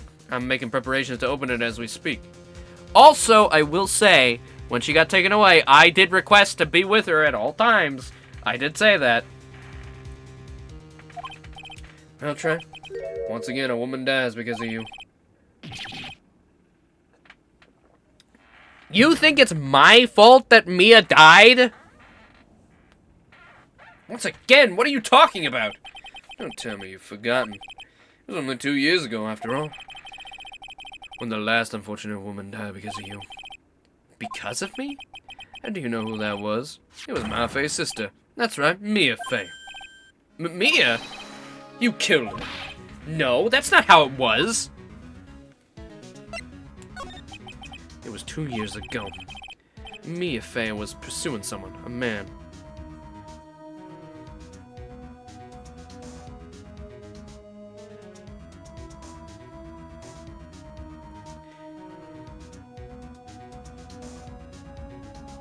We took Larry's case that gave her the thinker for Red White to use? That is so far removed. That is shabby reasoning at best. She bit off a bit more than she could chew. She made a very dangerous enemy. Yeah, that's one case I'll never forget. But I got that guy, personally. Sure, Miss Fei's murderer was caught, but that won't bring her back. Well, no, but... You were with her at the time. You and no one else. It was your responsibility. You should have protected her. I got there after she was murdered. You say Mia Fei was your teacher. Well then, I'd say you've learned nothing, Trent.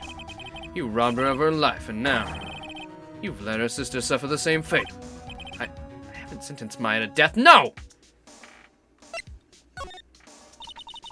What is this peculiar-looking lock?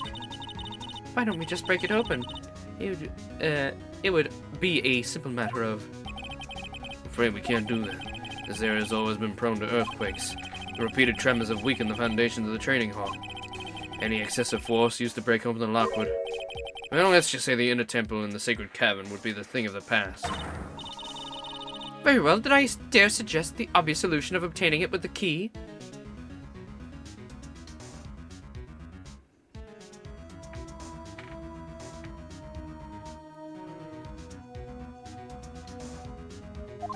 Huh. Sure, just show me where the keyhole in this is on this trick lock. There's no keyhole? That's right. An interesting puzzle, huh? The person who set this lock is the only one who can open it. Then who was it? Simple. The accused. What? Iris? An acolyte undergoes training inside the sacred cavern. The attending sister is responsible for locking the entrance. Obviously, the night of the murder was no exception. Ma Fei was sent to train in there. Iris was left in charge of supervising the early stages of the training. So, Iris, the accused, is the only one who can open this lock. I've arranged for her to be brought here now. Iris is the only person who can open this lock? Hope she gets here soon. Hang on in there, Maya. We'll get you out. So, I should be getting back to work. Wait, Godot. How sure about Maya are you? There's no doubt in my mind. She's in the sacred cabin somewhere. It's the only place she could be. You better stop praying. You better pray that friend of yours brings the accused back here soon. Edgeworth? Listen up, Chad. There's only one thing I want to say to you before I go. I'll never accept you. Never. What? I never asked you to. You should choose your friends more carefully, Phoenix Wright. That's what everyone says. So you don't have much of a choice. Guess I'll just have to do what I can for now. You know, I would at least try use our Magatama on that. You know? It's an antique dresser. Don't you dare open it, Phoenix Wright. Now I know how Maya feels when I tell her not to touch things. What a pity. It's full of nothing but old clothes for the acolytes. I thought we weren't opening it. I'm from the prosecutor's office. I can do anything.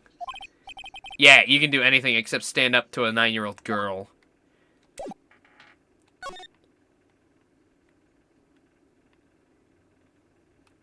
He left me after the case for like 5 years. Well, he was dead, and, you know, he was dead. Technically. I guess we don't know the full story. I don't think he actually came back from hell. I think he was just recovering from a poisoning for that long. Probably in a coma, maybe. Something that we haven't figured out yet. Or haven't, you know, been told. Look at those wafer-thin mattresses. Sorry, Phoenix, right? Wafer thin. Yeah, you know, thin like a wafer. In other words, uncomfortable. That's how we describe things like these mattresses. I guess you must say wafer thick or something back in Germany. Not about these mattresses, certainly not.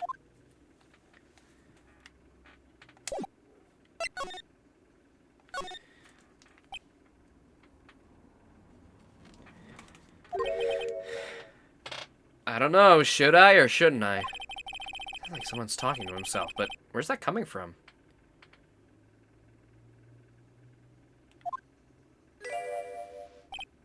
Yeah, I guess I better wash that off.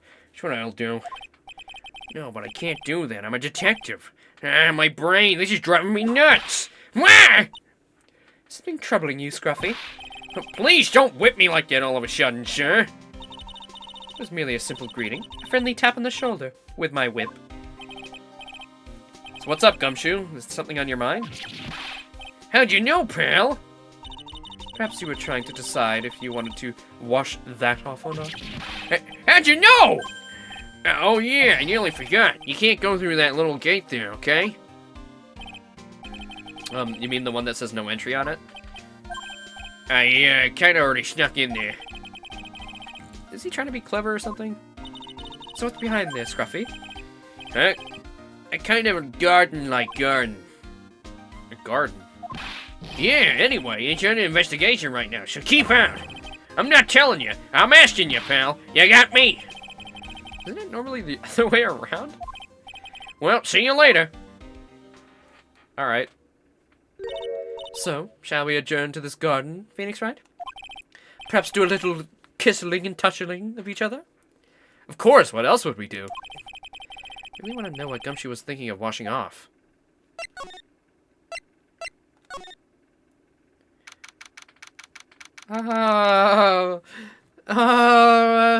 Somebody wrote Maya in blood. Oh, that's good. So that's a good sign.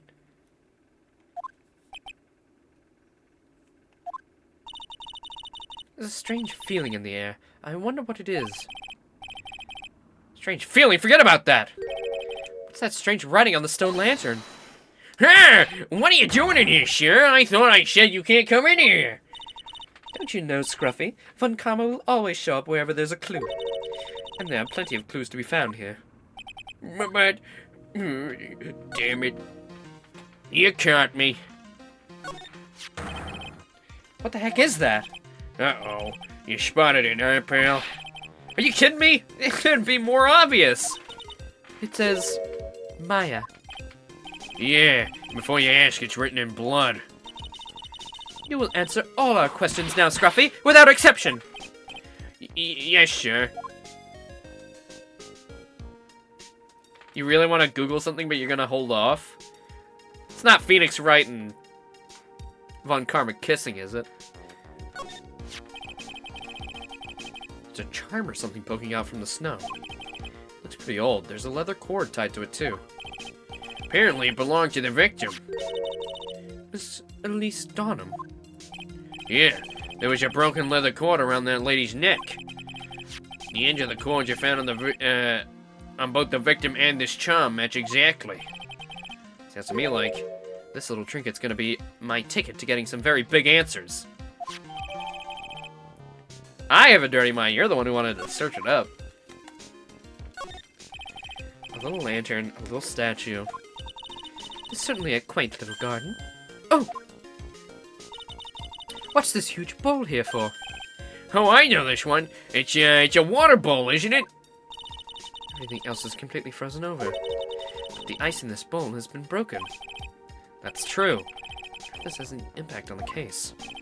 Well, I doused my face earlier with the water in this. I was getting kind of sleepy. Ah! Next time you're sleepy, you need only come to me. Got it? That's true. A couple of torches here. I guess you need all the light you can up here in the mountains. Yeah, I was looking at those things. Pal. Looks like they've been lit pretty recently. Recently? How recent are we talking about? As recent as the night of the murder.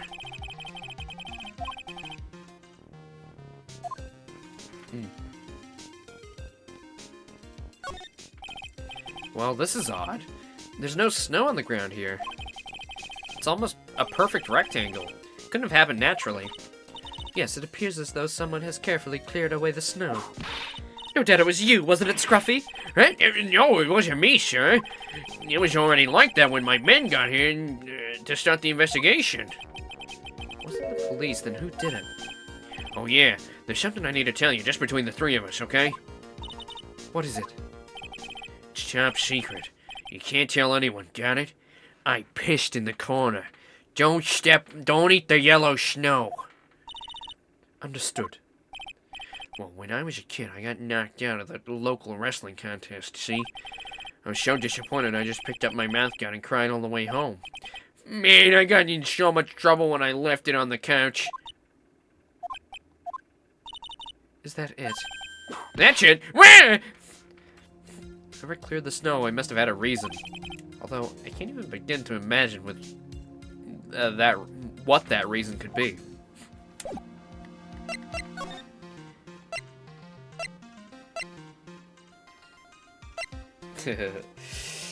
It wasn't far off.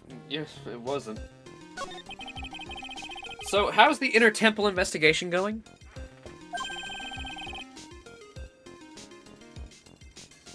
We have the best forensic team in the world working the place. Forensic team? And what was the outcome of that scientific study? Nothing. Scientifically speaking, this place is as clean as a whistle. That's simply not good enough, Scruffy. Do you think I'll let you get away with that? Uh-oh. Well, there were a couple of things that bothered me when I first got here, sir. That stone lantern in the surrounding area that's not covered in snow, correct? They looked kind of fishy to me, you know, scientifically speaking. So I got the lab boys to look them over. The results were, it's kind of hard to say, actually.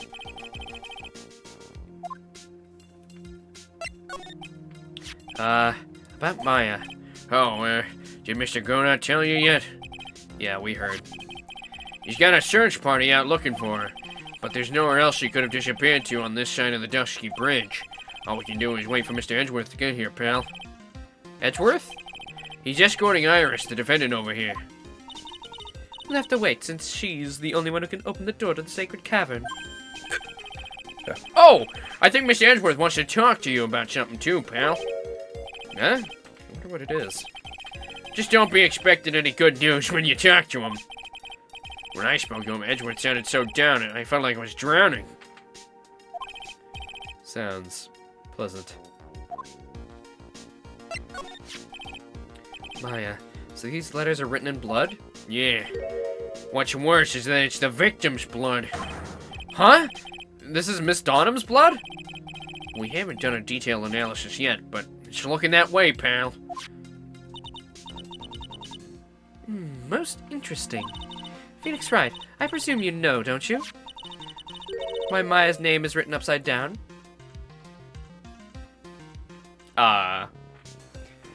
They were upside down when they wrote it? Not exactly. What did you have in mind? You know what? That was really bothering me, too. But I just came up with the answer, the result of my own special gumshoe investigation. Really? Do tell. Because she was flying?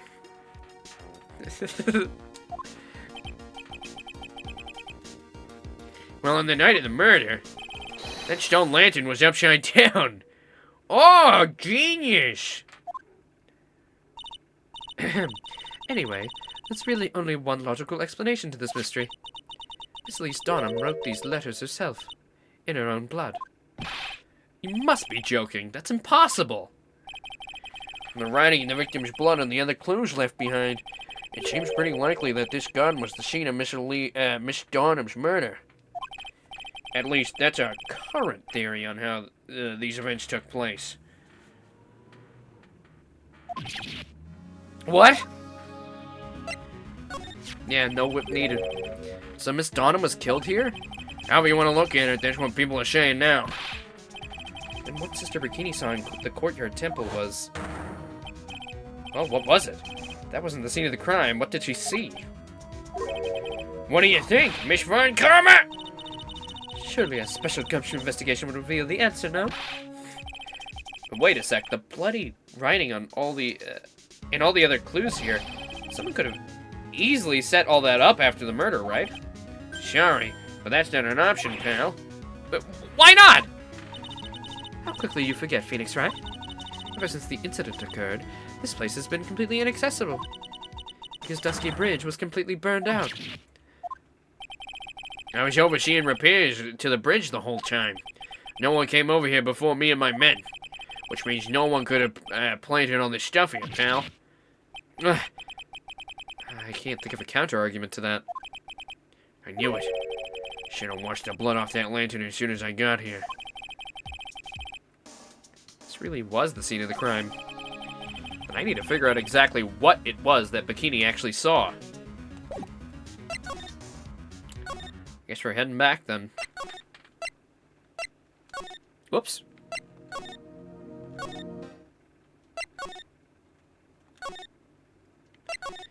And then... Oh, we didn't go to Heavenly... Is anybody down here? Looks like no one's here.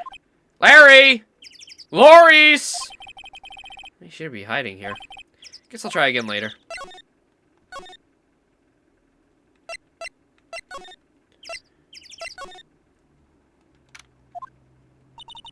Seems you have a visitor.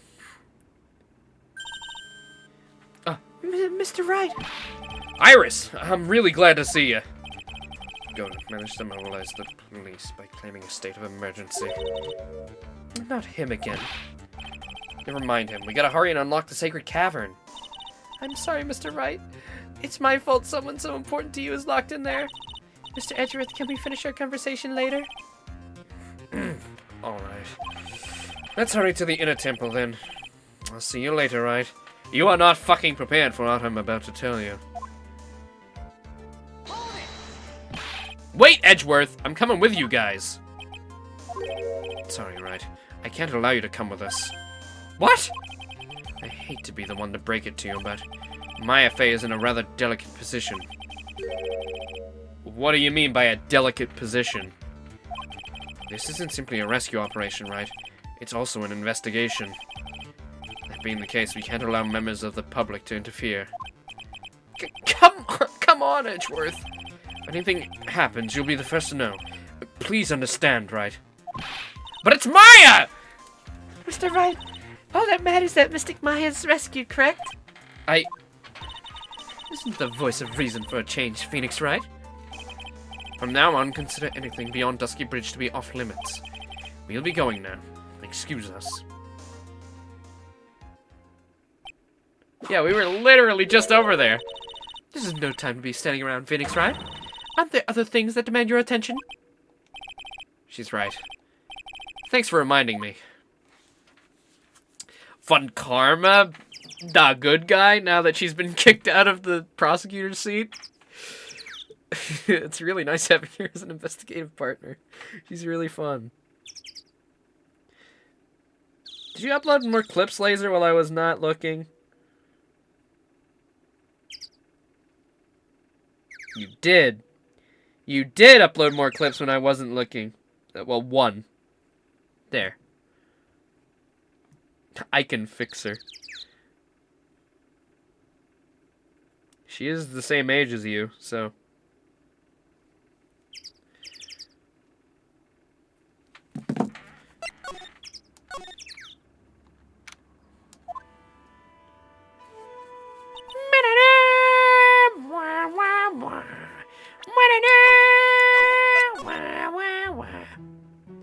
Seeing what times work best for views. Okay. Sister Bikini looks like she's shrunk some since I last saw her.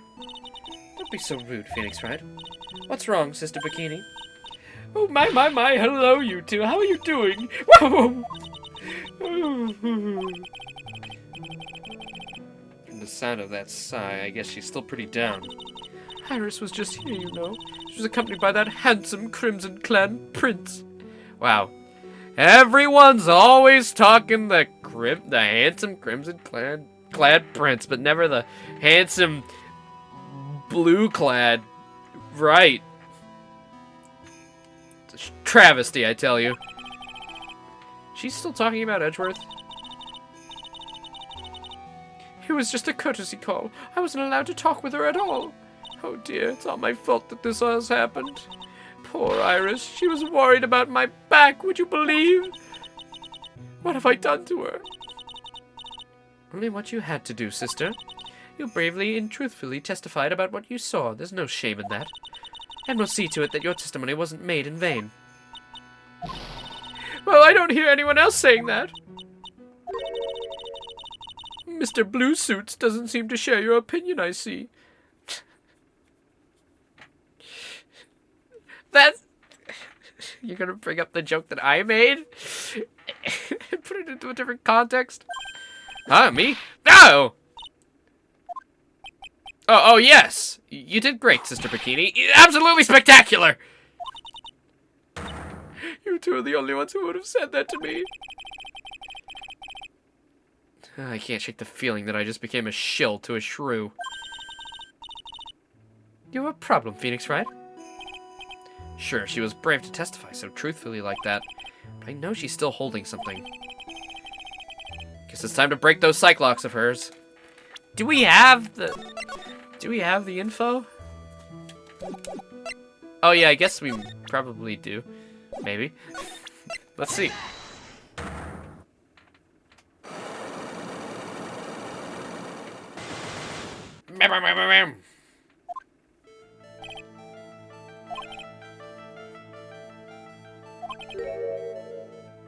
I believe it is to do with her true identity.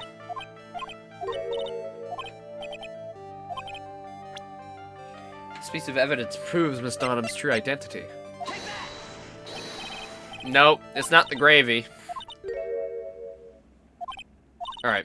That's why you keep coming up with these funny ideas. I recommend Mr. Galeese's book, The Magic Bottle for a Man in Your Condition. Magic bottle? I hope it doesn't have a child-proof cap on it. She was a wonderful author and illustrator, that's all I swear.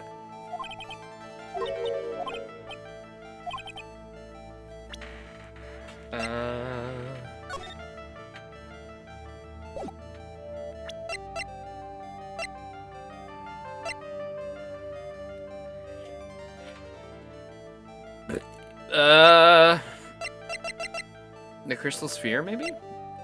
Or this? Miss Donham had this charm with her at all times. Ah, where did you? This isn't some cheap good luck charm either. Then, what do you think it is, Mr. Wright? What could a talisman like that possibly mean? It's a talisman, is it? Interesting. Oops. This thing speaks volumes about who Miss Donham really was. This talisman and one other item, you unequivocally prove Miss Donham's true identity. It's not the ball! It's not the ball! You just might find yourself jumped by a little old lady on a dark mountain path. What am I doing?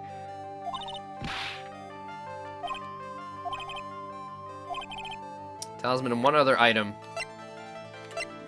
The talisman and... the staff?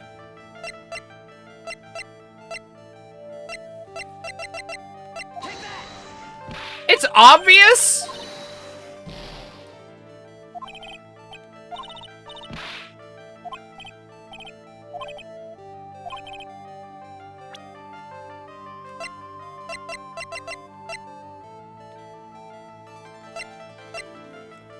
Wait, do I not have it?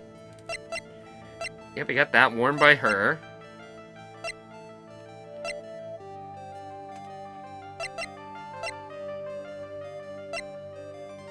That's her staff. I do have it? Oh my god, okay. Is the victim's blood and the suspect's fingerprints? Talisman? Laser, we just showed the talisman! That was how we got here! There's no way they want us to show it twice. This talisman and one other item. The hood?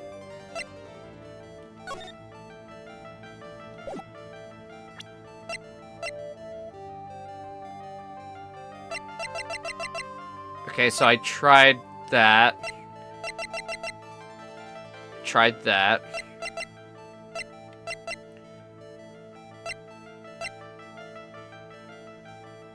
Oh yeah, maybe it is actually the Magatama. Nope. Well, it does have a Magatama on it. Alright. Yeah. Is it still Pearls talking to me when I, lose all my points? 'Cause they say Mr. Nick.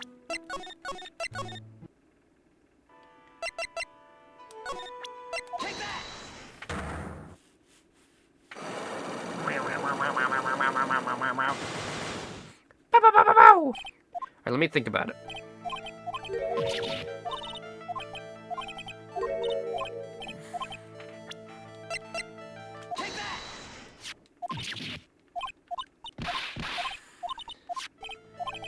This talisman and one other item unequivocally prove Miss Donham's true identity. Is it the gravy image? Oh wait, it might be the gravy image. It is the gravy image. The painting is obscured by this gravy stain at the moment. But this scroll shows the master of the Curain channeling technique. The crest at the top is the sign of the honorable title. Oh, it's the same. The very same crest that adorns the talisman that the victim carried with her. Ah! This crest is reserved for the master of Curain. Who on earth told you that nonsense? I've got no idea what you're talking about.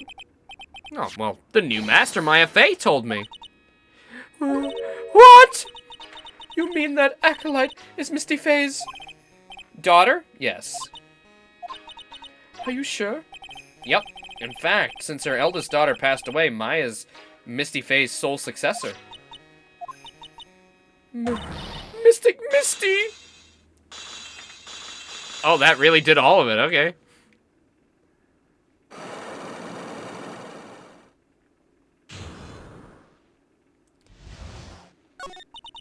Mystic Elise graced us with her presence about a week ago. When she showed me that talisman with the mark on it, well, I nearly fainted.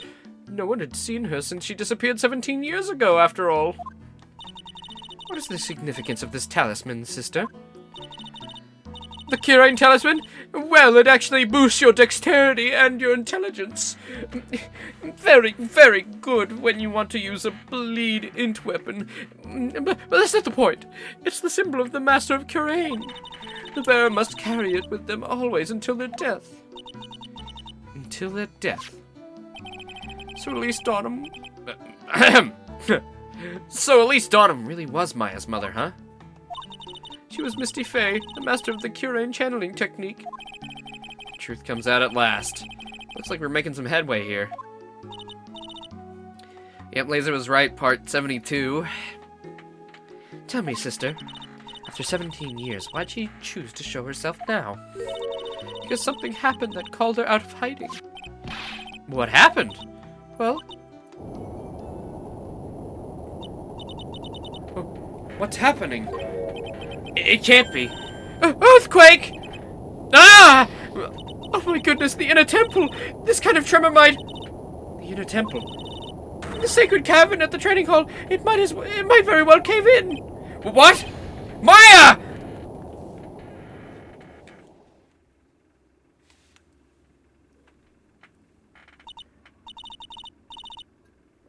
It seems to have passed.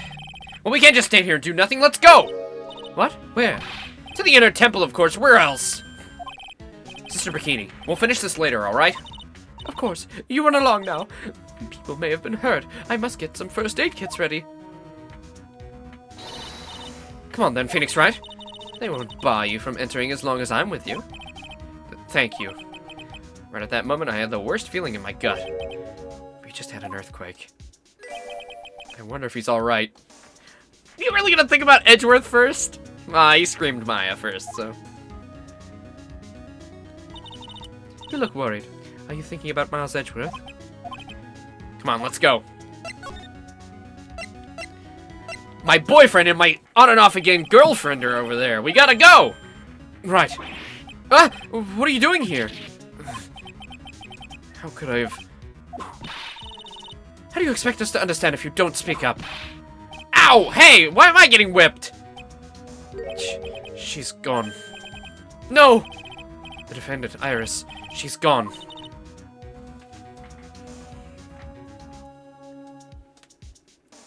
Gone where? She fled. She escaped. What? God damn it. So it was just now, during the... It's easy to see Edgeworth's one and only weakness, his fear of earthquakes. Oh, that's right. I forgot about that. I should have known better than to escort the defendant alone. As soon as the ground started shaking, everything went dark before my eyes, and I stupidly passed out. That incident haunts you to this day, doesn't it? It's no excuse for letting the suspect get away. Can't believe I let it happen. Right, the inner temple area is a dead end, so she could have only escaped to this side. We haven't seen her. Then we need to get a manhunt underway now and search Eagle Mountain from top to bottom. Wait, Edgeworth. Have you thoroughly checked the inner temple yet? Don't be ridiculous. Why would I? The inner temple is like an island. There's no way to escape but to cross. No, that's not it. Iris isn't the type of person to run away, Edgeworth. What are you talking about? Sister Bikini mentioned it something when we were with her. She said that the sacred cavern might have caved in because of that quake. And you think Iris might have gone to the inner temple to check on the situation? Listen, Edgeworth. I'm sure she's at the inner temple. A manhunt is not necessary. And what if you're wrong, right? Then she gets away, scot-free, all those murders, just, out and about. Whatever. Right. Let's not waste any more time. We need to get to the training hall sacred cavern now. Alright, let's go. Fuck the investigation. You're coming with me. I need somebody to hold on to if there's another earthquake, and well, your shoulders are very square and will keep me level. Logical enough. Fortunately, the sacred cavern hadn't caved in, but what we found was something none of us could have expected. What? The cave has locks on it? They have 5 locks on it! How can there be even more locks? What is the meaning of this? Iris? Iris, please tell me. What the hell's going on? Hey, he actually said hell instead of heck. I always make him say hell instead because heck is stupid. But this time he actually said hell. Good job, Phoenix. You're growing a backbone. Good for you.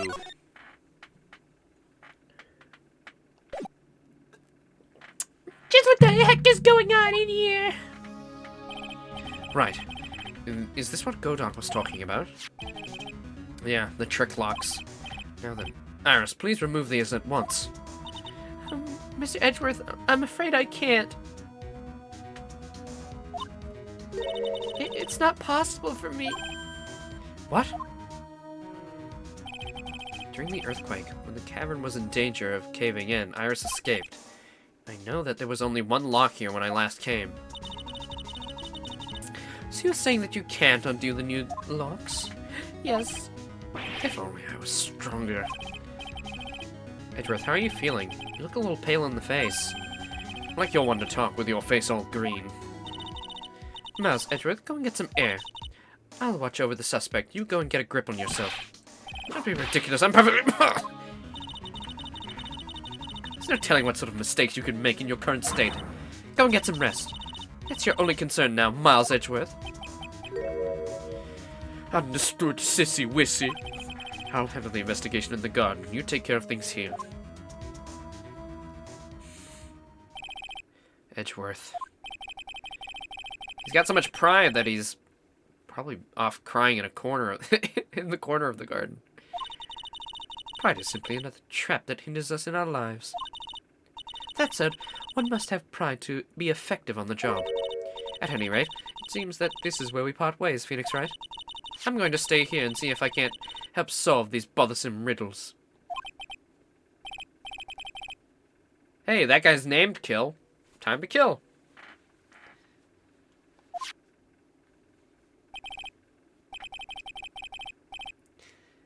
Now then, do you mind if I ask you a few things, Iris? No, not at all. Alright! Why'd you make a run for it, Iris? I'm sorry. I heard the inner temple had been severely shaken by the strong earthquake we had. I was just so worried I had to come and see. In other words, you didn't run away to escape the law. At least we're clear on that. I can't tell you how relieved I was when I saw the sacred cavern was all right, but... But what? When I saw these chains here. I saw these extra locks that someone had put on the sacred cavern's door and... Who in the world would do something like this? These trick locks are a sacred treasure of the Curian tradition. There are hundreds of ways to set them. That's why only the person who set the lock can open it. And you aren't the one who set the locks? I don't think it's that simple, Francesca. When we were here the first time, there was only one lock. But now, somehow, there are 5 of them. What does that mean? It means that someone wanted to secure the place even more. Is Maya locking us out? Is Maya the one setting up the locks? Like, what? And they wanted to secure it before you got here, Iris. Presumably because they wanted to make sure Maya couldn't get out. Or that. This means that Iris can only open one of these locks. The first one. Yes, that's correct. What? Iris, try to think, please. Isn't there any way around this? Well, like I said, there are hundreds of different ways to set these locks. Yeah, the alter ego. If that is in case what's happening. And I think it is. I think it's an evil spirit.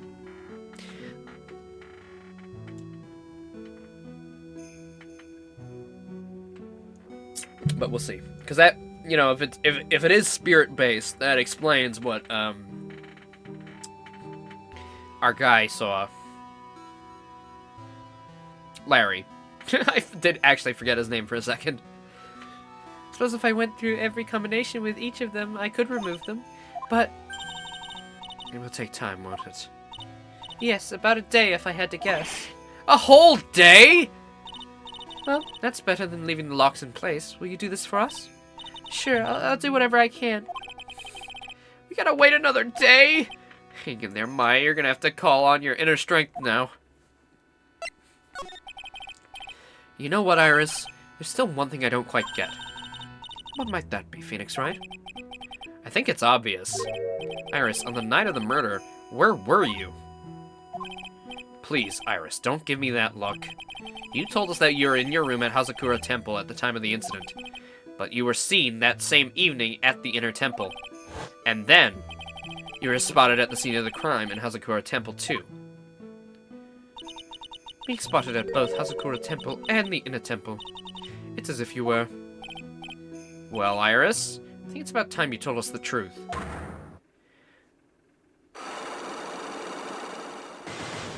Three. I knew it. There's something going on here that we don't know about. Alright, let's crack her open, shall we?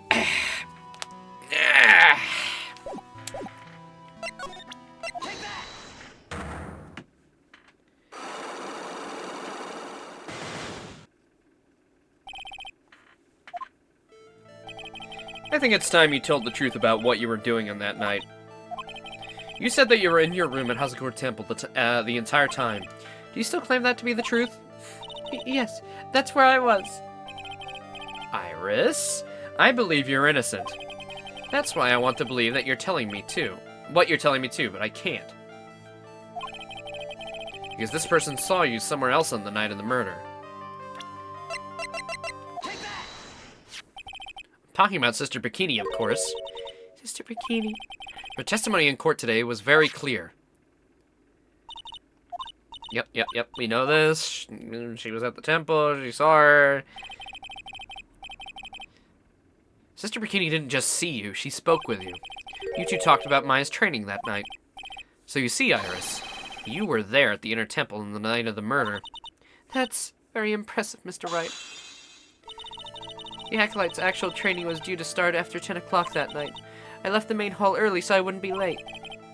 What time was that? Let me see. It takes about 20 minutes to walk between the main hall and the Inner Temple, so I would have left at about 9:40 p.m., I think.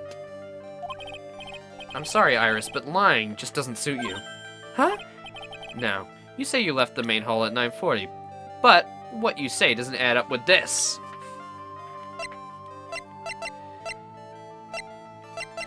$9:40? What was a 9:40?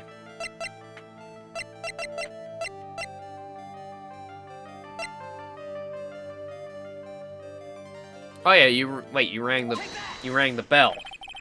You yourself testified to the contrary, don't you remember? You said you rang the lights out bell at 10 o'clock that night. Huh. Plus, only moments before you rang that bell, you were seen at the main hall by the most reliable witness I have. I was also gonna say that. I was like, maybe it's the hood, because I think around that time we were going to the fucking shitter and she gave us her little hat. Who's that? Me? Mr. Wright. We even spoke a little that evening. That's when you gave me this. Surely you haven't forgotten. No, that's right. I remember. And that brings us to another puzzling fact, Iris. At 10 o'clock on the night of the murder, you were seen in 2 different places at the same time. It's time you told me exactly what's been going on, Iris. So far, I've managed to prove 2 things. First, on the night of the incident, you were at the Inner Temple. And second, at the exact same time, you were ringing the bell at Hazakura Temple. There's only one possible explanation for this apparent impossibility. 2 of you. I'm guessing 2 of you. On the night of the incident, you were seen in 2 different places at the same time, which means there must have been 2 of you. I can't think of any other explanation, Iris. But that's crazy! How could that be?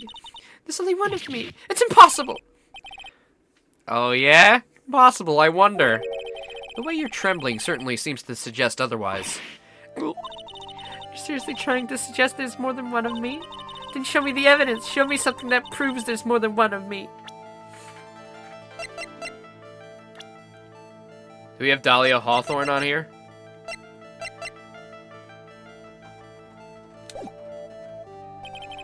Oh! Wait, I do have it. I think. I gotta go through all of that again? Wait, okay, Big Boss, before I go back in, that long-ass thing, I do have it, right? That proves that there's 2 of them? You don't think I do? Okay. Okay. Thank you for not letting me waste more time. Let's go find it, then. Finally getting to the bottom of this case. I can count on Iris to break those locks, so I should try to gather more clues. From Sister Bikini, Edgeworth, and Gumshoe. And Pearls. Wait, and Pearl? Can we find her? I hope so. Cops are still combing the place. They look pretty nervous. I'd be nervous too. It's gotta be a tough job. I'm guessing it's Edgeworth we gotta talk to, because Gumshoe said he had something for us. Especially with someone giving you the evil eye the whole time. Fucking right, sexy, tight ass. How could I have done that? Wow, I can't believe it's still bothering him. Edgeworth? Hey! Don't you dare run away! What do you want, Wright? What do I want? You came here just to laugh at me, then get on with it. Go on, laugh away! I was ready to hug it out with him, but he's just the same prideful Edgeworth. Aww. You went back to the Criminal Affairs Department, right? You said you wanted to look into something concerning Iris? Yes. And thanks to what I found, I was reminded of something terrible. You guys are putting a lot of effort into the investigation of the garden here, huh? There's a high chance that this is the actual scene of the crime. That's why. I mean, because of the writing in blood and the talisman in snow? Exactly. As you know, those things couldn't have been planted here after the murder. But surely, you don't suspect Maya, do you? We have to treat everyone as a suspect. Maya as well as Iris. It's our job, right? It doesn't look like we're gonna be able to beat this tonight, guys. It doesn't look like we're gonna be able to beat it. It's 6:30. So I guess you still haven't gotten over your fear of earthquakes. No, though thankfully my nightmares have stopped. But still, if the ground gives even the slightest tremor, I find myself short of breath. 17 years ago, we were little school kids at the same elementary school. Edgeworth found himself in the middle of a murder. Oh, thanks for the exposition. We know, we know.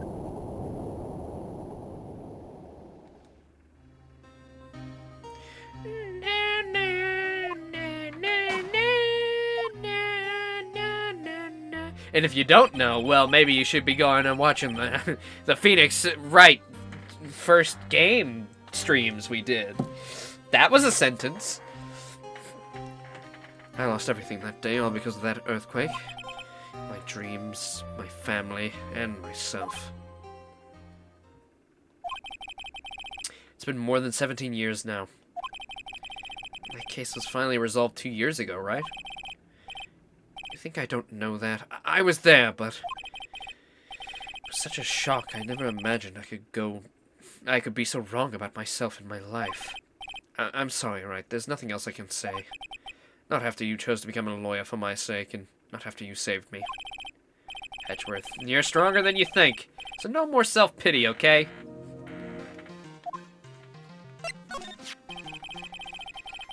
There was something bothering me about her from the moment we met. Not as I'd seen her somewhere before. No, wait. Not somewhere. I felt like I'd seen her in court before.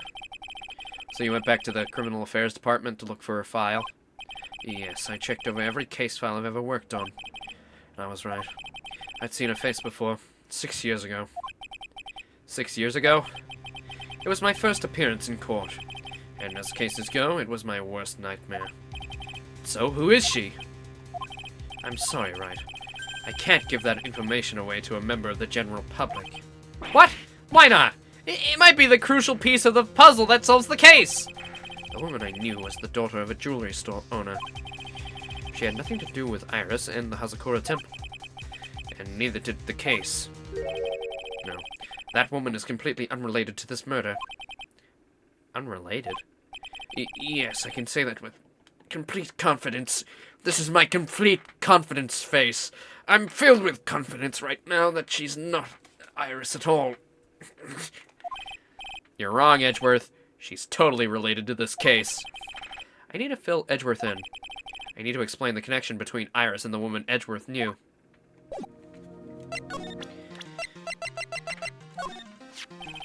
Apparently, Iris was taken in by the sisters here at the temple when she was a child. However, we still don't know much about her past, so we're looking into it. That reminds me. Edgeworth went back to the criminal department to look up some stuff on her. I should ask him what he's found. No, we did ask him. We gotta fill him in. What? How do I do that? This?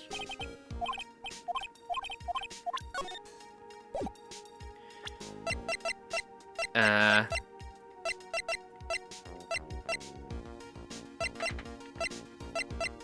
I not fill him in?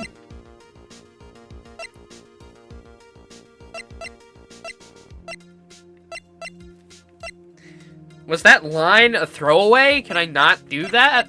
Did they forget to code that in? Maybe I need something to show him. He did say go talk to Gumshoe Pearls and Edgeworth and the other lady too.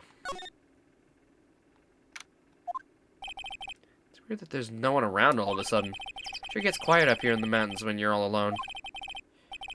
Speaking of all alone, I guess I should go check out the shack just down the path. Maybe I'll find Larry there sulking again. Maybe we'll find Pearls. She ran off. Oh, Mr. Well, look at that! I was right!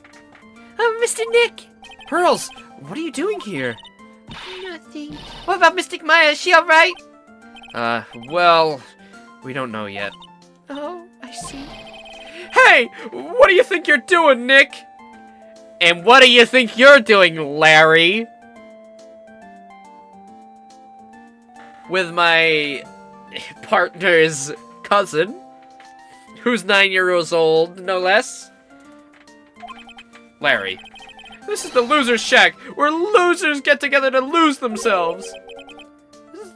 The what? Hey, we find comfort in each other's failures, okay? You got a problem with that? Look, Mr. Nick, Miss Loris did a picture of me. That's, great, Pearls. We're going to gather firewood now. We'll be cooking some half-rotten potatoes over a miserable little campfire. So stay out of our way. I don't believe this. Why can't he just try getting fired up over becoming a better man? No one believes a word I say anymore. Listen to me, Pearl. You don't want to trust this kind of guy, okay? He'll only let you down. Oh, Mystic Maya. Larry, is there something you want to tell me about this picture? I've got nothing to say to you, Nick. My life's here now with Pearl. Two losers cooking potatoes together forevermore. What am I gonna do with him? Alright then. What do you think about this picture, Pearls? I think it's really well drawn. I can't draw it all, so I think it's really amazing. See? Someone appreciates it. It's tough getting the flames to look like that, you know?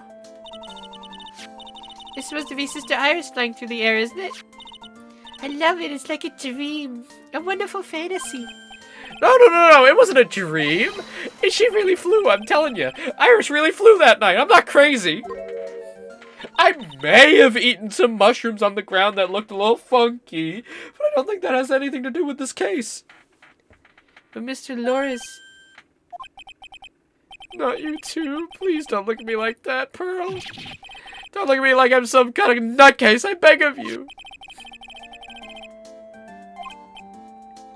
Okay, so I was half asleep, high on mushrooms, and it was freezing cold. But I was wide awake after the lightning struck. And I saw what I saw. It was exactly like the picture I drew. Looks like I don't have a choice but to take this sketch at face value. Hey, what's with that doubt on your face? Pearls, Yes, Mr. Nick? I've been meaning to ask you about the night of the murder. Where were you, and what exactly were you doing when it all happened? I was just, well, I'm just a kid, you know? I'm sure it doesn't really matter what I was doing, does it, Mr. Nick? Sorry, Pearls, but yes, it does. On the night of the murder, you were supposed to be in Miss Donham's room reading a book together. But Miss Donham was murdered, and you, Pearls, were at the Inner Temple. So what exactly happened that night? Look at the picture again and flip your head. Alright, there's a really important emotional scene going on here, but okay, let's look at Larry's fucking sketch and turn our head. What am I supposed to be looking at?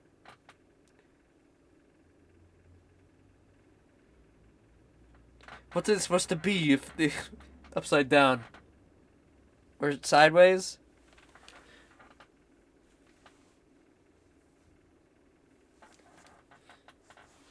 Oh, you know what? Instead of actually moving my head, I know what I can do.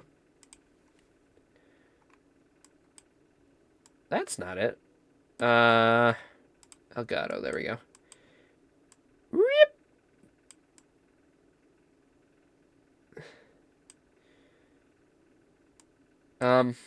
Yeah, I don't think that really does anything. That doesn't really recontextualize anything for me. I don't know. What about that? What about on an angle like that? Boom. Where's my thingy? Transform, there it is. Fit to screen.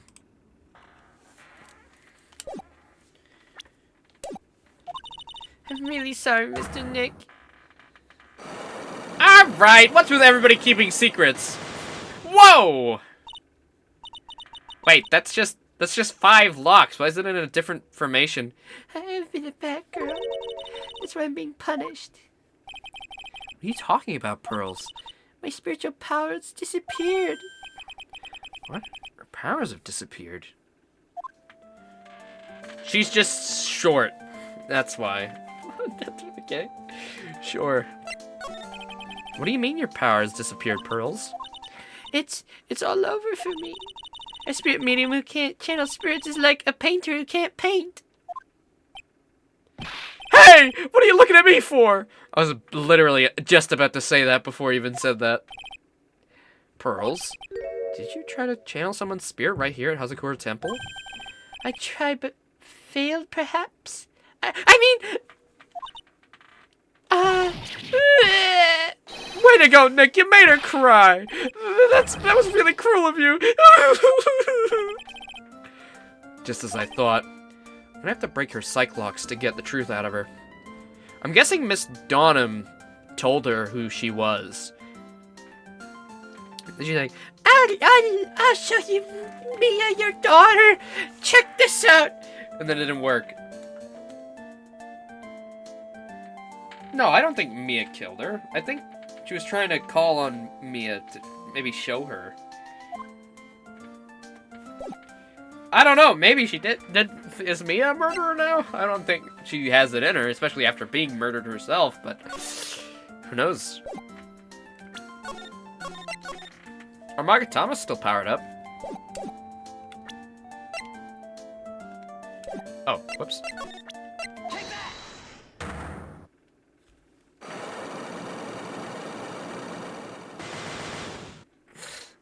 So many. After dinner on the night of the murder, you were supposed to be in Miss Elise Donham's room reading a book together, correct? Yep, I was so happy when she invited me. But I didn't go in the end. You didn't go? No, there was somewhere else I had to go instead. I was so worried I had to go. I didn't know what to do with myself. I was so nervous.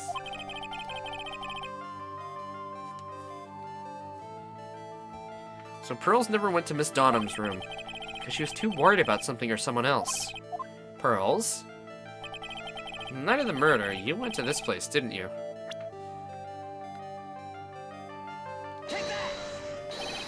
You went here, didn't you, Pearls?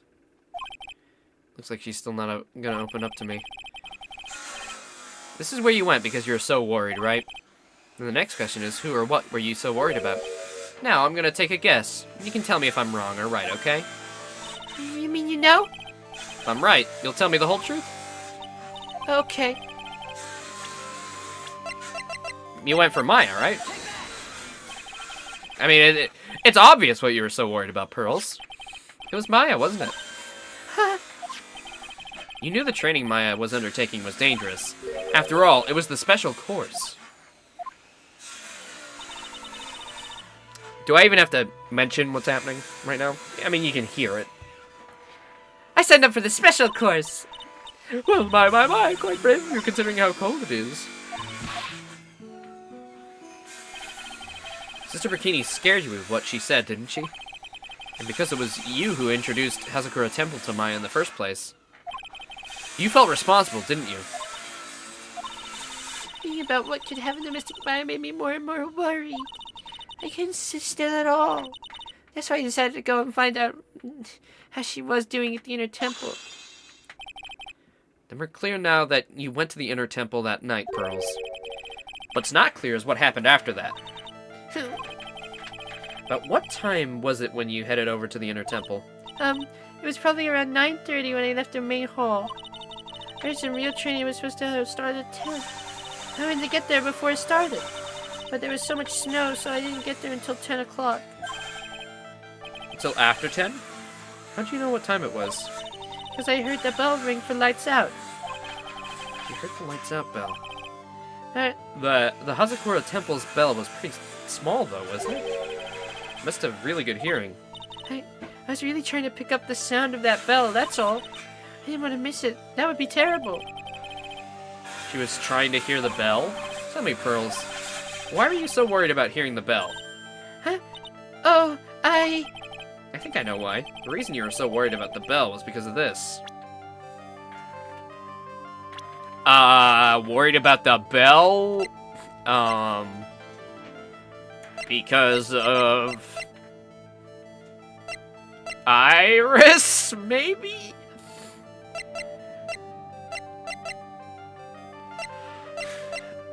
What else would it be?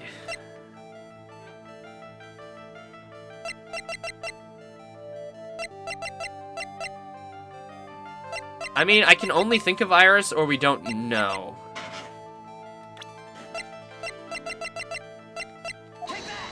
Nope, not Iris. you know, Mr. Nick, I think you should take a break now. Even your hair's starting to look a bit tired. The spikes aren't looking so sharp. It's like picking this piece of evidence wasn't so sharp on me either.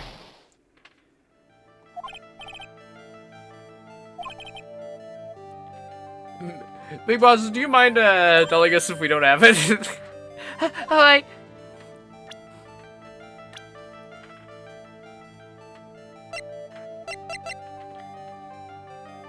I mean, 5 more locks, or 4 more locks. I don't know if we have enough.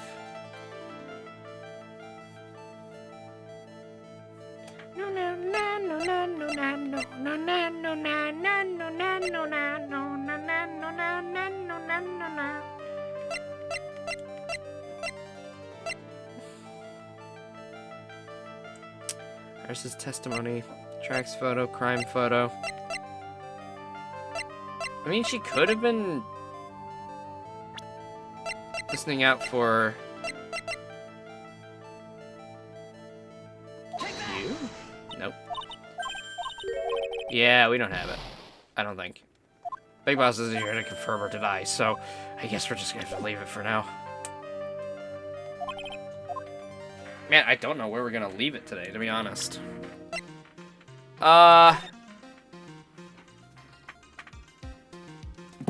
Did we spend 6 minutes trying to do that? That sounds about right. Okay, yeah, we did all that. Okay, good.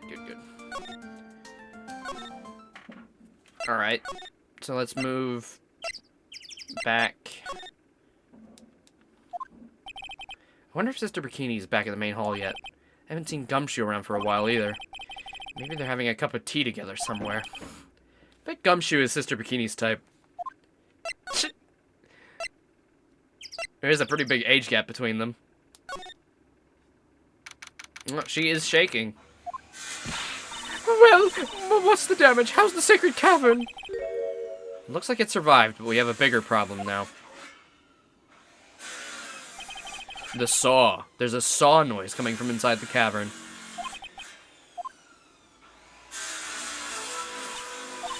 But who could have done that? The only people who know how to set those locks are those of Curain tradition. We have Iris at the Sacred Cavern, trying her best to open them for us right now. It could be Mia in Maya's body. Maya. Mama Mia. Actually, there's something I've been meaning to talk with you about, Sister Bikini. Oh yes, we were in the middle of a chat, weren't we? Yes. You were telling me how the Master of Curain disappeared 17 years ago? I want to know why Misty Face suddenly appeared at this temple. It was about a week ago when Mystic Elise... No, I mean, Misty arrived. After she showed me the talisman that proved she was the Master, she said...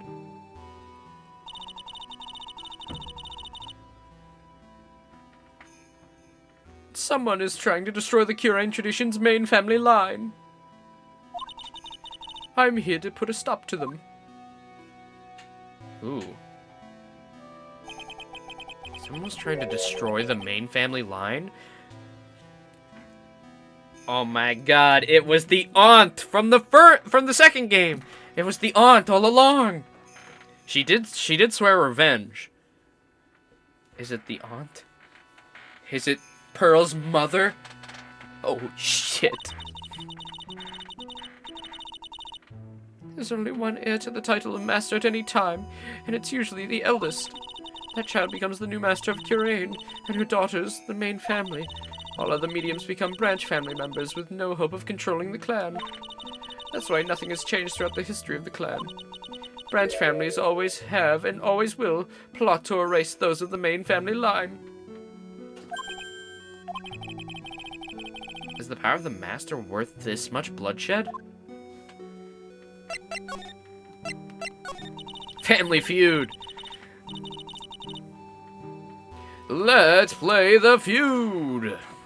And for number 1, we have Maya Fey. Is it up there? You believe in the technique, don't you, Mr. Wright? You know the power is real. Yes, I do. It's been 2 years since I first met Maya. In that time, I've seen her channel the spirits of the dead plenty of times. During the Master Mask case. And during Maggie Bird's trial, too. And throughout the entirety of the first game as well. What do you say? What? More than that? You just want to bring up cases from the last game? That's it? Thanks to Maya, Mia's always on hand to help me out when I need her the most. And with pearls as well. Curain technique has made a huge difference to the world, you know. I mean, the ability to commune with the dead, that's true psychic power, you know.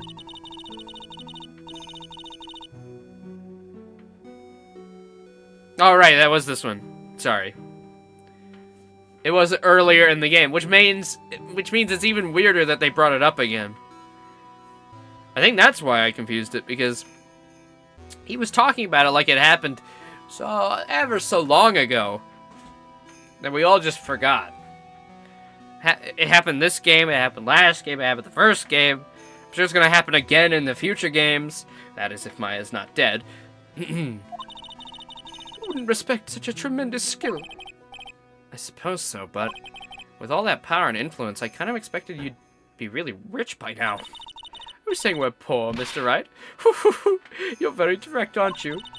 People don't believe in it anymore, you see? All because of one little mistake.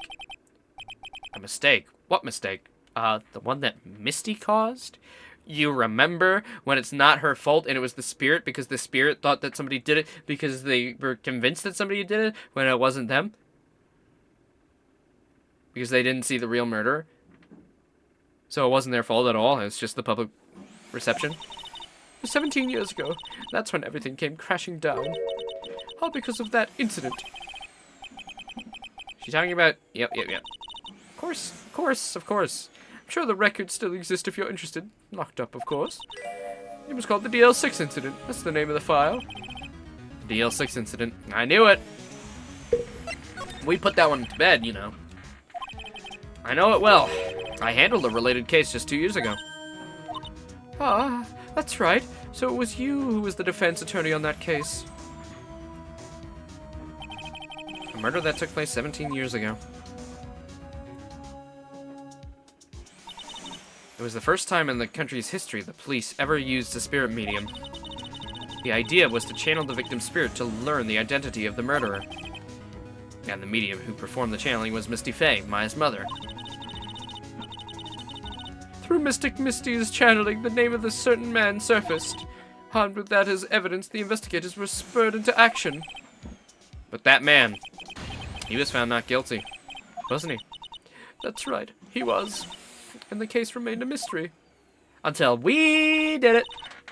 In other words, we failed. And I succeeded. It was the first case the world had ever seen the Kirain tradition openly involved in.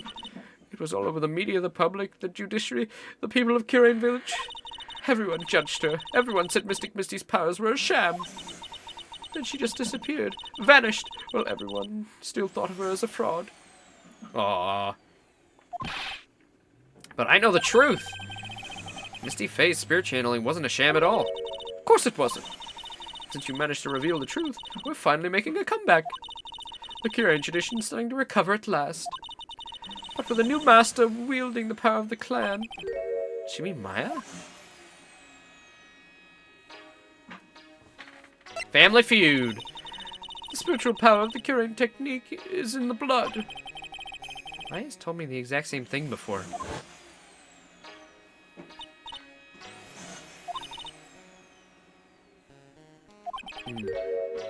According to Maya, only the women in the family can inherit that power. Inherit? Inherit? Main family's bloodline stems directly from Mystic Amy. But with each new generation, only one daughter becomes the new master. The ones who don't become branch families, right? That's right. It's always the cause of tragedy. You know, Maya had a sister too. An older sister named Mia. Oh yes, I've heard of her. What? You know about Mia? Of course. She became a lawyer in the hopes of discovering what happened to her mother. And lost her life as a result. Do you know what Mystic Mia is rumored to have said? She said it wasn't only because of her mother that she became a lawyer. She also didn't want to fight with her sister over the leadership of the tradition. Aw. Really?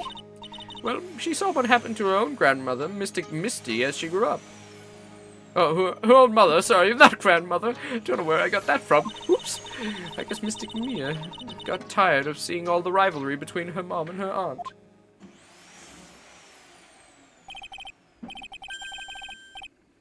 That's right. Misty Faye and an older sister too, who we've met, and who planned a murder. And Misty, having superior powers, managed to usurp the mother's seat from her. Or the master's seat from her. Mystic Misty's sister is Mystic Morgan, you know, probably. Morgan? Ah, there's a name I know well. So much exposition for people who haven't played the previous games. What fools! Why'd they black her out? I suppose if you know about Mystic Morgan's daughter, then you must have already realized that Iris... Iris is one of the daughters? That Iris is Mystic Morgan's daughter. What? So Iris and Pearl are related? Oh, this is getting weird. What? Iris is what? Is she kidding me? Morgan Faye's daughter?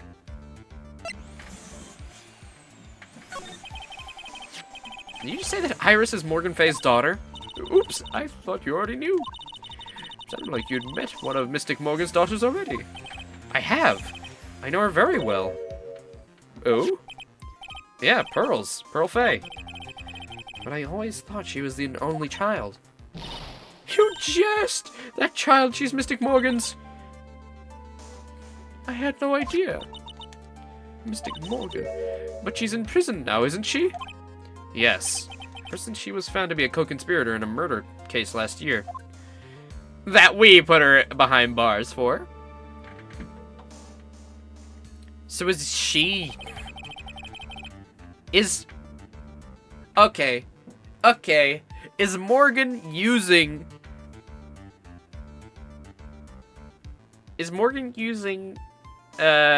Iris somehow? Is she, like, controlling her? She's Dahlia? Maybe? It was all done to set Pearls up as the next master. I see. So I've been wrong all this time. Mystic Morgan had 3 daughters, not 2.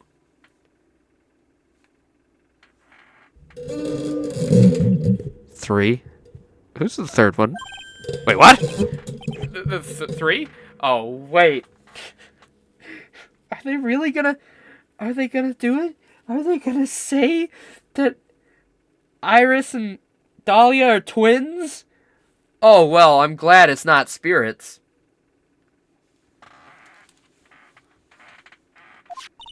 Yes, Iris, her twin sister, and Mystic Pearl. Yep, okay. We're literally going the evil twin sister route. Okay, alright, what? Twin sister? Oh, didn't you know? It all happened 20 years ago. After the clan leadership was taken from her by her sister, Mystic Morgan's life crumbled. It wasn't many years later that Kirane's reputation hit an all-time low. When Mystic Morgan's husband realized his wife would never become the master, he left her in the village, taking their twin daughters with him. Oh, shit. What a piece of shit, actually. Like, you're not gonna be master. I don't get any power by by association. See ya, chump. How awful. He was a jeweler, you know. In the end, he remarried, and that's what happened. Oh, that's when it happened. He decided to give one of his girls up to be looked after by us here at the temple. Iris. That was Iris. It's unbelievable. If Iris is a twin sister... Could it be? Could you tell me one more thing, Sister Bikini? So it's okay for me to fuck Iris now that we know the previous girl I was involved with is murderer, right? I'm sorry, Mr. Wright. I just can't remember. All I can do is recall that... is that her father was a jeweler. Well, that's a clue, I guess. A jeweler. Thank you very much. You've helped clear up a lot of details. Pearls had 2 older sisters, huh? Yes, that's right. No doubt it was all because of Mystic Morgan's anger towards the main family. Anger? What do you mean? What do you mean, Wright? Her twin daughters were taken from her by her jeweler husband. But even that couldn't destroy her dream that a child of hers would one day lead the clan. That's why she had pearls? It seemed that the incident here was a result of Mystic Morgan's anger. She was able to break free the bars that confine her. So Iris has a twin sister. The plot thickens. Come on, Phoenix. I mean, you know. Stalia, come on. This information will be useless unless I can flesh it out a bit. Need to ask more questions and get some more info.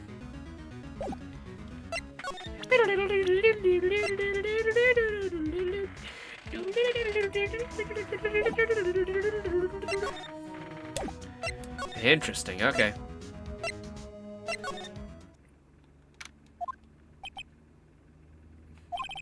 Sounds like someone's happy. What tune is that they're humming? Why this music for Gumshoe? No motive, no crime, no motive, no crime. Sing it with me, no motive, no crime. I remember when we used to search in the channeling room in Kirain. So, yeah, Phoenix has been involved with the Faye family for so long.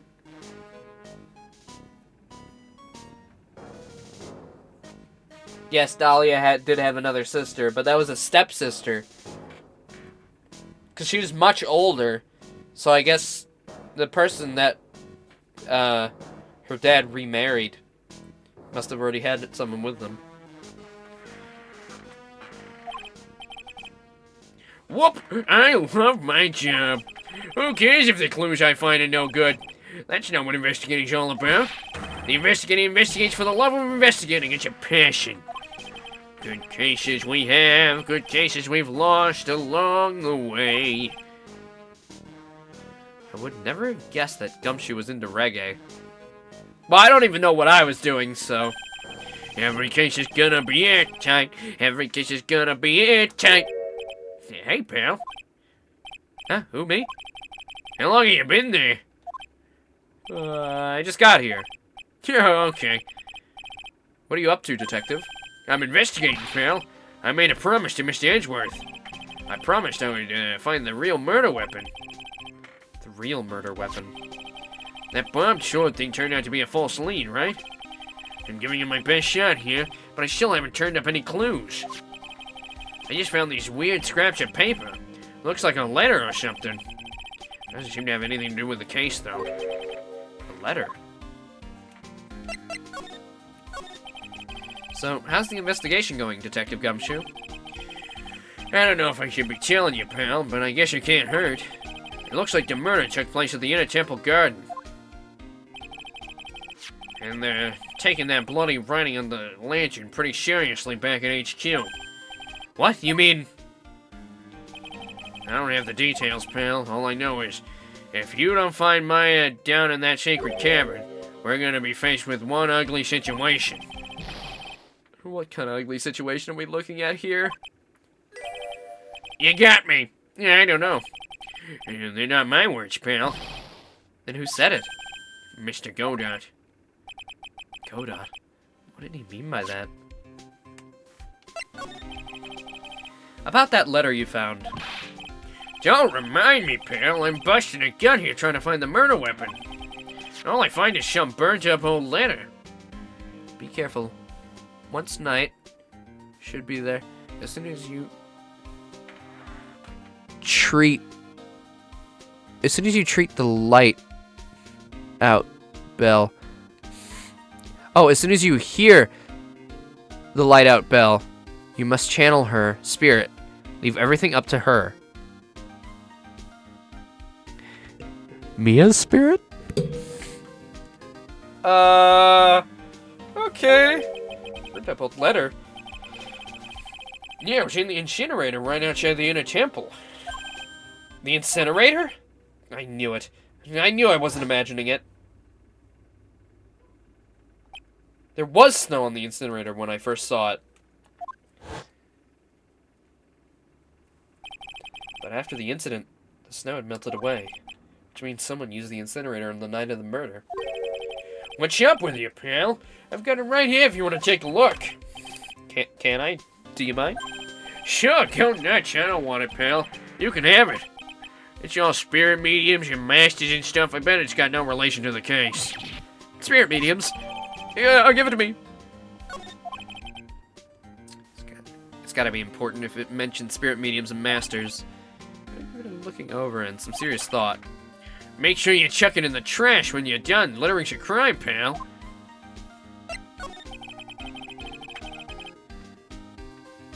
Yeah, maybe Morgan might have died in jail, actually. If she died in jail, or killed herself, so that she could be called on by Pearls, that would be crazy. So, what do you know about the real murder weapon so far? Well, it wasn't the shitty sheet-tone that was found impaled on the victim's body. Mr. Edgeworth proved that in court today. Yeah, that's true. In which case, it must have been another blade. And that's what you're running around like a headless chicken looking for now, huh? Yeah, man, it's tiring work. But let me tell you something, pal. I'm no chicken. We've got a feather of forensics in our cap these days. We're using the department's secret weapon on this. Secret weapon? Doggy! The doggy! The doggy? The doggy? What's the secret weapon of yours? You want to know? You gotta think scientifically, okay? Alright. The murder weapon was a sword. Swords are scientifically speaking made of metal, right? So we brought a dog! Any questions so far? No. I think I know what he's gonna say. But I'll let him look smart. So what's the perfect tool for the job? Ta-da! Metal detector. Raise your hand if you didn't see this coming from a mile away. Well, you want to give scientific investigation a go? Huh? Me? I've been using this thing for hours now. It's pretty boring after a while. Why don't you give it a try? I don't know. Should I help Detective Gumshoe out or not? Yeah. Let's play forensics expert. You know, we know how a metal detector works. We used it to find a bullet in a murderer's arm. I think we know a thing or two. Come on, pal. It's good fun, I'm telling you. Alright then. I guess I'll give it a go. Like I said, this is the department's most advanced gadget. You know, except for, what was his name? The dog, Rocket, was it? Or, Buster? I don't remember. The department's most advanced gadget. The absolute best. It's so sensitive, you could, make it cry. It's so high-tech. You could skydive off it. Oh, bother. So now I'm gonna tell you how to use it. It's possible the real murder weapon is around here somewhere, right? Sure. That's what we're trying to find out. Right, so first, let's turn the detector on. Oh, it's the same thing as trying to detect the fucking... Yep. It's trying to listen for the, device from the second game. Press X on it to give it a hard steer. Alright. Yep, ladder. This looks like a wallet. Aha! That's where it's been! Is it yours, detective? I'm always dropping it, so I put a bell on it. But you still dropped it anyway. Yeah, but now I found it again, pal. Your wallet's completely empty. Well, I drop it all the time, so I don't put money in it anymore. How come the metal detector picked it up? Must be because of the bell, I guess. That's funny. It was his... I noticed his wallet in the ground before. That's funny.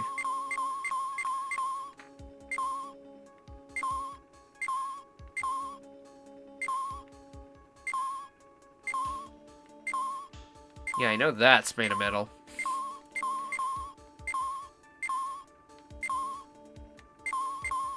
Oh. This is Miss Donham's staff, isn't it? Scientifically speaking, they're usually made of wood. The detector is reacting to it. Yeah, however you look at it, the truth. However you look at it, the thing's made of wood, alright. I don't bother investigating anything useless, it looks like. I don't bother investigating anything unless it looks like it might be metallic. Isn't the whole point of a metal detector to find metal where you can't see it? It's weird that this thing is causing a racket. Here, let me take a good look at it. Hey, hands you off! Examining evidence is a job for the... Ah! The top's coming off! Look what you done! You damaged a real important piece of evidence. Oh, I missed the stepladder conversation? No! Wait, there's an achievement for that. Ah!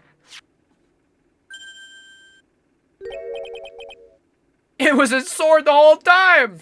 That's a sword.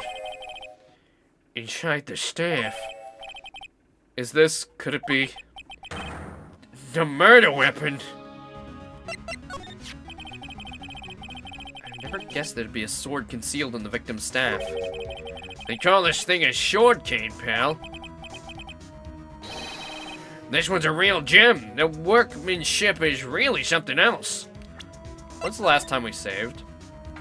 Oh, that's before pearls! Oh, I don't really want to do that.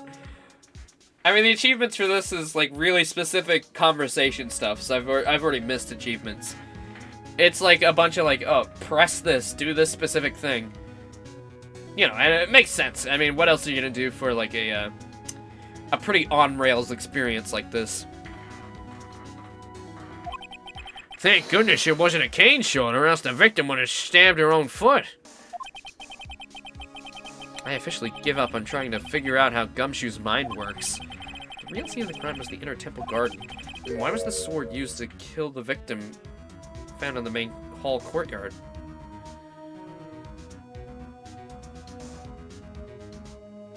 Maybe they didn't die fully. Did you think of that? They didn't die right away? Did you think of that? Right? Hey, Gumshoe. Who knows about the hidden sword? No one. Even the police didn't know about it until I just discovered it right now. As they say, there's no team in Gumshoe. It doesn't look like there are any traces of blood on it. Then I guess it isn't the murder weapon, huh? No, no, no. I'm sure someone just wiped it off after the murder. Yeah, of course. This thing's definitely the murder weapon. Great job, pal. I didn't even think about wiping blood off, even though I was thinking about, you know, washing away that blood earlier. It's about the same length as the Shuchi sheet, though, too. This must be a murder weapon. Okay, I'm gonna run over the forensics. There's gotta be some traces of blood left, even if it's most of it's been wiped off. See you later, pal. Doot, doot, doot. Every case is gonna be airtight. Every case is gonna be airtight. Wait up, detective! Huh? What is it, pal? I'm a pretty busy guy right now, you know. You're gonna get that staff analyzed, right? Would you mind holding off just for a while? Huh? What are you talking about, pal? Please. Just until we find Maya. Maya? What's this got to do with her? I don't know, but I'm starting to get a really bad feeling in the pit of my stomach. Oh, how so? Look, Maya's been trapped in the sacred cavern right now, and, well, we don't even know if she's okay or not. The more evidence and testimony I hear, the more uneasy I feel. You don't think Maya's been Please, detective, let's just wait until we get inside the sacred cavern. You're looking kind of Viridian there. Okay, just stop it with that face, pal. One thing, though. This staff's secret trick. Let's keep it between you and me, alright? If it gets out that we know about it and didn't say anything, we're finished. I understand. This is just a regular run-of-the-mill staff. You got it? Okay, now you just take good care of it, pal. Thank you, detective. Don't worry. She'll be fine. Gumshoe. You know, there's a place at the base of this mountain that has some really good pasta. How about I take you there when you find Maya, huh, pal? Oh, that's so sweet. Sure, thanks. I don't really like that either. Ugh. What was at least Donham doing with a staff like this in the first place? Well, she said she was gonna defend the family, right? So. Do I want to show it to her?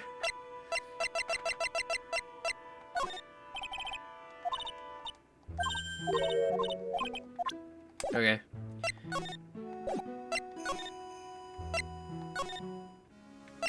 So you're done. Okay. Well, now we can go talk to Pearls, then. Oh, I really need to pee. How much longer should we go? It's 7. It's probably pretty late for you guys now, right?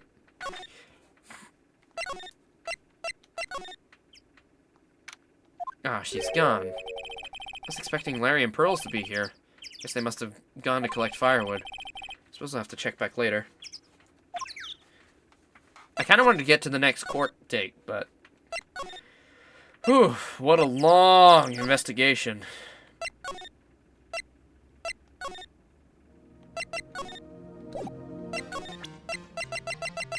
Shall we make the big mistake of showing him this?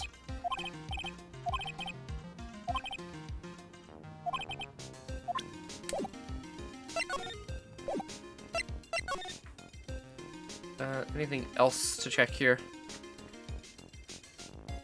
I mean, there might be something I have to talk... Oh!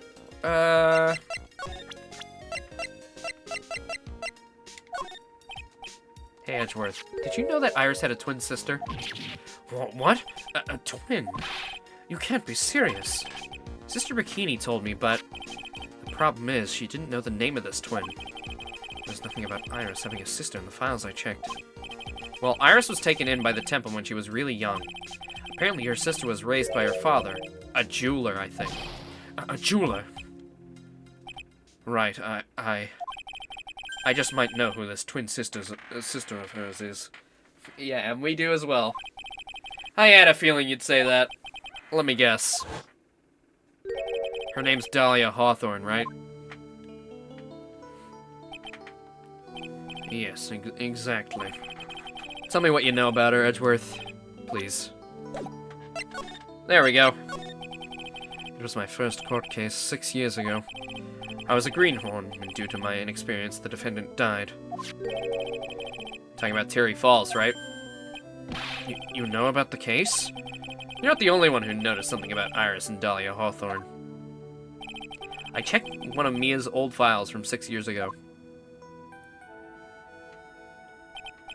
Yes, Dahlia was a key witness in that case. Dahlia and Terry Falls conspired together to stage a fake kidnapping 11 years ago.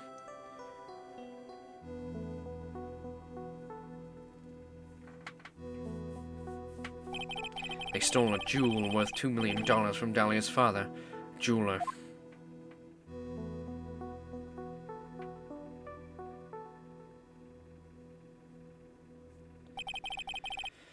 And 5 years after that, she murdered her own sister, Valerie Hawthorne, to keep her from talking.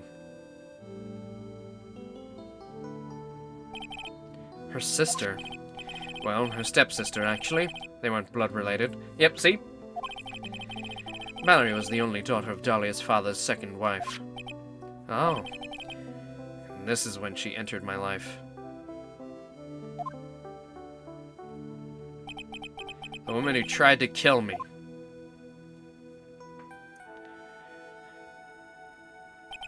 So after Terry Falls died, what happened to Dahlia? Did you check that out? Does it really matter?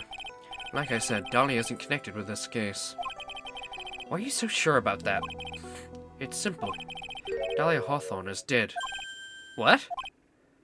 Well, her metabolic processes are a matter of interest only to historians, so to speak. What do you mean by Dahlia Hawthorne is dead, Edgeworth? Right, I must confess that in reading her file, I came to know of the murder case you were involved in during your college years.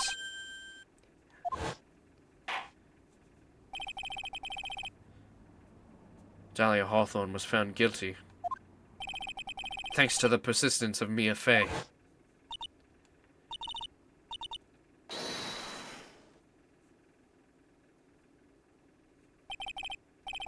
At the time, Dahlia, it's like she was possessed by a demon or something.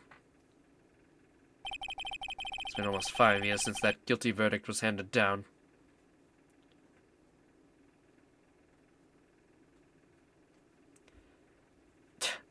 Thanks, Big Boss. The sentence was finally carried out. She was executed last month. Holy shit! She was executed? Wait! That means they're using Dahlia's spirit! Oh, fuck! It wasn't her aunt that... It wasn't her aunt's spirit. It was her!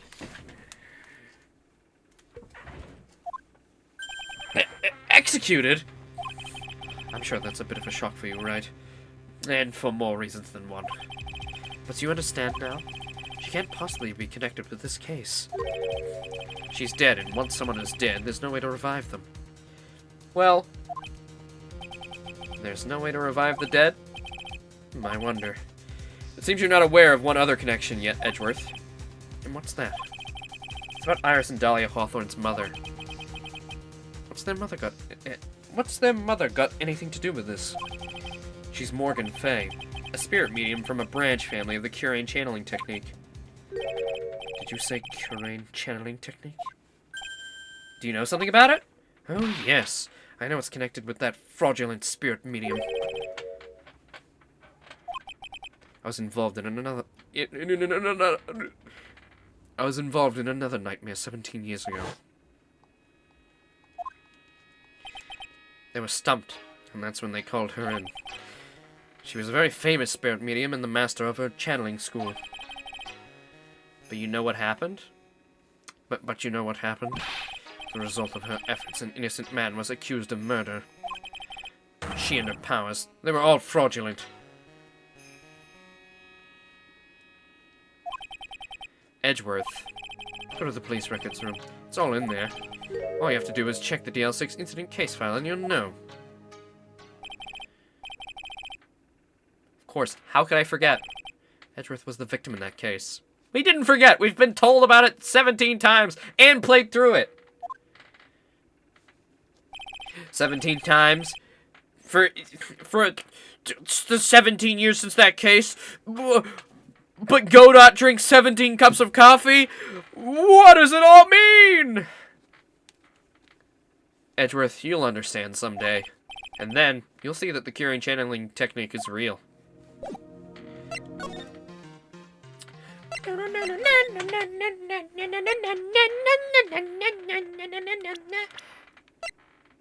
Ah, yes. Ah, yes. There she is. Beautiful. Whoops.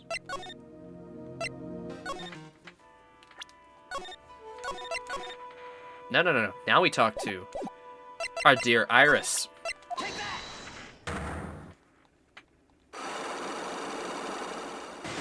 At least she's dead. Well, she's still haunting us from beyond the grave. So I'm guessing they tried to use Pearl. And then when they couldn't use Pearl, they tried to use Maya? I don't know.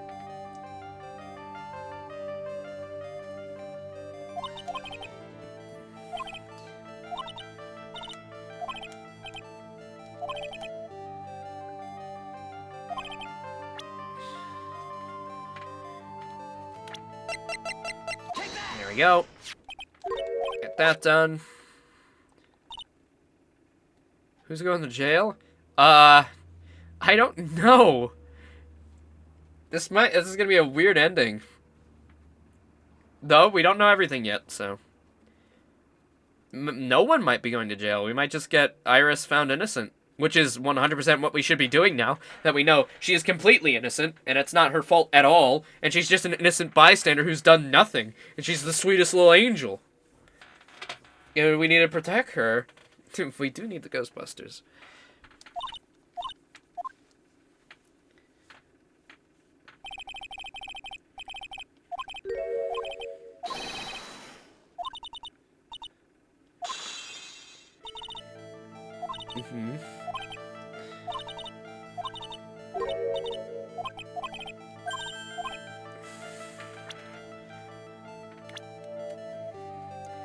Now, unless Iris here is...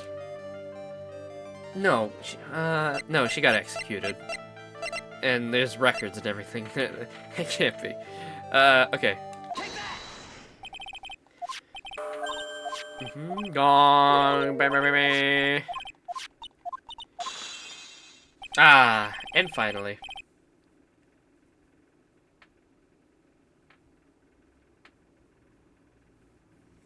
Yeah, who channeled Dahlia? That's what I was just thinking. Pearl tried to channel somebody, we know that.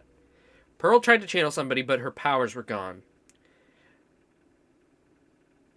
Misty Faye was there. I don't think she would have done it. And Maya was there. They could have been tricked. I don't know. Something weird. Something weird's going on. Some funky shit. Alright, get that done. 2 of you.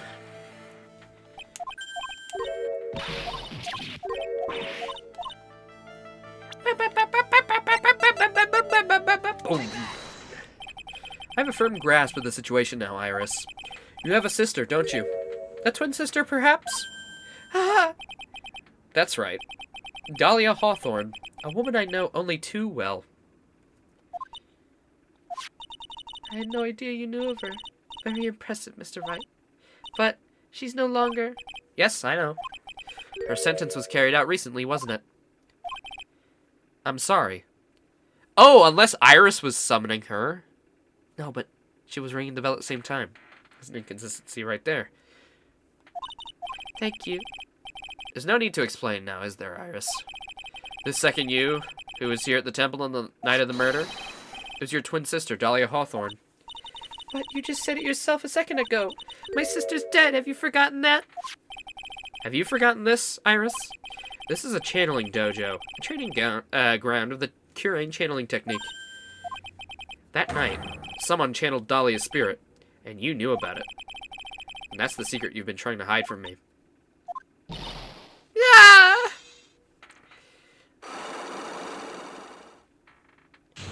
Now, who was it? I was in my room in the main hall that night. As soon as I heard that I'd be spotted at the inner temple, I knew. I knew it was my sister. Dahlia, the other half of me who passed away last month. Just as I suspected. The Iris that Sister Bikini saw at the inner temple that night of the murder. It was Dahlia Hawthorne. Why didn't you tell me this before?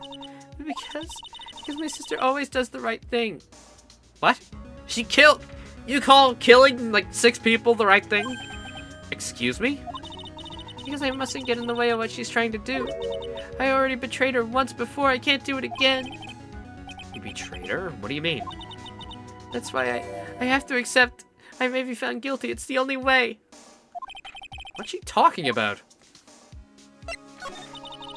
You know about it, don't you, Mr. Wright? About the fake kidnapping that took place here on Eagle Mountain 11 years ago? You were involved too? I mean, we knew it was, like, around the same place. That was the start of it all.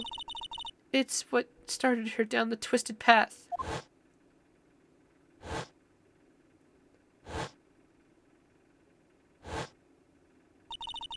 She started to commit crime after crime, and in the end, she lost her life.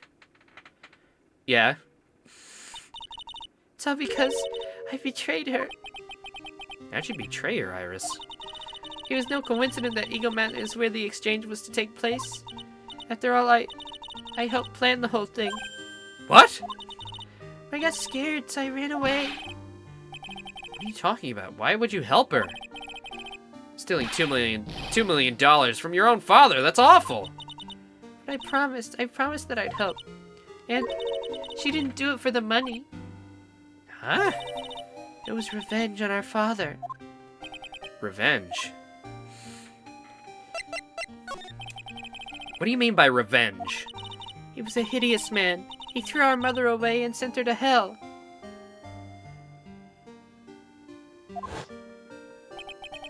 Mother? She must be talking about Morgan Fay.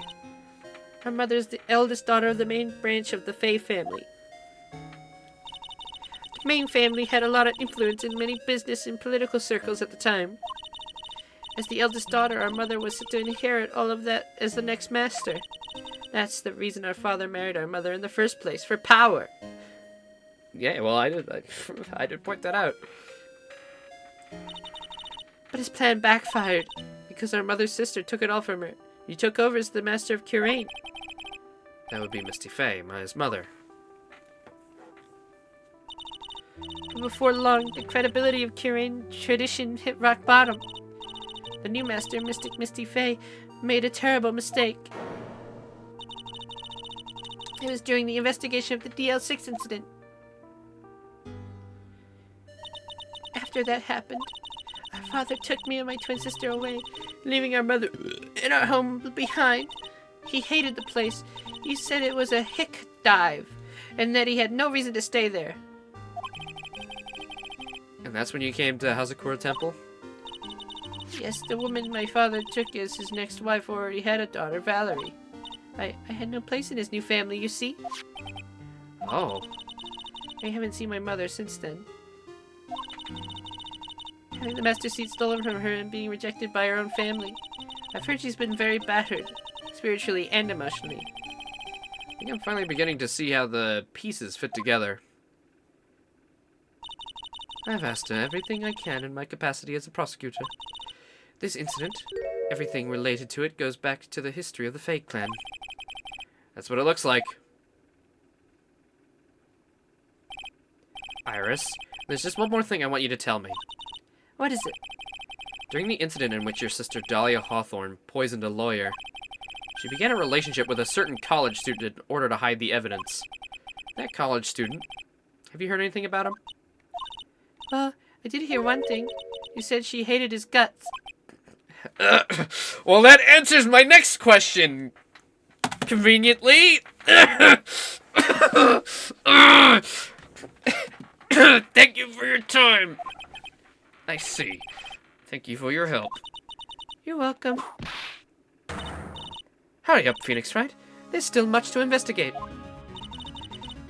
Leave these locks to me. I'll open them for you, I promise. Are we not going to just tell her? Thank you. I suppose I'd better continue my investigation. There's still one giant secret left to unlock. Pearl's Psych Lock.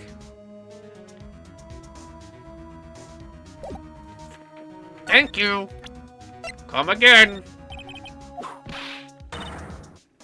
But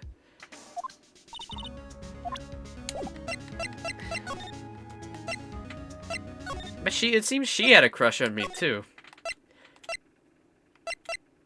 At least somebody has a proper crush and it wasn't just all lies. Now where did Pearl run off to? Suspension bridge. Well, we've come this far. I guess we'll go until we get to the next court date, which is probably very soon. Okay, wait. I'm gonna go pee real quick. I'm gonna be really fast. Okay, really fast, because we want to get through this as quick as possible. I don't want to like rush through it. Like, obviously, we want to let it sit in and everything, but we are gonna have to go through it. 1 second.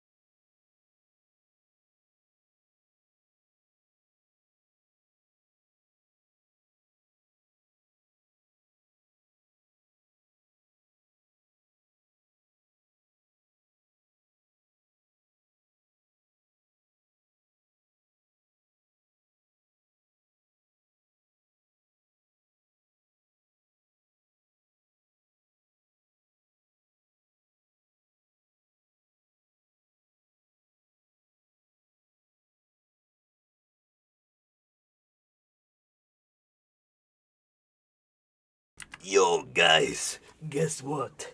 It's a freaking full moon outside. You know what that means? The dark hour. It's coming.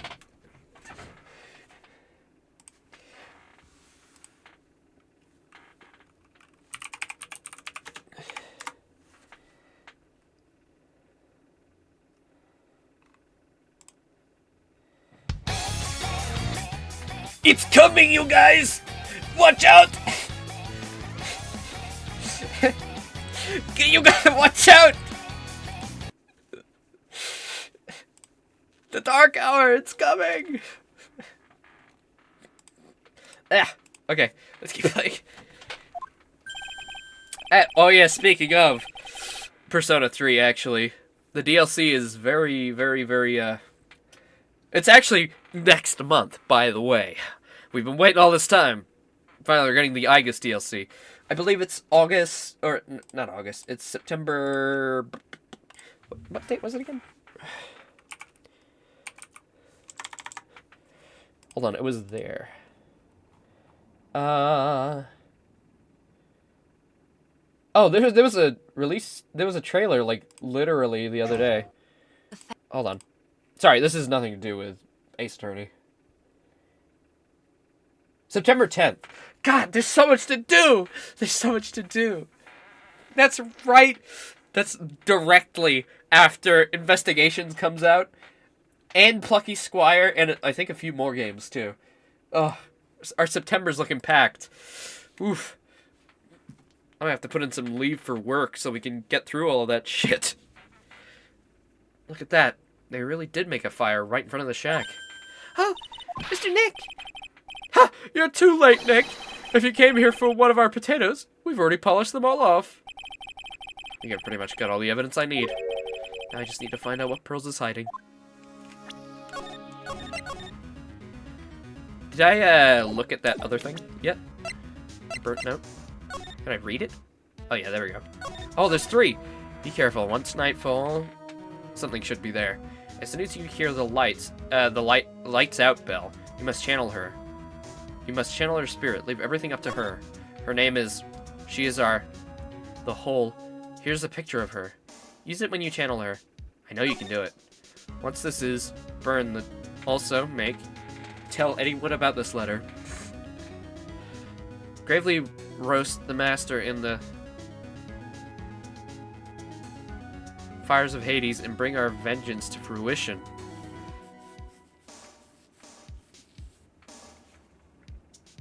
Pearls, you didn't go along with this, did you?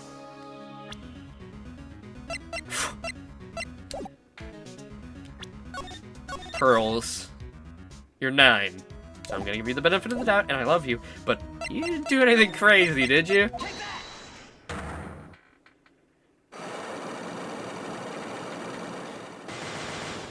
Alright, let's get to working. After dinner on the night of the murder, you were supposed to be in Elise Donham's room, reading a book together, correct? Yes, I was so happy she invited me.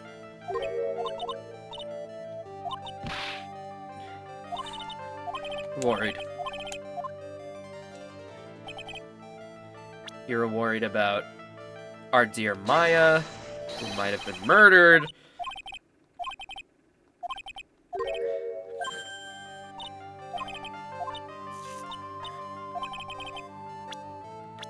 Well, last time... No, I mean, it's gotta be Pearl. Right? That note has to be addressing Pearl, I think. Because she's directly related.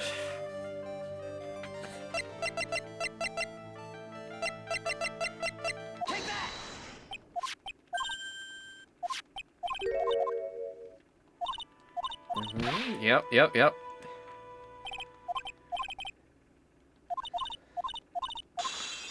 Okay, next.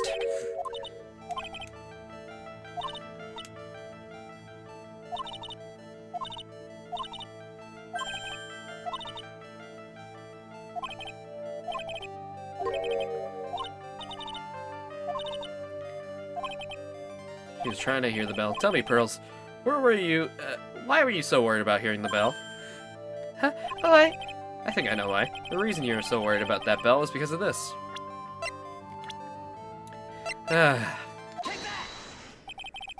You were given some instructions to follow for that night, weren't you? I presume you recognize these pieces of paper. Where did you... In the incinerator at the Inner Temple? Pearls. You were following the instructions in this letter that night, weren't you? That's why you couldn't afford to miss the sound of the lights out bell. I'm speechless, Mr. Nick. You're amazing. These instructions that were found in the incinerator, I believe they were written for you, Pearls. For me, no. As you can see, a large portion of it has been burnt, but the last section is still fairly legible. As soon as you hear the lights out bell, you must channel her spirit. Who was it, Pearls? Whose spirit were you supposed to be channeling? Taking into account the author of the note and their purpose for writing it, whose spirit would Pearls have been trying to channel? Don't overthink it, Phoenix. It's pretty obvious who Pearls was supposed to channel. It's pretty obvious. It was Dahlia Hawthorne, wasn't it? That was the name of that was in the letter. Just as I suspected. It wasn't Iris whose sister Bikini met at the Inner Temple that night. It was Dahlia Hawthorne. Do you know anything about her, Pearls? You know what kind of woman Dahlia Hawthorne was? No. I've never heard of anyone by that name before reading those instructions. I thought so. Pearls doesn't have a clue. She doesn't know that Dahlia is her sister. About the instructions in the letter I found, Pearls. Who wrote them? Whoever it was asked you to channel the spirit of someone you'd never heard of. You must have quite a lot of respect for them. After all, you follow their instructions without question. So here's my next question. Who wrote this set of instructions for you to follow? I'm guessing it's Morgan. It's either Morgan or Iris. Or possibly Misty. But I completely doubt that it's Misty. Yeah, it was Morgan. Okay. Pearls, I have to wonder about something. You don't have any idea what these instructions meant, did you? But, You followed them to the letter regardless. Why? Because it was your own mother who asked you, that's why. How did you... I figured it out. The person who wrote you this letter was your own mother, Morgan Fay. Alright, Pearls. It's time you start telling the truth. Mr. Nick, I... Why is she holding back from me? I don't like this. Don't underestimate me, just because I'm a child. Huh? You trying to say I followed these instructions? I'd like to see some proof. What? Because I don't think you have any. Ugh. Take anything rather than admit to carrying out those instructions. Just have to reproduce something more than evidence. Some more evidence. One more thing should do it. Alright, Pearls. We both know someone carried out these instructions on the night of the murder. But you're right. There's no evidence that proves it was you. I knew it. However, I do know that whoever did it was a child. How did you know that? Couldn't have been an adult.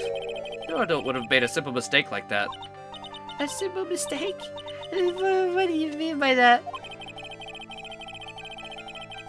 I'm sure you thought you were carefully following the instructions you'd been given. Is it because Maya's written upside down? Is that really it? Sorry, my nose is also getting all stuffy for some reason. Oh, the gravy scroll, of course! But you misunderstood some of the words. This evidence proves it. Wait, let me check that.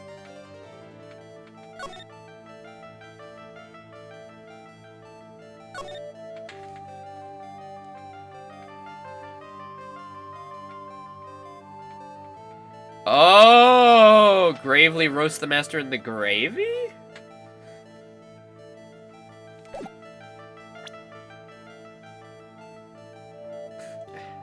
Oh, she misunderstood the words and put the gravy on the thing. That's so funny. It was you who splattered the gravy over this hanging scroll, wasn't it?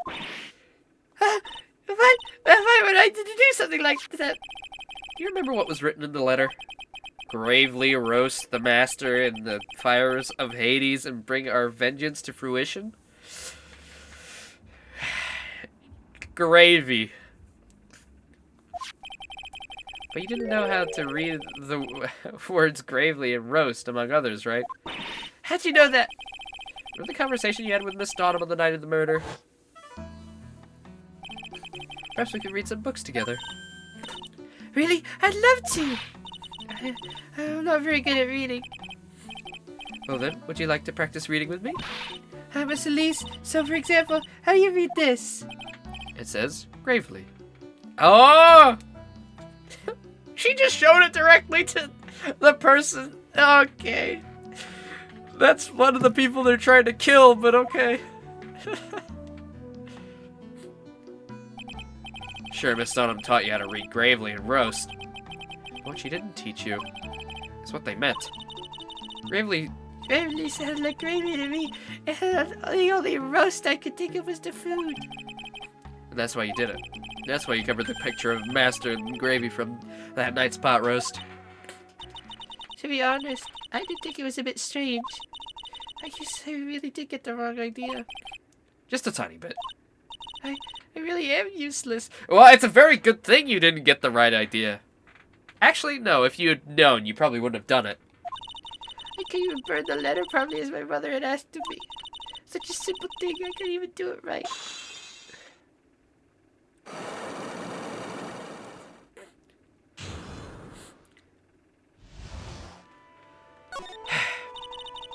After dinner that night, I did go to the inner temple with a pot full of leftover gravy.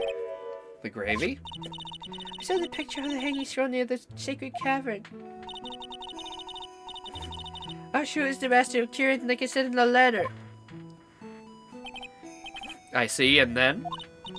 Well, it was already way past 10 when I got there because of all the snow.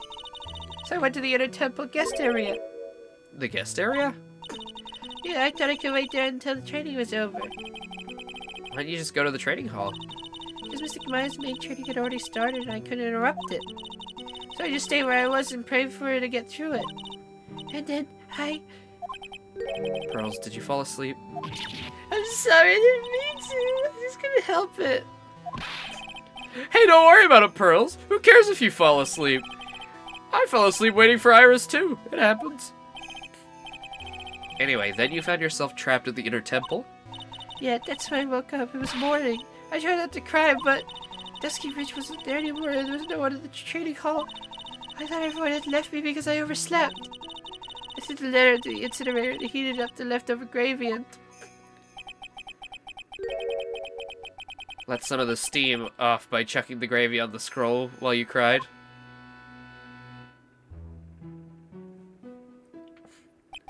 It must have been pretty scary for you, Pearl. I know what it's like. Nick used to leave me behind when I fell asleep at school, too. Don't equate something so trivial with her experience, Larry. It was written right here in my mother's letter. It said, as soon as you hear the lights out bell, you must channel her spirit. I was on my way over to the inner temple when I heard the bell ring. So you channeled Dahlia Hawthorne's spirit? No. I tried, but I couldn't do it. Oh, because someone else was already doing it for you. Her spirit was somewhere else already, but she was already there. So it was either Maya or Misty.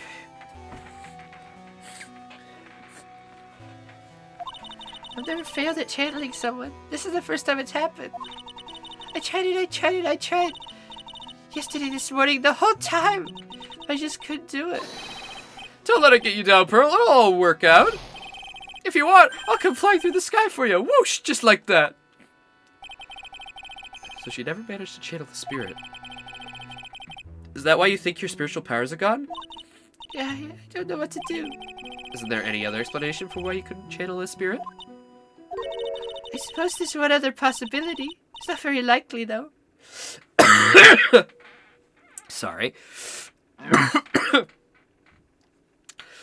Yes. Could you please tell me what it is, anyway? Come on, Nick. It's pretty obvious. I figured it out. Someone else was channeling it. Could happen if someone else was already channeling the same spirit. Someone else? What do you mean? What if it's Bikini? Didn't she say she didn't have any channeling power? And she met with them, but I guess that wouldn't matter if they were playing as them. There's only one of each spirit, right?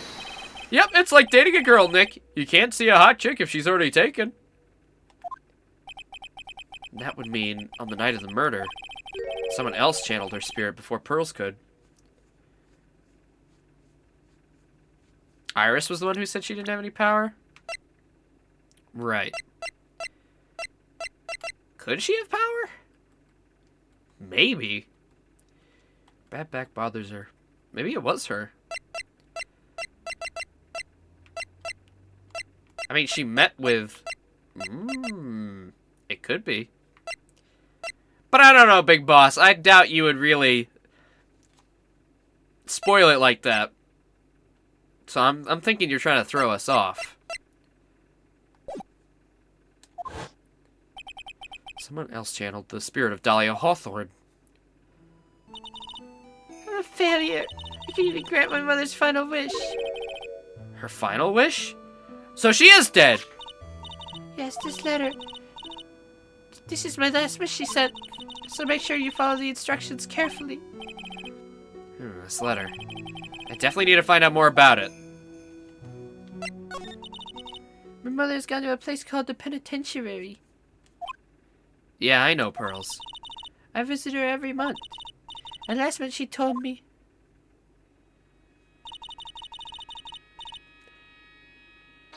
The time we've been waiting for has come, Pearl.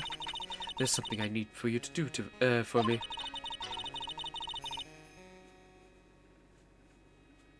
Okay, alright, Big Boss. Alright. I had a letter for you at our home before they brought me here. I want you to read it and do exactly what it says. It's for the good of the fake land, my angel. You'll be doing a great thing. Except, not really. She wants you to murder people. Now listen carefully and I'll tell you where the letter's hidden. My mother's always so nice to me. I love her very much. Yeah, moms will do anything for their kids, right? Anything for the kids, and anything for power. Using their kids for power? Sure. And specifically, a child you had to gain that power back? Yeah. I mean, there's probably some love there, maybe. Depending on how you look at it. God forbid they accidentally have a boy. What if Pearl was a boy? Probably would have gotten, like, fucking aborted or something. He said it was for the good of the fake clan, so I knew I had to help her. I mean, Mystic Maya is part of the fake clan, so I had to be good for her too. That's right, isn't it, Mr. Nick? Yeah, sure. There's a picture with a letter too. A picture? Of Miss Dahlia Hawthorne. Usually a picture's enough to channel someone's spirit, but this time... Pretty weird, huh? Oh, wait, no, it can't be. It can't be Bikini. You know why? Because she still can't channel her spirit. Why is that? Because Maya's still channeling her spirit. I'm guessing Dahlia won't let go of Maya. Maybe. For some reason. Don't know what they're doing in there. Pretty weird, huh? Like Larry knows anything about this stuff. There's something else that was strange about my mother's letter. The seal on it was broken, as if somebody had already opened it once before. Ooh, yeah, somebody else found it. Oh yeah, it was probably Misty Faye. She came here to protect the fake land, right? So she knew this was gonna happen. She's like, fuck that shit. Bruh, I ain't letting that happen.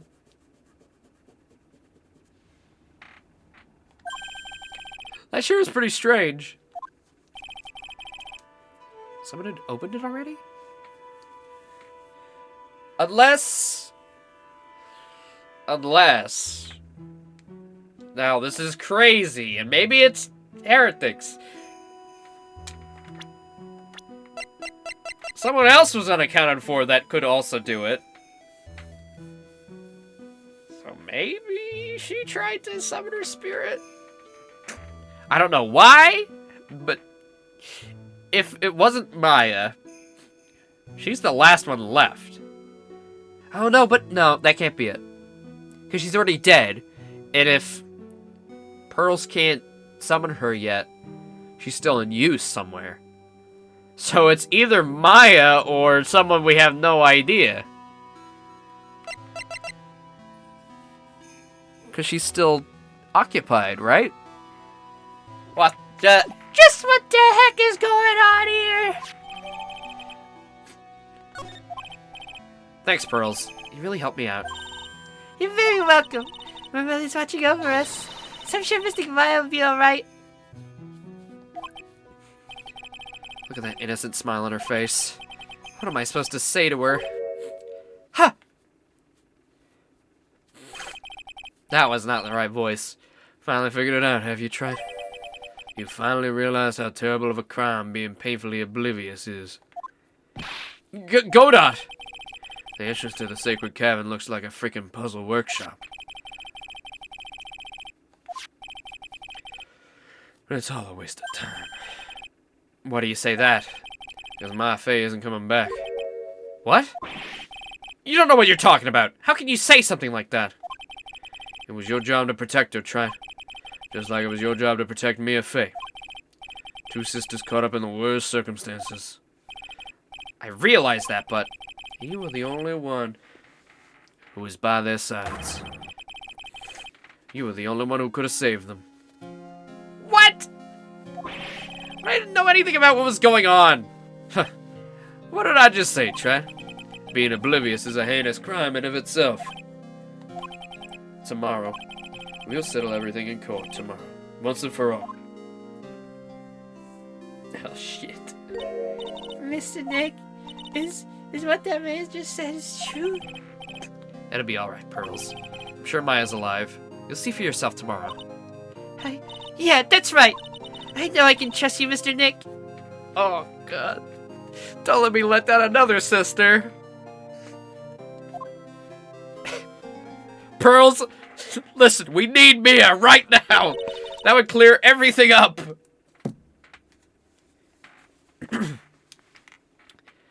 Listen, you're trying to summon the wrong spirit here. Can we get Mia in to talk to Godot so he'll stop being a creep? My dear Pearl, you've done so well, my child, my Pearl. It's better that you don't know what you've done. I knew this day would come for you. Or maybe Pearl... No, did she? She did fall asleep, right? She fell asleep. Maybe she did summon her spirit, after all. Blood of the main family is no more. Now finally, after all this time, the master seat is yours. My last great wish. It seems I was just in time.